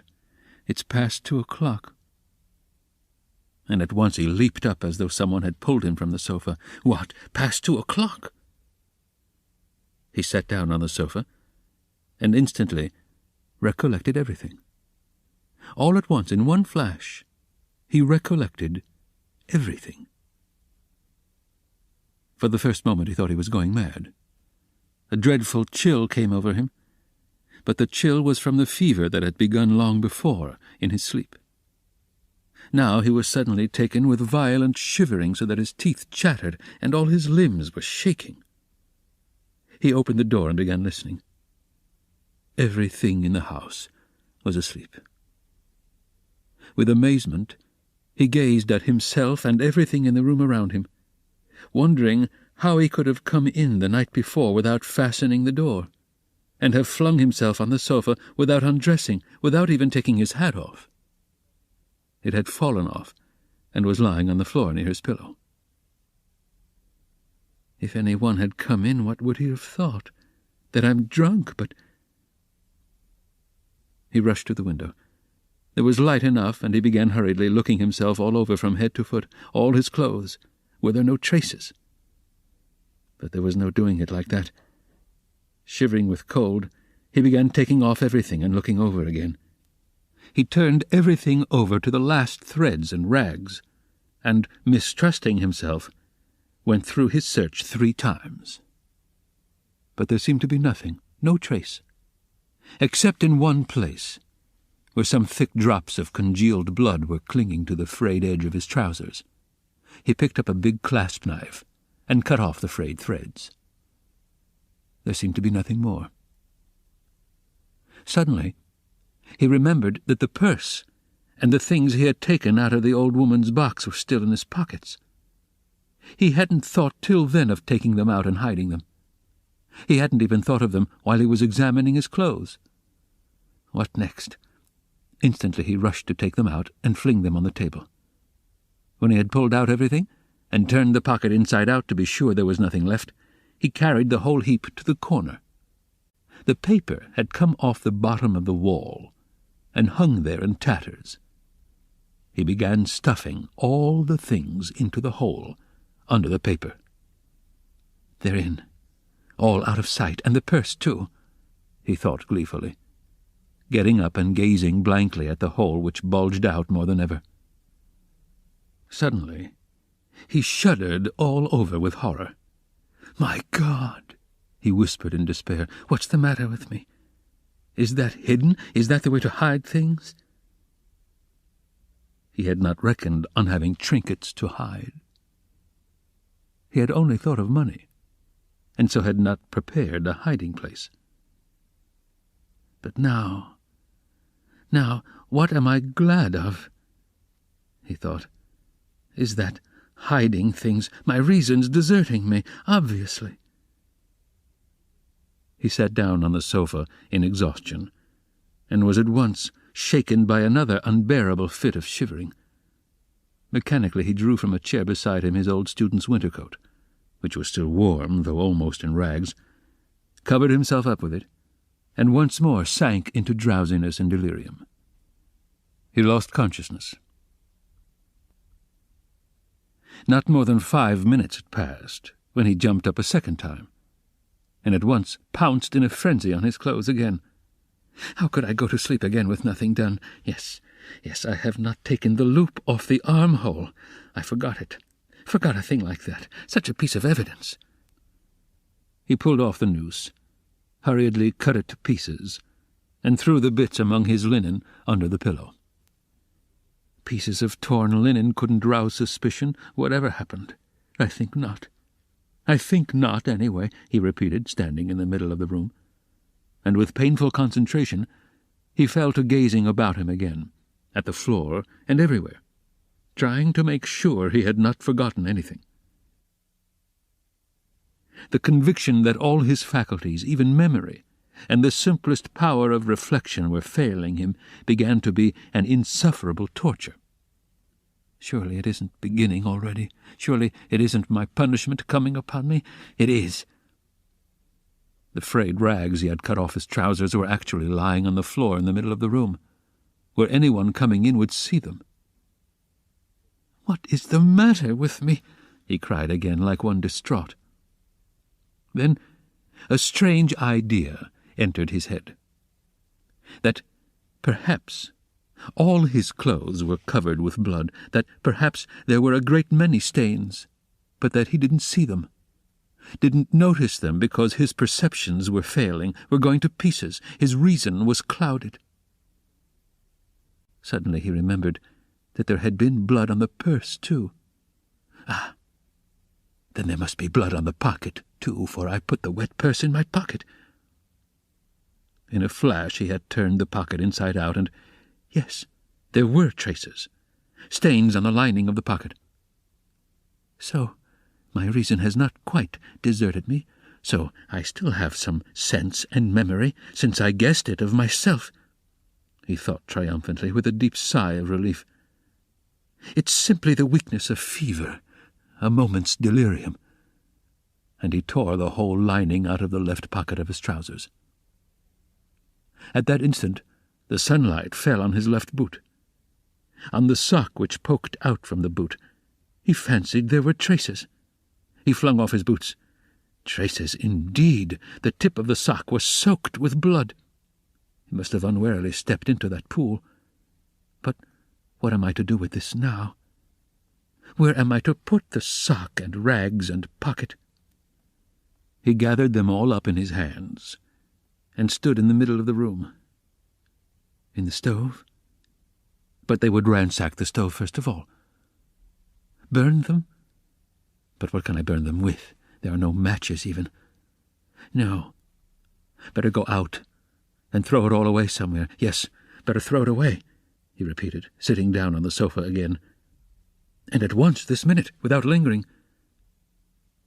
But his head sank on the pillow instead. Again, the unbearable, icy shivering came over him. Again, he drew his coat over him. And for a long while, for some hours, he was haunted by the impulse to go off somewhere at once, this moment, and fling it all away, so that it may be out of sight and done with, at once, at once. Several times he tried to rise from the sofa, but couldn't. He was thoroughly waked up at last by a violent knocking at his door. "Open, please. Are you dead or alive? He keeps sleeping here," shouted Nastasia, banging with her fist on the door. "For whole days together he's snoring here like a dog A dog he is, too. Open, I tell you, it's past 10. Maybe he's not at home, said a man's voice. Ah, that's the porter's voice. What does he want? He jumped up and sat on the sofa. The beating of his heart was a positive pain. Then who can have latched the door? Retorted Nastasia. He's taken to bolting himself in, as if he were worth stealing. Open, you stupid! Wake up! What do they want? Why the porter? All's discovered. Resist or open. Come what may. He half rose, stooped forward, and unlatched the door. His room was so small that he could undo the latch without leaving the bed. Yes, the porter and Nastasia were standing there. Nastasia stared at him in a strange way. He glanced with a defiant and desperate air at the porter, who, without a word, held out a grey folded paper sealed with bottle wax. "A notice from the office," he announced as he gave him the paper. "From what office?" "A summons to the police office, of course. You know which office." "To the police? What for?" "How can I tell? You're sent for, so you go." The man looked at him attentively, looked round the room, and turned to go away. "He's downright ill," observed Nastasia, not taking her eyes off him. The porter turned his head for a moment. "He's been in a fever since yesterday," she added. Raskolnikov made no response, and held the paper in his hands without opening it. "Don't you get up, then," Nastasia went on compassionately, seeing that he was letting his feet down from the sofa. "You're ill, and so don't go. There's no such hurry. What have you got there?" He looked. In his right hand he held the shreds he had cut from his trousers, the sock, and the rags of the pocket. So he had been asleep with them in his hand. Afterwards, reflecting upon it, he remembered that, half waking up in his fever, he had grasped all this tightly in his hand, and so fallen asleep again. "Look at the rags he's collected and sleeps with them, as though he has got hold of a treasure." And Nastasia went off into her hysterical giggle. Instantly he thrust them all under his great coat and fixed his eyes intently upon her. Far as he was from being capable of rational reflection at that moment, he felt that no one would behave like that with a person who was going to be arrested. "But the police?" "You'd better have some tea, yes? I'll bring it. There's some left." "No, I'm going. I'll go at once," he muttered, getting onto his feet. "Why, you'll never get downstairs." "Yes, I'll go." "As you please." She followed the porter out. At once he rushed to the light to examine the sock and the rags. There are stains, but not very noticeable, all covered with dirt, and rubbed and already discolored. No one who had no suspicion could distinguish anything. Nastasia, from a distance, couldn't have noticed, thank God. Then, with a tremor, he broke the seal of the notice and began reading. He was a long while reading before he understood. It was an ordinary summons from the district police station to appear that day at 9:30 at the office of the district superintendent. "But when has such a thing happened? I never have anything to do with the police. And why just today?" he thought in agonizing bewilderment. "Good God, only get it over soon." He was flinging himself on his knees to pray, but broke into laughter, not at the idea of prayer, but at himself. He began hurriedly dressing. "If I'm lost, I am lost. I don't care. Shall I put the sock on?" He suddenly wondered. "It will get dustier still, and the traces will be gone." But no sooner had he put it on than he pulled it off again in loathing and horror. He pulled it off, but reflecting that he had no other socks, he picked it up and put it on again, and again he laughed. "That's all conventional, that's all relative, merely a way of looking at it," he thought in a flash, but only on the top surface of his mind, while he was shuddering all over. "There, I've got it on. I have finished by getting it on." but his laughter was quickly followed by despair. "No, it's too much for me," he thought. His legs shook. "From fear," he muttered. His head swam and ached with fever. "It's a trick. They want to decoy me there and confound me over everything," he mused as he went out onto the stairs.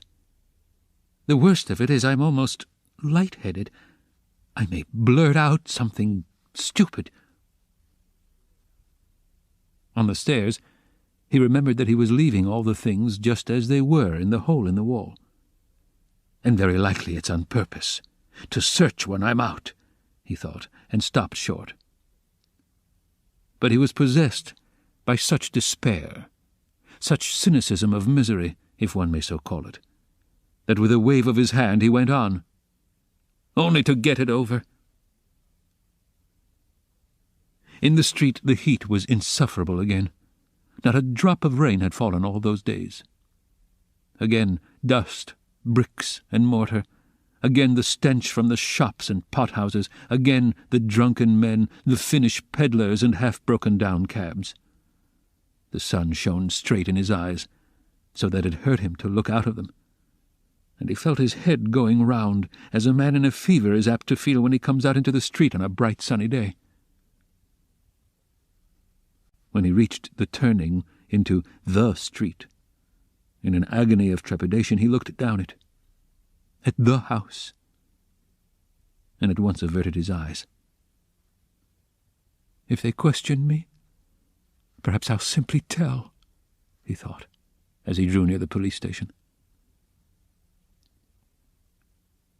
The police station was about a quarter of a mile off. It had lately been moved to new rooms on the 4th floor of a new house. He had been once for a moment in the old office, but long ago. Turning in at the gateway, he saw on the right a flight of stairs which a peasant was mounting with a book in his hand. A house porter, no doubt. So, then, the office is here. And he began ascending the stairs on the chance. He didn't want to ask questions of anyone. "I'll go in, fall on my knees, and confess everything," he thought, as he reached the 4th floor. The staircase was steep, narrow, and all sloppy with dirty water. The kitchens of the flats opened on to the stairs and stood open almost the whole day, so there was a fearful smell and heat. The staircase was crowded with porters going up and down with their books under their arms, policemen, and persons of all sorts and both sexes. The door of the office, too, stood wide open. Peasants stood waiting within. There, too, the heat was stifling, and there was a sickening smell of fresh paint and stale oil from the newly decorated rooms. After waiting a little, he decided to move forward into the next room. All the rooms were small and low-pitched. A fearful impatience drew him on and on. No one paid attention to him. In the second room some clerks sat writing, dressed hardly better than he was, and rather a queer-looking set. He went up to one of them. "What is it?" He showed the notice he had received. "You are a student?" the man asked, glancing at the notice. "Yes, formerly a student." The clerk looked at him, but without the slightest interest. He was a particularly unkempt person with a look of a fixed idea in his eye. There would be no getting anything out of him, because he has no interest in anything, thought Raskolnikov. "Go in there to the head clerk," said the clerk, pointing towards the furthest room. He went into that room, the 4th in order. It was a small room, and packed full of people, rather better dressed than in the outer rooms. Among them were 2 ladies. One, poorly dressed in mourning, sat at the table opposite the chief clerk, writing something at his dictation. The other, a very stout, buxom woman with a purplish-red, blotchy face, excessively smartly dressed, with a brooch on her bosom as big as a saucer, was standing on one side, apparently waiting for something. Raskolnikov thrust his notice upon the head clerk. The latter glanced at it, said, "Wait a minute," and went on attending to the lady in mourning. He breathed more freely. It can't be that. By degrees he began to regain confidence. He kept urging himself to have courage and be calm. Some foolishness, some trifling carelessness, and I may betray myself. It's a pity there's no air here, he added. It's stifling. It makes one's head dizzier than ever. And one's mind, too. He was conscious of a terrible inner turmoil. He was afraid of losing his self-control. He tried to catch at something and fix his mind on it, something quite irrelevant. But he couldn't succeed in this at all. Yet the head clerk greatly interested him. He kept hoping to see through him and guess something from his face. He was a very young man, about 22, with a dark, mobile face that looked older than his years. He was fashionably dressed and foppish, with his hair parted in the middle, well-combed and pomaded, and wore a number of rings on his well-scrubbed fingers and a gold chain on his waistcoat. He said a couple of words in French to a foreigner who was in the room, and said them fairly correctly. "Louisa Ivanovna, you can sit down," he said casually to the gaily dressed, purple-faced lady, who was still standing as though not venturing to sit down, though there was a chair beside her. "Ich danke," said the latter, and softly, with a rustle of silk, she sank into the chair. Her light blue dress, trimmed with white lace, floated about the table like an air balloon, and filled almost half the room. She smelled of scent, but she was obviously embarrassed at filling half the room and smelling so strongly of scent, and though her smile was impudent as well as cringing, it betrayed evident uneasiness. The lady in mourning had done at last, and got up. All at once, with some noise, an officer walked in very jauntily, with a peculiar swing of his shoulders at each step. He tossed his cockaded cap on the table and sat down in an easy-chair. The smart lady positively skipped from her seat on seeing him, and fell to curtsying in a sort of ecstasy. But the officer took not the smallest notice of her, and she didn't venture to sit down again in his presence. He was the assistant superintendent. He had a reddish moustache that stood out horizontally on each side of his face, and extremely small features, expressive of nothing much except a certain insolence. He looked askance and rather indignantly at Raskolnikov. He was so very badly dressed, and in spite of his humiliating position, his bearing was by no means in keeping with his clothes. Raskolnikov had unwarily fixed a very long and direct look on him, so that he felt positively affronted. "What do you want?" he shouted, apparently astonished that such a ragged fellow was not annihilated by the majesty of his glance. "I was summoned by a notice," Raskolnikov faltered. "For the recovery of money due from the student," the head clerk interfered, hurriedly, tearing himself from his papers. "Here!" And he flung Raskolnikov a document and pointed out the place. "Read that." "Money? What money?" thought Raskolnikov. "But then it's certainly not that." And he trembled with joy. He felt sudden, intense, indescribable relief. A load was lifted from his back. "And pray what time were you directed to appear, sir?" shouted the assistant superintendent, seeming for some unknown reason more and more aggrieved. "You are told to come at 9, and now it's 12. "The notice was only brought me a quarter of an hour ago," Raskolnikov answered loudly over his shoulder. To his own surprise, he too grew suddenly angry, and found a certain pleasure in it. "And it's enough that I have come here ill with fever." "Kindly refrain from shouting." "I'm not shouting. I'm speaking very quietly. It's you who are shouting at me. I'm a student, and allow no one to shout at me." The assistant superintendent was so furious that for the first minute he could only splutter inarticulately. He leaped up from his seat. "Be silent! You're in a government office. Don't be impudent, sir."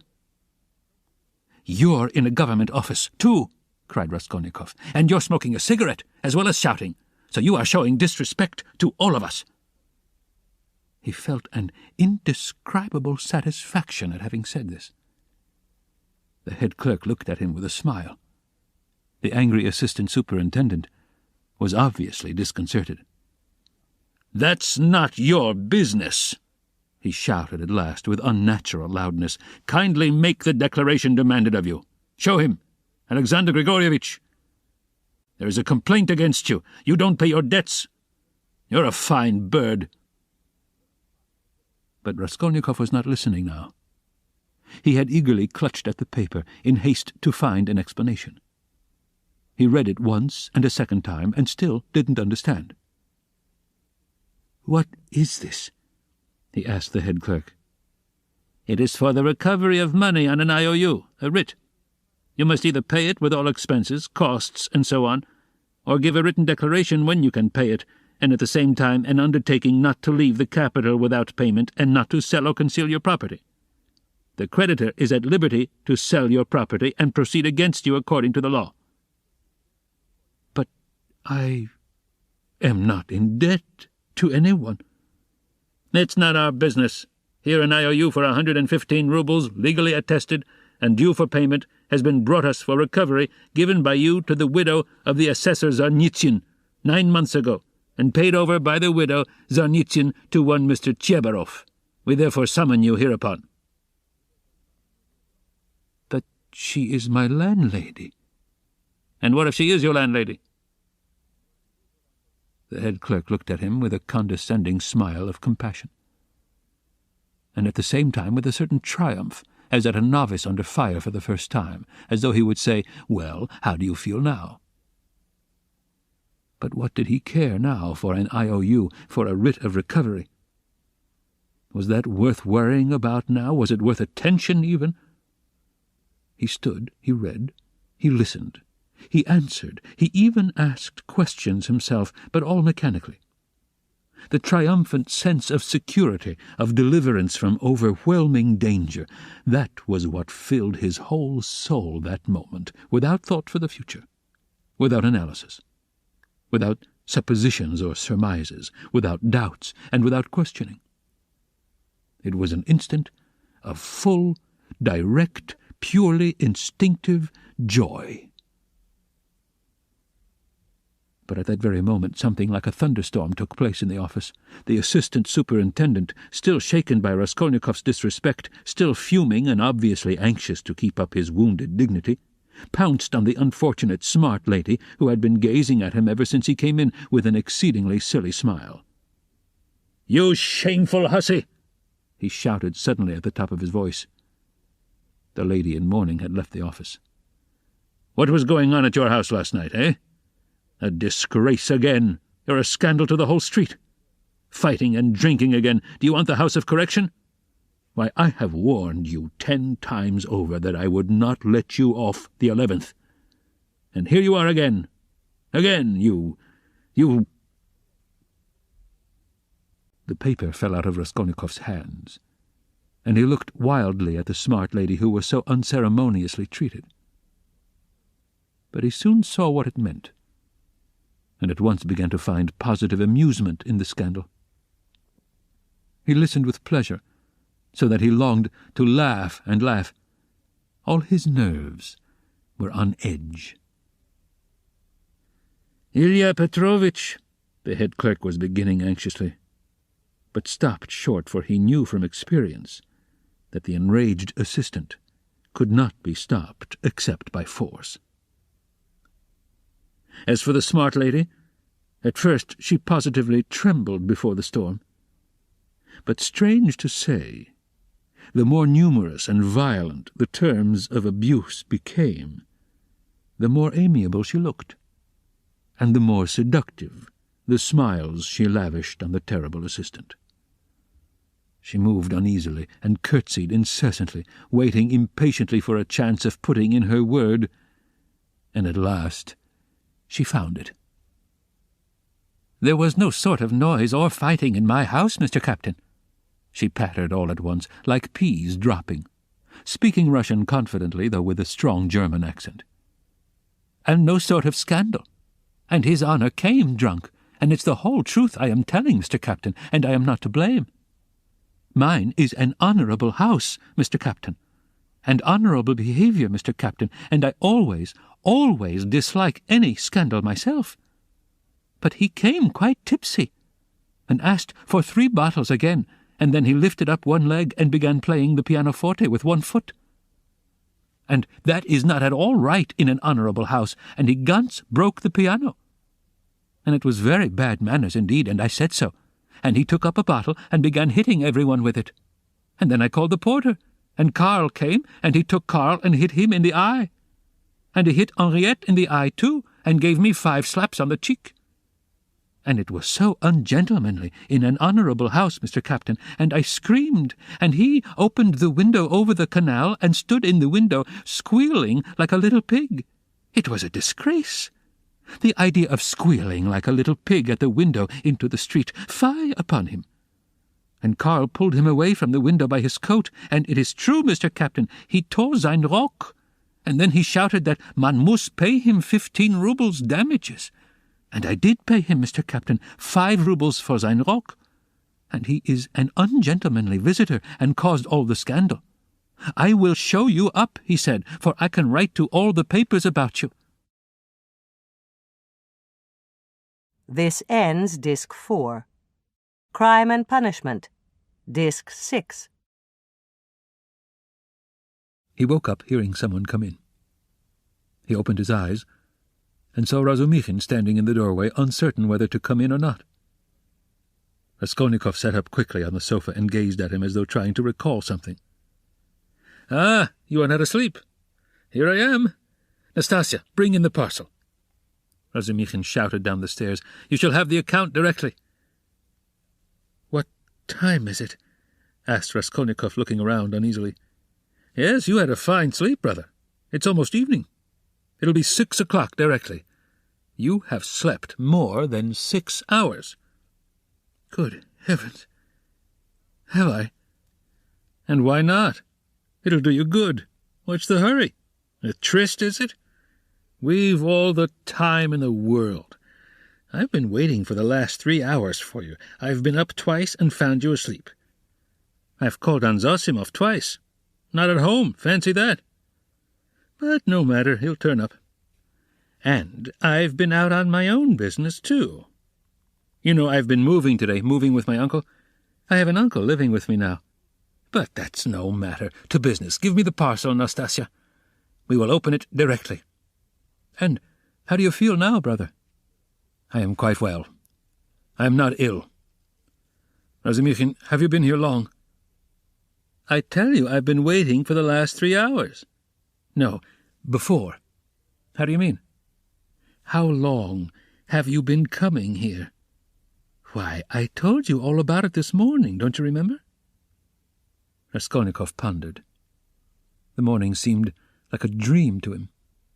He couldn't remember alone, and looked inquiringly at Razumikhin. Said the latter. "He has forgotten." "I fancied then that you were not quite yourself. Now you're better for your sleep. You really look much better. First rate. Well, to business. Look here, my boy." He began untying the bundle, which evidently interested him. "Believe me, brother, this is something specially near my heart, for we must make a man of you. Let's begin from the top. You see this cap?" he said, taking out of the bundle a fairly good, though cheap and ordinary cap. "Let me try it on." "Presently, afterwards," said Raskolnikov, waving it off pettishly. "Come, Rodya, my boy, don't oppose it. Afterwards will be too late, and I shan't sleep all night, for I bought it by guess, without measure." "Just right," he cried triumphantly, fitting it on. "Just your size. A proper head covering is the first thing in dress, and a recommendation in its own way. Tostyakov, a friend of mine, is always obliged to take off his pudding basin when he goes into any public place where other people wear their hats or caps. People think he does it from slavish politeness, but it's simply because he is ashamed of his bird's nest. He's such a bashful fellow. Nastasia, look, here are 2 specimens of headgear. This Palmerston— he took from the corner Raskolnikov's old battered hat, which for some unknown reason he called a Palmerston— or this jewel. Guess the price, Rodya. What do you suppose I paid for it, Nastasia? He said, turning to her, seeing that Raskolnikov did not speak.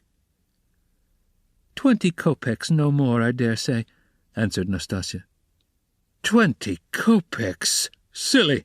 He cried, offended. Why, nowadays you would cost more than that. 80 kopecks. And that only because it has been worn. And it's bought on condition that when it's worn out, they will give you another next year. Yes, on my word. Well, now let us pass to the United States of America, as they called them at school. I assure you I am proud of these breeches. And he exhibited to Raskolnikov a pair of light summer trousers of grey woolen material. No holes, no spots, and quite respectable, although a little worn, and a waistcoat to match, quite in the fashion. And its being worn really is an improvement. It's softer, smoother. You see, Rodya, to my thinking, the great thing for getting on in the world is always to keep to the seasons. If you don't insist on having asparagus in January, you keep your money in your purse. And it's the same with this purchase. It's summer now, so I've been buying summer things. Warmer materials will be wanted for autumn, so you will have to throw these away in any case. Especially as they will be done for by then, from their own lack of coherence, if not your higher standard of luxury. Come, price them. What do you say? 2 rubles, 25 kopecks. And remember the conditions. If you wear these out, you will have another suit for nothing. They only do business on that system at Fedyaev's. If you've bought a thing once, you are satisfied for life, for you will never go there again of your own free will. Now, for the boots. What do you say? You see that they are a bit worn, but they'll last a couple of months, for it's foreign work and foreign leather. The secretary of the English embassy sold them last week. He had only worn them 6 days, but he was very short of cash. Price, 1.5 rubles. A bargain? But perhaps they won't fit, observed Nastasia. Not fit? Just look! And he pulled out of his pocket Raskolnikov's old, broken boot, stiffly coated with dry mud. I didn't go empty-handed. They took the size from this monster. We all did our best. And as to your linen, your landlady has seen to that. Here, to begin with, are 3 shirts. Coarse, but with a fashionable front.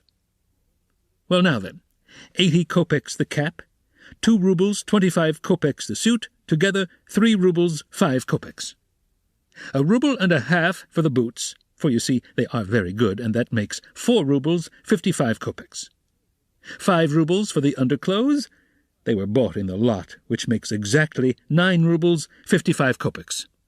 45 kopecks change in coppers. Would you take it? And so, Rodya, you are set up with a complete new wardrobe, for your overcoat will serve, and even has a style of its own. That comes from getting one's clothes from Sharmers. As for your socks and other things, I leave them to you. We've 25 rubles left. And as for Pashenka and paying for your lodging, don't you worry. I tell you she'll trust you for anything. And now, brother, let me change your linen, for I dare say you will throw off your illness with your shirt. Let me be. I don't want to. Raskolnikov waved him off. He had listened with disgust to Razumikhin's efforts to be playful about his purchases. Come, brother, don't tell me I've been trudging around for nothing, Razumikhin insisted. Nastasia, don't be bashful, but help me. That's it. And in spite of Raskolnikov's resistance, he changed his linen. The latter sank back on the pillows, and for a minute or two said nothing. "It will be long before I get rid of them," he thought. "What money was all that bought with?" he asked at last, gazing at the wall. "Money? Why, your own. What the messenger brought from Vakhrushin. Your mother sent it. Have you forgotten that too?" "I remember now," said Raskolnikov after a long, sullen silence. Razumikhin looked at him, frowning and uneasy. The door opened, and a tall, stout man, whose appearance seemed familiar to Raskolnikov, came in. "Zosimov, at last!" cried Razumikhin, delighted. Chapter 4. Zosimov was a tall, fat man with a puffy, colourless, clean-shaven face and straight flaxen hair. He wore spectacles and a big gold ring on his fat finger. He was 27. He had on a light grey, fashionable loose coat, light summer trousers, and everything about him loose, fashionable, and spick and span. His linen was irreproachable. His watch chain was massive. In manner he was slow and, as it were, nonchalant, and at the same time studiously free and easy. He made efforts to conceal his self-importance, but it was apparent at every instant. All his acquaintances found him tedious, but said he was clever at his work. "I've been to you twice today, brother. You see, he's come to himself," cried Razumikhin. I see. And how do we feel now, eh?" said Zosimov to Raskolnikov. Watching him carefully and sitting down at the foot of the sofa, he settled himself as comfortably as he could. "He's still depressed," Razumikhin went on. "We've just changed his linen and he almost cried." "That's very natural. You might have put it off if he didn't wish it.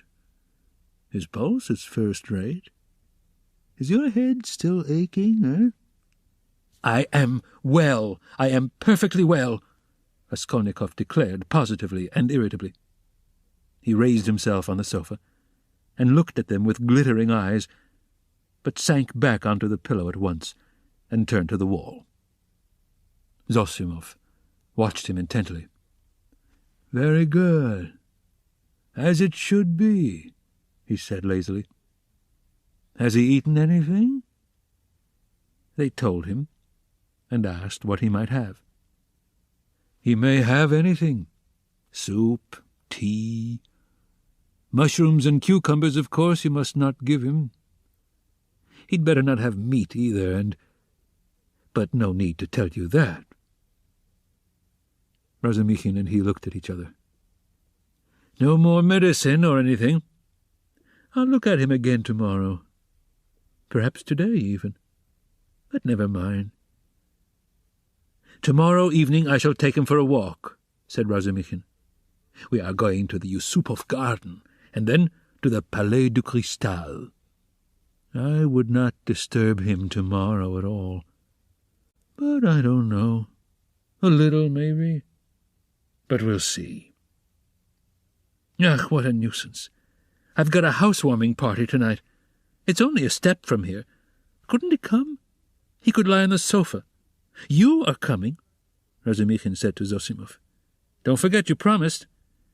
"All right, only rather later. What are you going to do?" "Oh, nothing. Tea, vodka, herrings. There'll be a pie. Just our friends." "And who?" "All neighbours here. Almost all new friends, except my old uncle. And he's new, too. He only arrived in Petersburg yesterday to see to some business of his. We meet once in 5 years. "What is he?" "He's been stagnating all his life as a district postmaster. Gets a little pension. He's 65, not worth talking about. But I am fond of him. Porfiri Petrovitch, the head of the investigation department here, but you know him. Is he a relation of yours, too? A very distant one. But why are you scowling? Because you quarrelled once? Won't you come, then? I don't care a damn for him. So much the better. Well, there'll be some students, a teacher, a government clerk, a musician, an officer, and Zamyetov. Do tell me, please, what you or he, Zosimov nodded at Raskolnikov, can have in common with this Zamyetov. You're such a particular gentleman. Principles. You are worked by principles as if they were springs. You won't move on your own. If a man is a nice fellow, that's the only principle I go on. Zamyetov is a delightful person. Though he does take bribes. Well, he does, and what of it? I don't care if he does take bribes, Razumikhin cried with unnatural irritability. I don't praise him for taking bribes. I only say he is a nice man in his own way. But if one looks at men in all ways, are there many good ones left? Why, I'm sure I shouldn't be worth a baked onion myself, perhaps with you thrown in. That's too little. I'd give 2 for you. And I wouldn't give more than 1 for you. No more of your jokes. Zamyetov is no more than a boy. I can pull his hair. You've got to be nice to him, not repel him. You'll never improve a man by repelling him, especially a boy. One has to be twice as careful with a boy. Oh, you progressive dullards. You don't understand. You harm yourselves running another man down. But if you want to know, we really have something in common. I should like to know what. Why, it's all about a house painter. We're getting him out of a mess. Though indeed there's nothing to fear now. The matter is absolutely self-evident. We only put on steam. A painter? Why, haven't I told you about it? I only told you the beginning, then, about the murder of the old pawnbroker woman. Well, the painter is mixed up in it. Oh, I heard about that murder before, and was rather interested in it. Partly for one reason. I read about it in the papers, too. Lizaveta was murdered, too, Nastasia blurted out, suddenly addressing Raskolnikov. She remained in the room all the time, standing by the door, listening. Lizaveta, murmured Raskolnikov, hardly audibly. Lizaveta, who sold old clothes, didn't you know her? She used to come here. She mended a shirt for you, too. Raskolnikov turned to the wall, where in the dirty yellow paper he picked out one clumsy white flower with brown lines on it, and began examining how many petals there were in it, how many scallops in the petals, and how many lines on them. He felt his arms and legs as lifeless as though they had been cut off.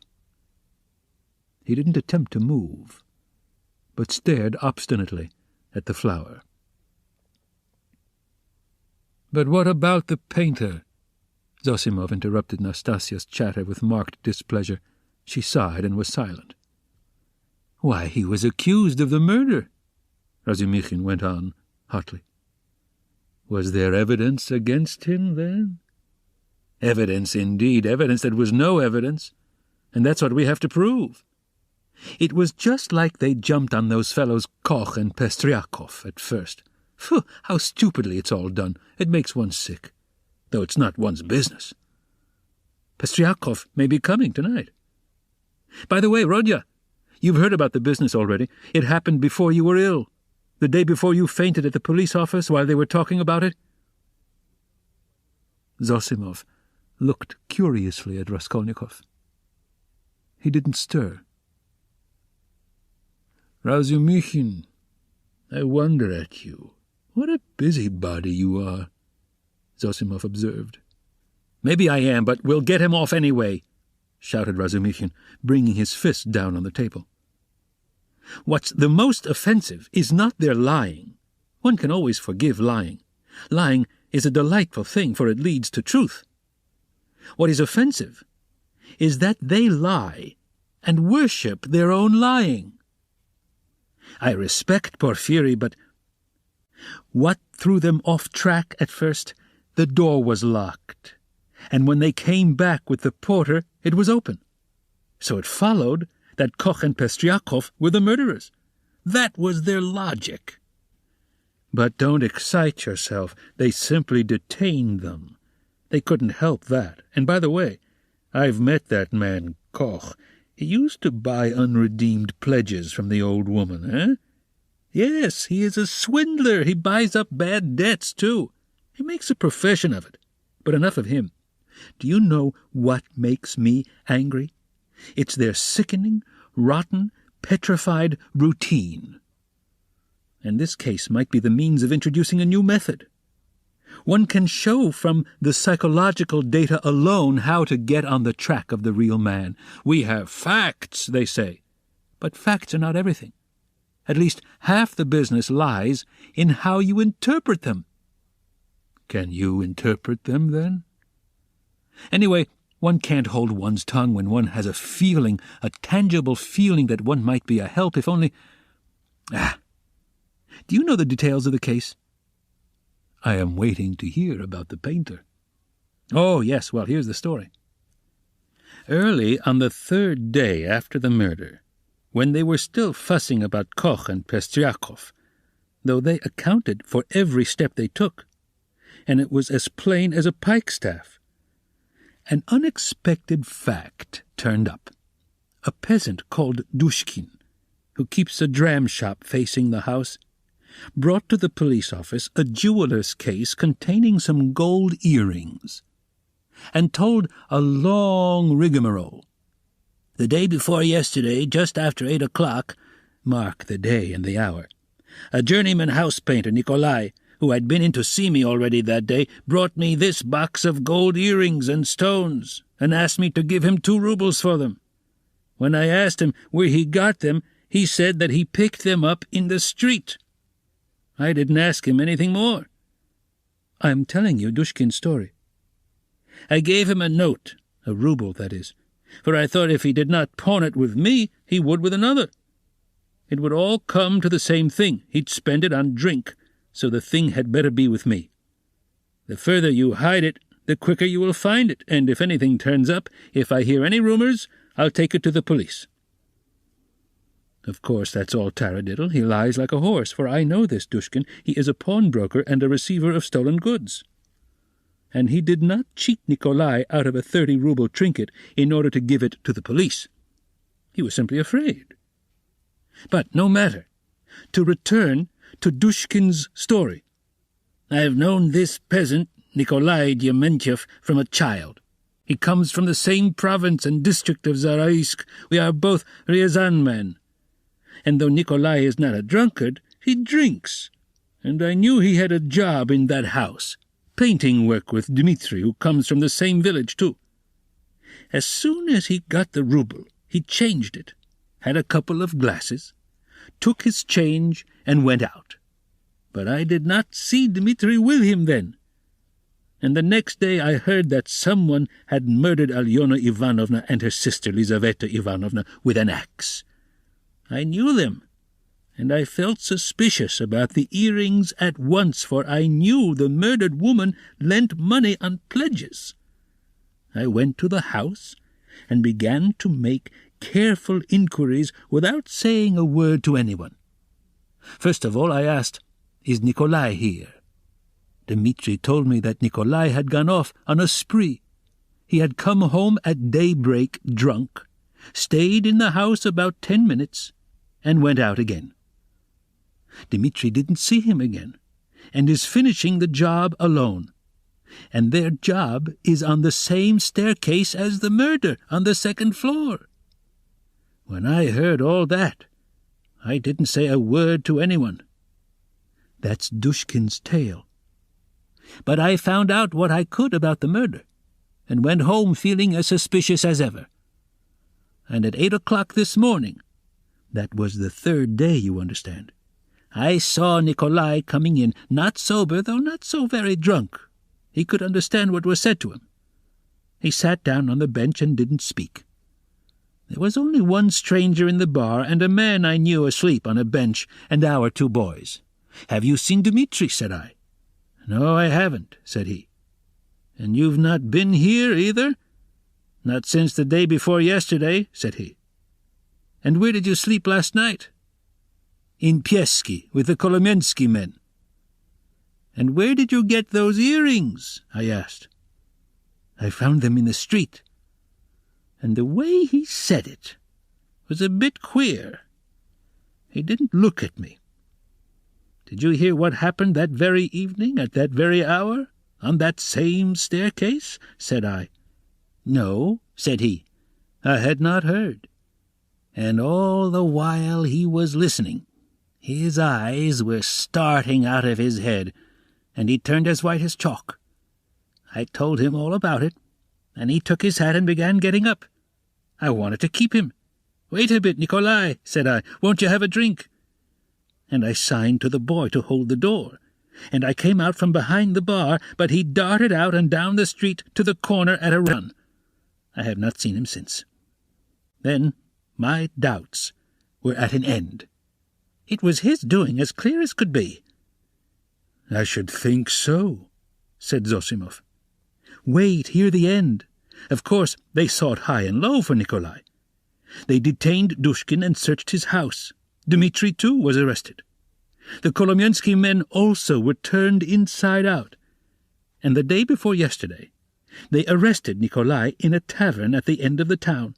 He had gone there, taken the silver cross off his neck, and asked for a dram for it. They gave it to him. A few minutes afterwards, the woman went to the cowshed, and through a crack in the wall she saw in the stable adjoining he had made a noose of his sash from the beam, stood on a block of wood, and was trying to put his neck in the noose. The woman screeched her hardest. People ran in. So that's what you are up to. Take me, he says, to such and such a police office.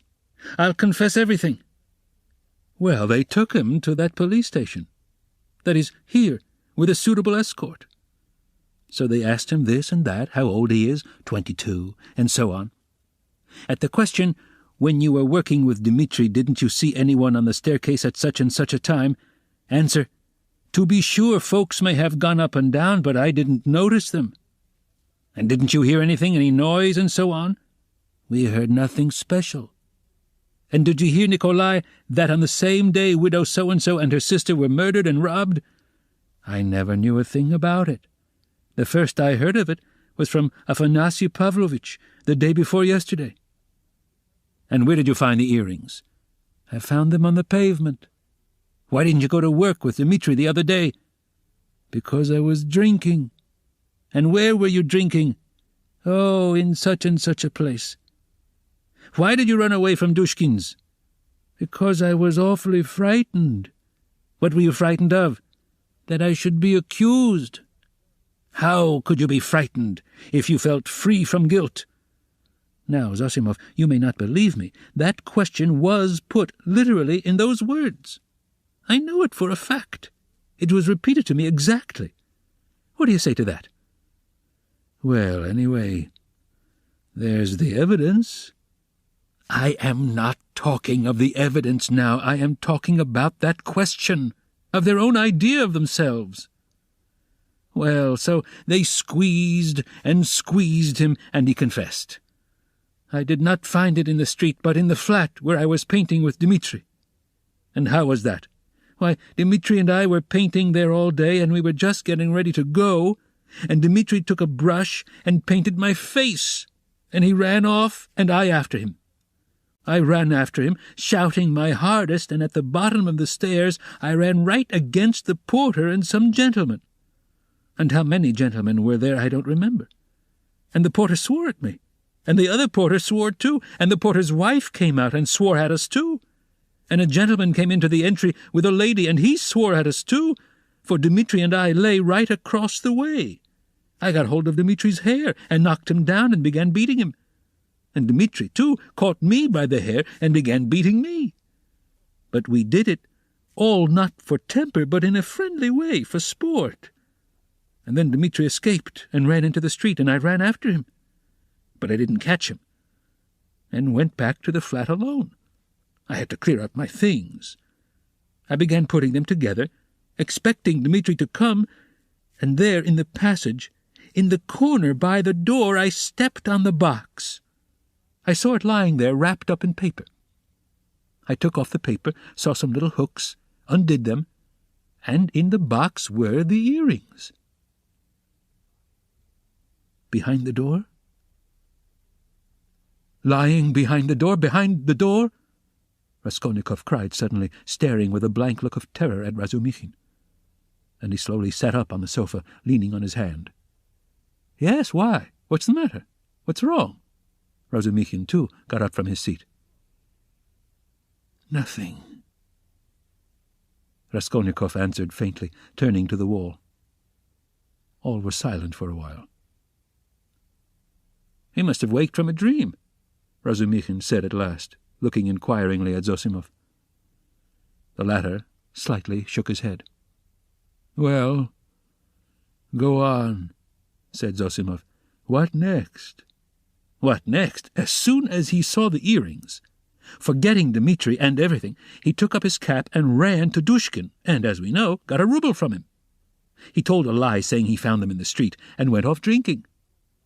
He keeps repeating his old story about the murder. I knew nothing of it, never heard of it till the day before yesterday. And why didn't you come to the police till now? I was frightened. And why did you try to hang yourself? From anxiety. What anxiety? That I should be accused of it. Well, that's the whole story. And now, what do you suppose they deduced from that? Why, there's no supposing. There's a clue, such as it is, a fact. You wouldn't have your painter set free. Now they've simply taken him for the murderer. They haven't a shadow of doubt. That's nonsense. You are excited, but what about the earrings? You must admit that if on the very same day and hour earrings from the old woman's box have come into Nikolai's hands, they must have come there somehow. That's a good deal in such a case. How did they get there? How did they get there? Cried Razumikhin. How can you, a doctor whose duty it is to study man and who has more opportunity than anyone else for studying human nature, how can you fail to see the character of the man in the whole story? Don't you see at once that the answers he has given in the examination are the holy truth? They came into his hand precisely as he has told us. He stepped on the box and picked it up. The holy truth. But didn't he admit himself that he told a lie at first? Listen to me. Listen attentively. The porter and Koch and Pestriakov and the other porter and the wife of the first porter and the woman who was sitting in the porter's lodge and the man Kryukov, who had just got out of a cab at that minute and went in at the entry with a lady on his arm, that is 8 or 10 witnesses, agree that Nikolai had Dmitri on the ground, was lying on him, beating him, while Dmitri hung on to his hair, beating him too. They lay right across the way, blocking the thoroughfare. They were sworn at on all sides while they, like children, the very words of the witnesses, were falling over one another, squealing, fighting, and laughing with the funniest faces. And chasing one another like children, they ran into the street. Now, take careful note. The bodies upstairs were warm. You understand? Warm when they found them. If they, or Nikolai alone, had murdered them and broken open the boxes, or simply taken part in the robbery, allow me to ask you one question. Do their state of mind, their squeals and giggles and childish scuffling at the gate, fit in with axes, bloodshed, fiendish cunning, robbery? They'd just killed them not 5 or 10 minutes before, for the bodies were still warm, and at once, leaving the flat open, knowing that people would go there at once, flinging away their booty, they rolled about like children, laughing and attracting general attention. and there are a dozen witnesses to swear to that. Of course, it is strange. It's impossible indeed, but no, brother, no buts. And if the earrings being found in Nikolai's hands at the very day and hour of the murder constitutes an important piece of circumstantial evidence against him, although the explanation given by him accounts for it, and therefore it does not tell seriously against him, one must take into consideration the facts which prove him innocent, especially as they are facts that cannot be denied. And do you suppose, from the character of our legal system, that they will accept, or that they are in a position to accept, this fact, resting simply on a psychological impossibility, as irrefutable, and conclusively breaking down the circumstantial evidence for the prosecution? No, they won't accept it. They certainly won't, because they found the jewel case, and the man tried to hang himself, which he could not have done if he hadn't felt guilty. That's the point. That's what excites me. You must understand. Oh, I see you are excited. Wait a bit. I forgot to ask you. What proof is there that the box came from the old woman? That's been proved, said Razumikhin with apparent reluctance, frowning. Koch recognized the jewel case and gave the name of the owner, who proved conclusively that it was his. That's bad. Now another point. Did anyone see Nikolai at the time that Koch and Pestryakov were going upstairs at first? And is there no evidence about that? Nobody did see him, Razumikhin answered with vexation. That's the worst of it. Even Koch and Pestryakov did not notice them on their way upstairs, though, indeed, their evidence could not have been worth much. They said they saw the flat was open, and that there must be work going on in it, but they took no special notice, and couldn't remember whether there actually were men at work in it. So, the only evidence for the defense is that they were beating one another and laughing. That constitutes a strong presumption, but how do you explain the facts yourself? How do I explain them? What is there to explain? It's clear. At any rate, the direction in which explanation is to be sought is clear, and the jewel case points to it. The real murderer dropped those earrings. The murderer was upstairs, locked in, when Koch and Pestryakov knocked at the door. Koch, like an ass, did not stay at the door, so the murderer popped out and ran down too, for he had no other way of escape. He hid from Koch, Pestryakov, and the porter in the flat when Nikolai and Dmitri had just run out of it. He stopped there while the porter and others were going upstairs, waited till they were out of hearing, and then went calmly downstairs at the very minute when Dmitri and Nikolai ran out into the street, and there was no one in the entry. Possibly he was seen but not noticed. There are lots of people going in and out. He must have dropped the earrings out of his pocket when he stood behind the door, and didn't notice he dropped them because he had other things to think of. The jewel case is a conclusive proof that he did stand there. That's how I explain it. Too clever. No, my boy, you're too clever. That beats everything. But why? Why? Why, because everything fits too well. It's too melodramatic. Ah! Razumikhin was exclaiming, but at that moment the door opened, and a personage came in, who was a stranger to all present.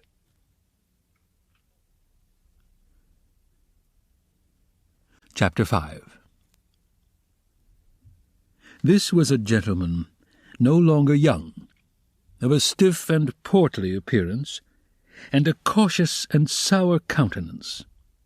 He began by stopping short in the doorway, staring about him with offensive and undisguised astonishment, as though asking himself what sort of place he had come to. Mistrustfully, and with an affectation of being alarmed and almost affronted, he scanned Raskolnikov's low and narrow cabin.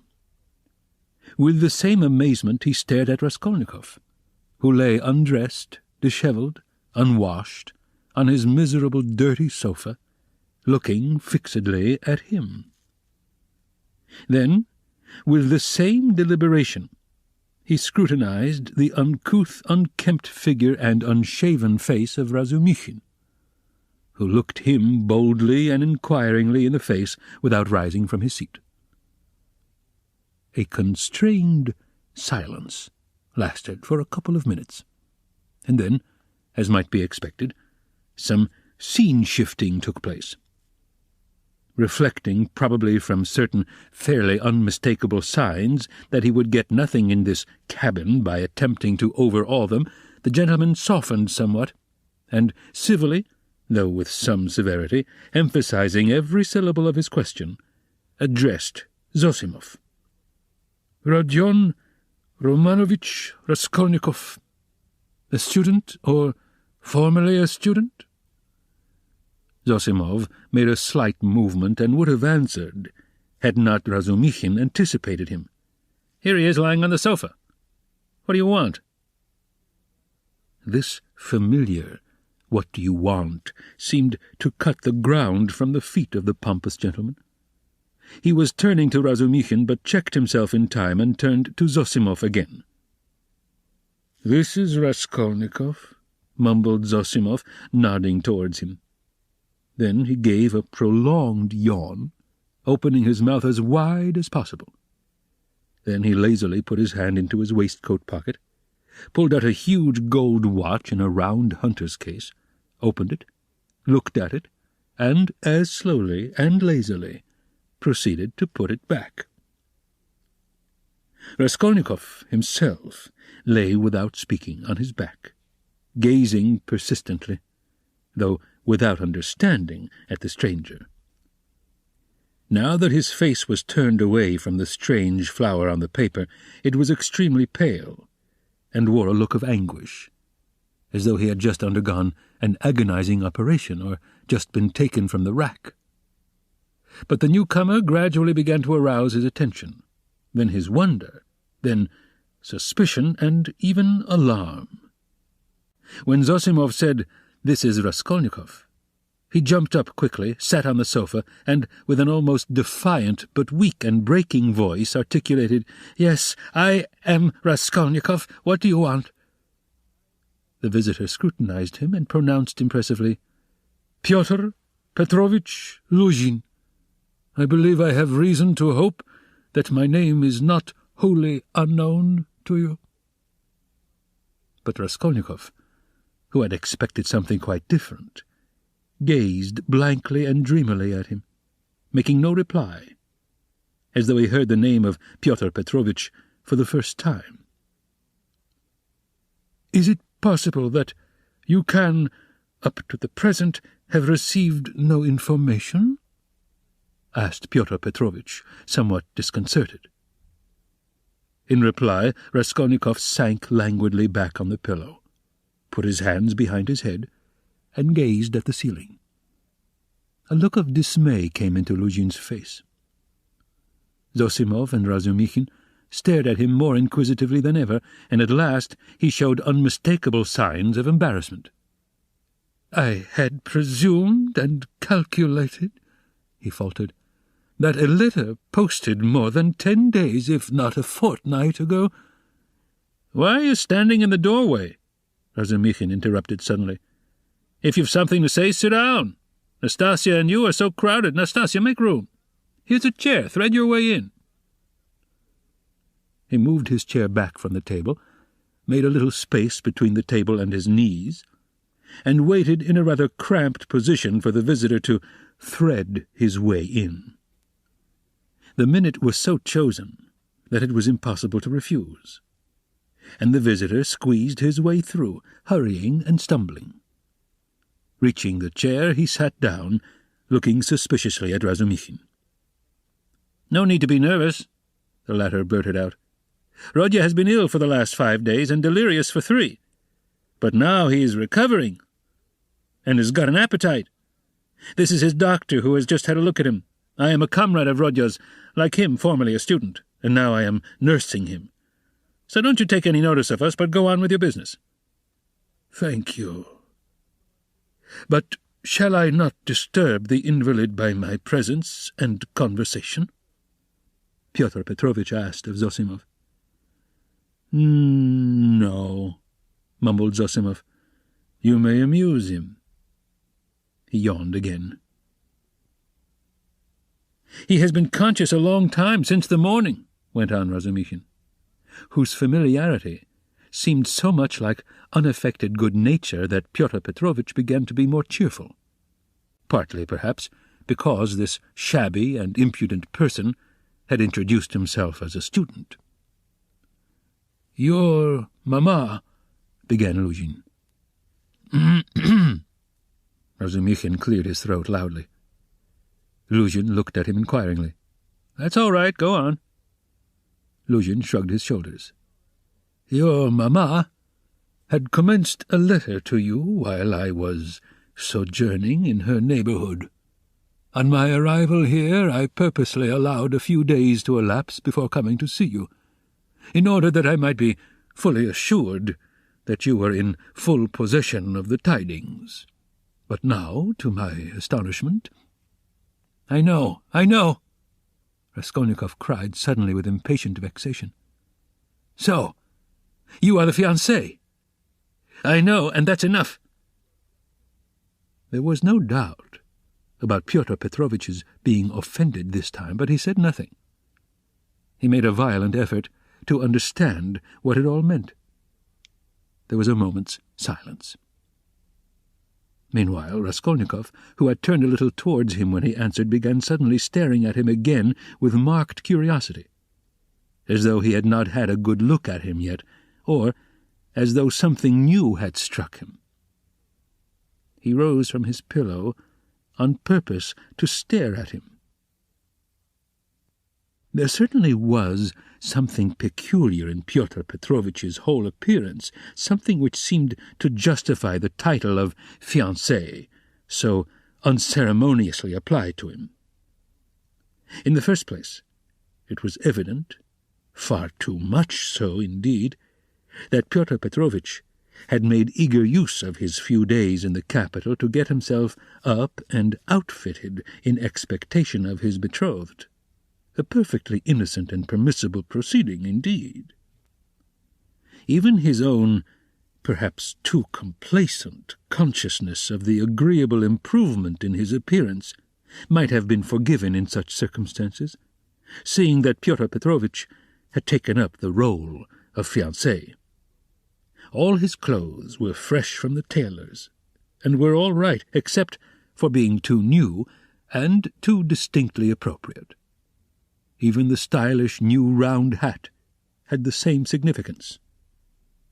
Pyotr Petrovitch treated it too respectfully and held it too carefully in his hands. The exquisite pair of lavender gloves, real Louvain, told the same tale, if only from the fact of his not wearing them but carrying them in his hand, for show. Light and youthful colours predominated in Pyotr Petrovitch's attire.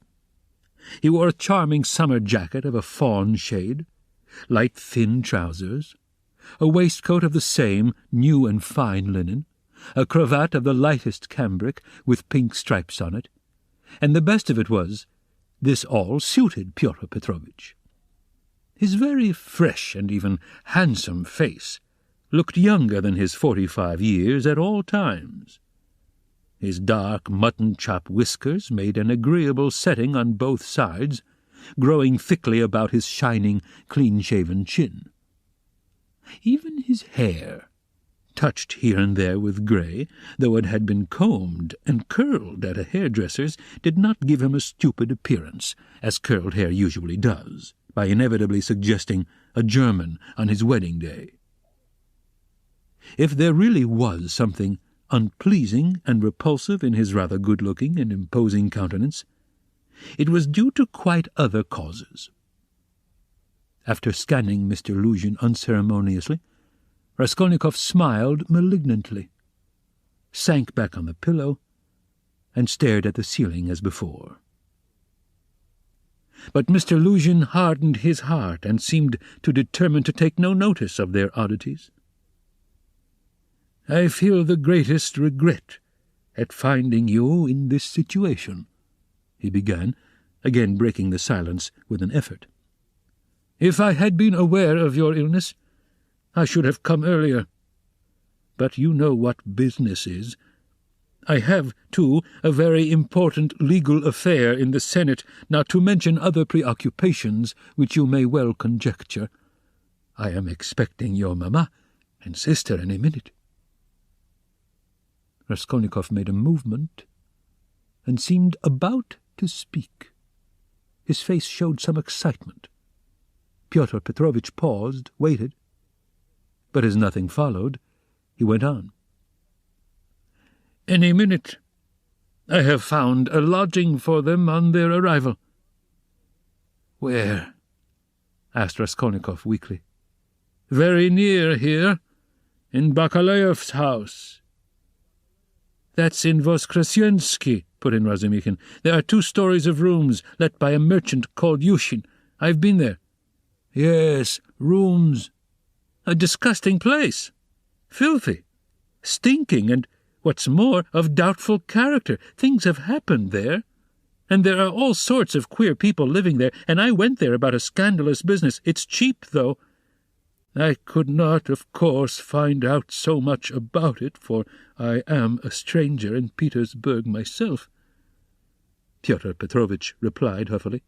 "However, the 2 rooms are exceedingly clean, and as it is for so short a time, I have already taken a permanent, that is, our future flat," he said, addressing Raskolnikov, "and I am having it done up, and meanwhile I am myself cramped for room in a lodging with my friend Andrei Semyonovitch Lebeziatnikov, in the flat of Madame Lippevexel. It was he who told me of Bakalayev's house, too."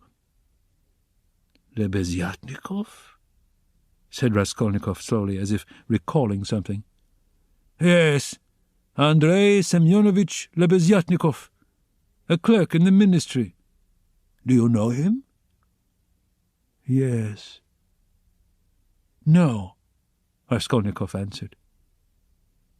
"Excuse me, I fancied so from your inquiry. I was once his guardian, a very nice young man, and advanced. I like to meet young people. One learns new things from them." Luzhin looked round hopefully at them all. "How do you mean?" asked Razumikhin. "In the most serious and essential matters," Pyotr Petrovitch replied, as though delighted at the question. "You see, it's 10 years since I visited Petersburg. All the novelties, reforms, ideas have reached us in the provinces, but to see it all more clearly, one must be in Petersburg, and it's my notion that you observe and learn most by watching the younger generation, and I confess I am delighted." "At what?" "Your question is a wide one.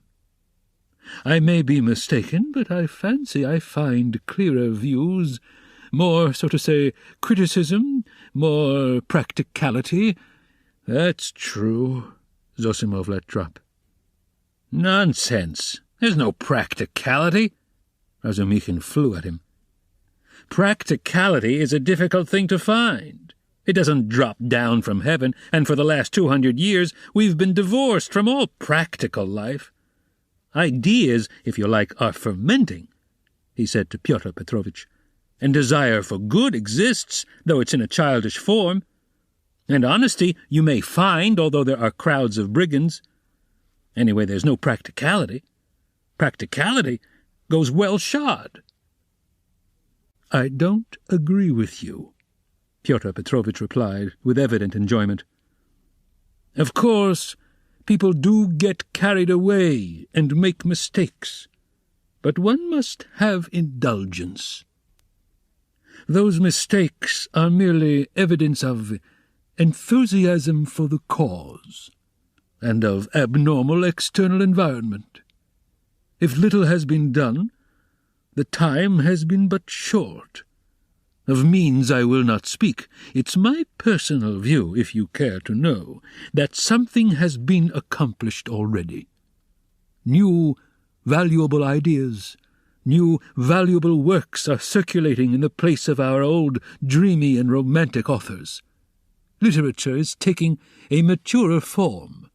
Many injurious prejudices have been rooted up and turned into ridicule. In a word, we have cut ourselves off irrevocably from the past, and that, to my thinking, is a great thing. He's learnt it by heart, to show off, Raskolnikov pronounced suddenly. What? Asked Pyotr Petrovitch, not catching his words, but he received no reply. That's all true, Zosimov hastened to interpose. Isn't it so? Pyotr Petrovitch went on, glancing affably at Zosimov. You must admit, he went on, addressing Razumikhin with a shade of triumph and superciliousness, he almost added young man, that there is an advance, or, as they say now, progress, in the name of science and economic truth. A platitude. No, not a platitude. Hitherto, for instance, if I were told, love thy neighbour, what came of it? Pyotr Petrovitch went on, perhaps with excessive haste. It came to my tearing my coat in half to share with my neighbour, and we both were left half naked. As a Russian proverb has it, catch several hares, and you won't catch one. Science now tells us, love yourself before all men, for everything in the world rests on self-interest. You love yourself and manage your own affairs properly, and your coat remains whole. Economic truth adds that the better private affairs are organized in society, the more whole coats, so to say, the firmer are its foundations, and the better is the common welfare organized too. Therefore, in acquiring wealth solely and exclusively for myself, I am acquiring, so to speak, for all, and helping to bring to pass my neighbour's getting a little more than a torn coat. And that not from private personal liberality, but as a consequence of the general advance. The idea is simple, but unhappily it has been a long time reaching us, being hindered by idealism and sentimentality, and yet it would seem to want very little wit to perceive it. Excuse me, I've very little wit myself, Razumikhin cut in sharply, and so let us drop it. I began this discussion with a purpose, but I've grown so sick during the last 3 years of this chattering to amuse oneself, of this incessant flow of platitudes, always the same, that by God I blush even when other people talk like that. You're in a hurry, no doubt, to exhibit your acquirements, and I don't blame you, that's quite pardonable. I only wanted to find out what sort of man you are, for so many unscrupulous people have got hold of the progressive cause of late and have so distorted in their own interests everything they touched, that the whole cause has been dragged in the mire. That's enough. Excuse me, sir, said Luzhin, affronted and speaking with excessive dignity. Do you mean to suggest so unceremoniously that I, too— Oh, my dear sir, how could I? Come, that's enough, Razumikhin concluded, and he turned abruptly to Zosimov to continue their previous conversation. Pyotr Petrovitch had the good sense to accept the disavowal. He made up his mind to take leave in another minute or two. I trust our acquaintance, he said, addressing Raskolnikov, may, upon your recovery, and in view of the circumstances of which you are aware, become closer. Above all, I hope for your return to health. Raskolnikov did not even turn his head. Pyotr Petrovitch began getting up from his chair. "One of her customers must have killed her," Zosimov declared positively. "Not a doubt of it," replied Razumikhin. "Porfiry doesn't give his opinion, but is examining all who have left pledges with her there." "Examining them?" Raskolnikov asked aloud. "Yes, what then?" "Nothing." "How does he get hold of them?" asked Zosimov. "Koch has given the names of some of them. Other names are on the wrappers of the pledges, and some have come forward of themselves." "It must have been a cunning and practised ruffian. The boldness of it. The coolness." "That's just what it wasn't," interposed Razumikhin. "That's what throws you all off the scent. But I maintain that he is not cunning, nor practised, and probably this was his first crime. The supposition that it was a calculated crime and a cunning criminal doesn't work. Suppose him to have been inexperienced, and it's clear that it was only a chance that saved him, and chance may do anything. Why, he didn't foresee obstacles, perhaps. And how did he set to work? He took jewels worth 10 or 20 rubles, stuffing his pockets with them, ransacked the old woman's trunk, her rags, and they found 1,500 rubles, besides notes, in a box in the top drawer of the chest. He didn't know how to rob. He could only murder. It was his first crime, I assure you, his first crime. He lost his head, and he got off more by luck than good counsel." "You are talking of the murder of the old pawnbroker, I believe," Pyotr Petrovitch put in, addressing Zosimov. He was standing, hat and gloves in hand, but before departing he felt disposed to throw off a few more intellectual phrases. He was evidently anxious to make a favourable impression, and his vanity overcame his prudence. "Yes, you've heard of it?" "Oh, yes, being in the neighbourhood." "Do you know the details?" "I can't say that, but another circumstance interests me in the case. The whole question, so to say. Not to speak of the fact that crime has been greatly on the increase among the lower classes during the last 5 years, not to speak of the cases of robbery and arson everywhere, what strikes me as the strangest thing is that in the higher classes, too, crime is increasing proportionately. In one place one hears of a student's robbing the mail on the high road. In another place, people of good social position forge false banknotes. In Moscow of late, a whole gang has been captured who used to forge lottery tickets. And one of the ringleaders was a lecturer in universal history. Then our secretary abroad was murdered from some obscure motive of gain.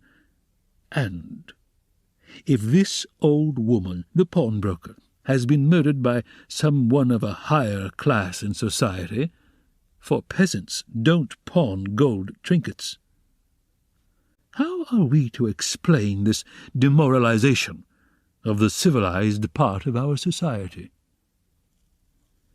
"There are many economic changes," put in Zosimov. "How are we to explain it?" Razumikhin caught him up. "It might be explained by our inveterate impracticality." "How do you mean?" "What answer had your lecturer in Moscow to make to the question why he was forging notes? Everybody is getting rich one way or another, so I want to make haste to get rich too. I don't remember the exact words, but the upshot was that he wants money for nothing, without waiting or working. We've grown used to having everything ready-made, to walking on crutches, to having our food chewed for us. Then the great hour struck, the emancipation of the serfs in 1861, and every man showed himself in his true colours. But morality, and so to speak, principles—" "But why do you worry about it?" Raskolnikov interposed suddenly. "It's in accordance with your theory." "In accordance with my theory?"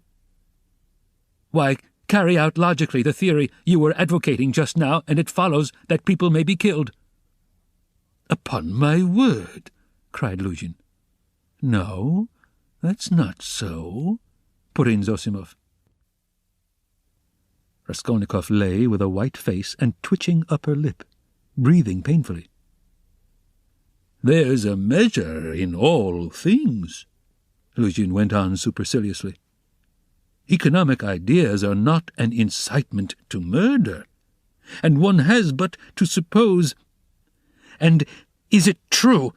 Raskolnikov interposed once more suddenly, again in a voice quivering with fury and delight in insulting him. "Is it true that you told your fiancée, within an hour of her acceptance, that what pleased you most was that she was a beggar, because it was better to raise a wife from poverty, so that you may have complete control over her, and reproach her with your being her benefactor?" "Upon my word!" Luzhin cried wrathfully and irritably, crimson with confusion. "To distort my words in this way! Excuse me. Allow me to assure you that the report which has reached you, or rather let me say, has been conveyed to you, has no foundation in truth, and I suspect who... In a word, this arrow, in a word, your mamma. She seemed to me, in other things, with all her excellent qualities, of a somewhat high-flown and romantic way of thinking. But I was 1,000 miles from supposing that she would misunderstand and misrepresent things in so fanciful a way. And indeed, I tell you what," cried Raskolnikov, raising himself on his pillow and fixing his piercing, glittering eyes upon him. "I tell you what." "What?" Luzhin stood still, waiting with a defiant and offended face. Silence lasted for some seconds. "Why, if ever again you dare to mention a single word about my mother, I shall send you flying downstairs." "What's the matter with you?" cried Razumikhin. "So, that's how it is." Luzhin turned pale and bit his lip. "Let me tell you, sir," he began deliberately, doing his utmost to restrain himself, but breathing hard. "At the first moment I saw you, you were ill-disposed to me, but I remained here on purpose to find out more.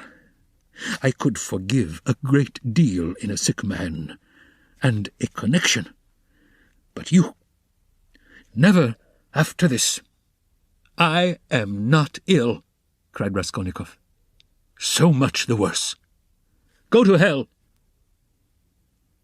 But Luzhin was already leaving, without finishing his speech, squeezing between the table and the chair. Razumikhin got up this time to let him pass. Without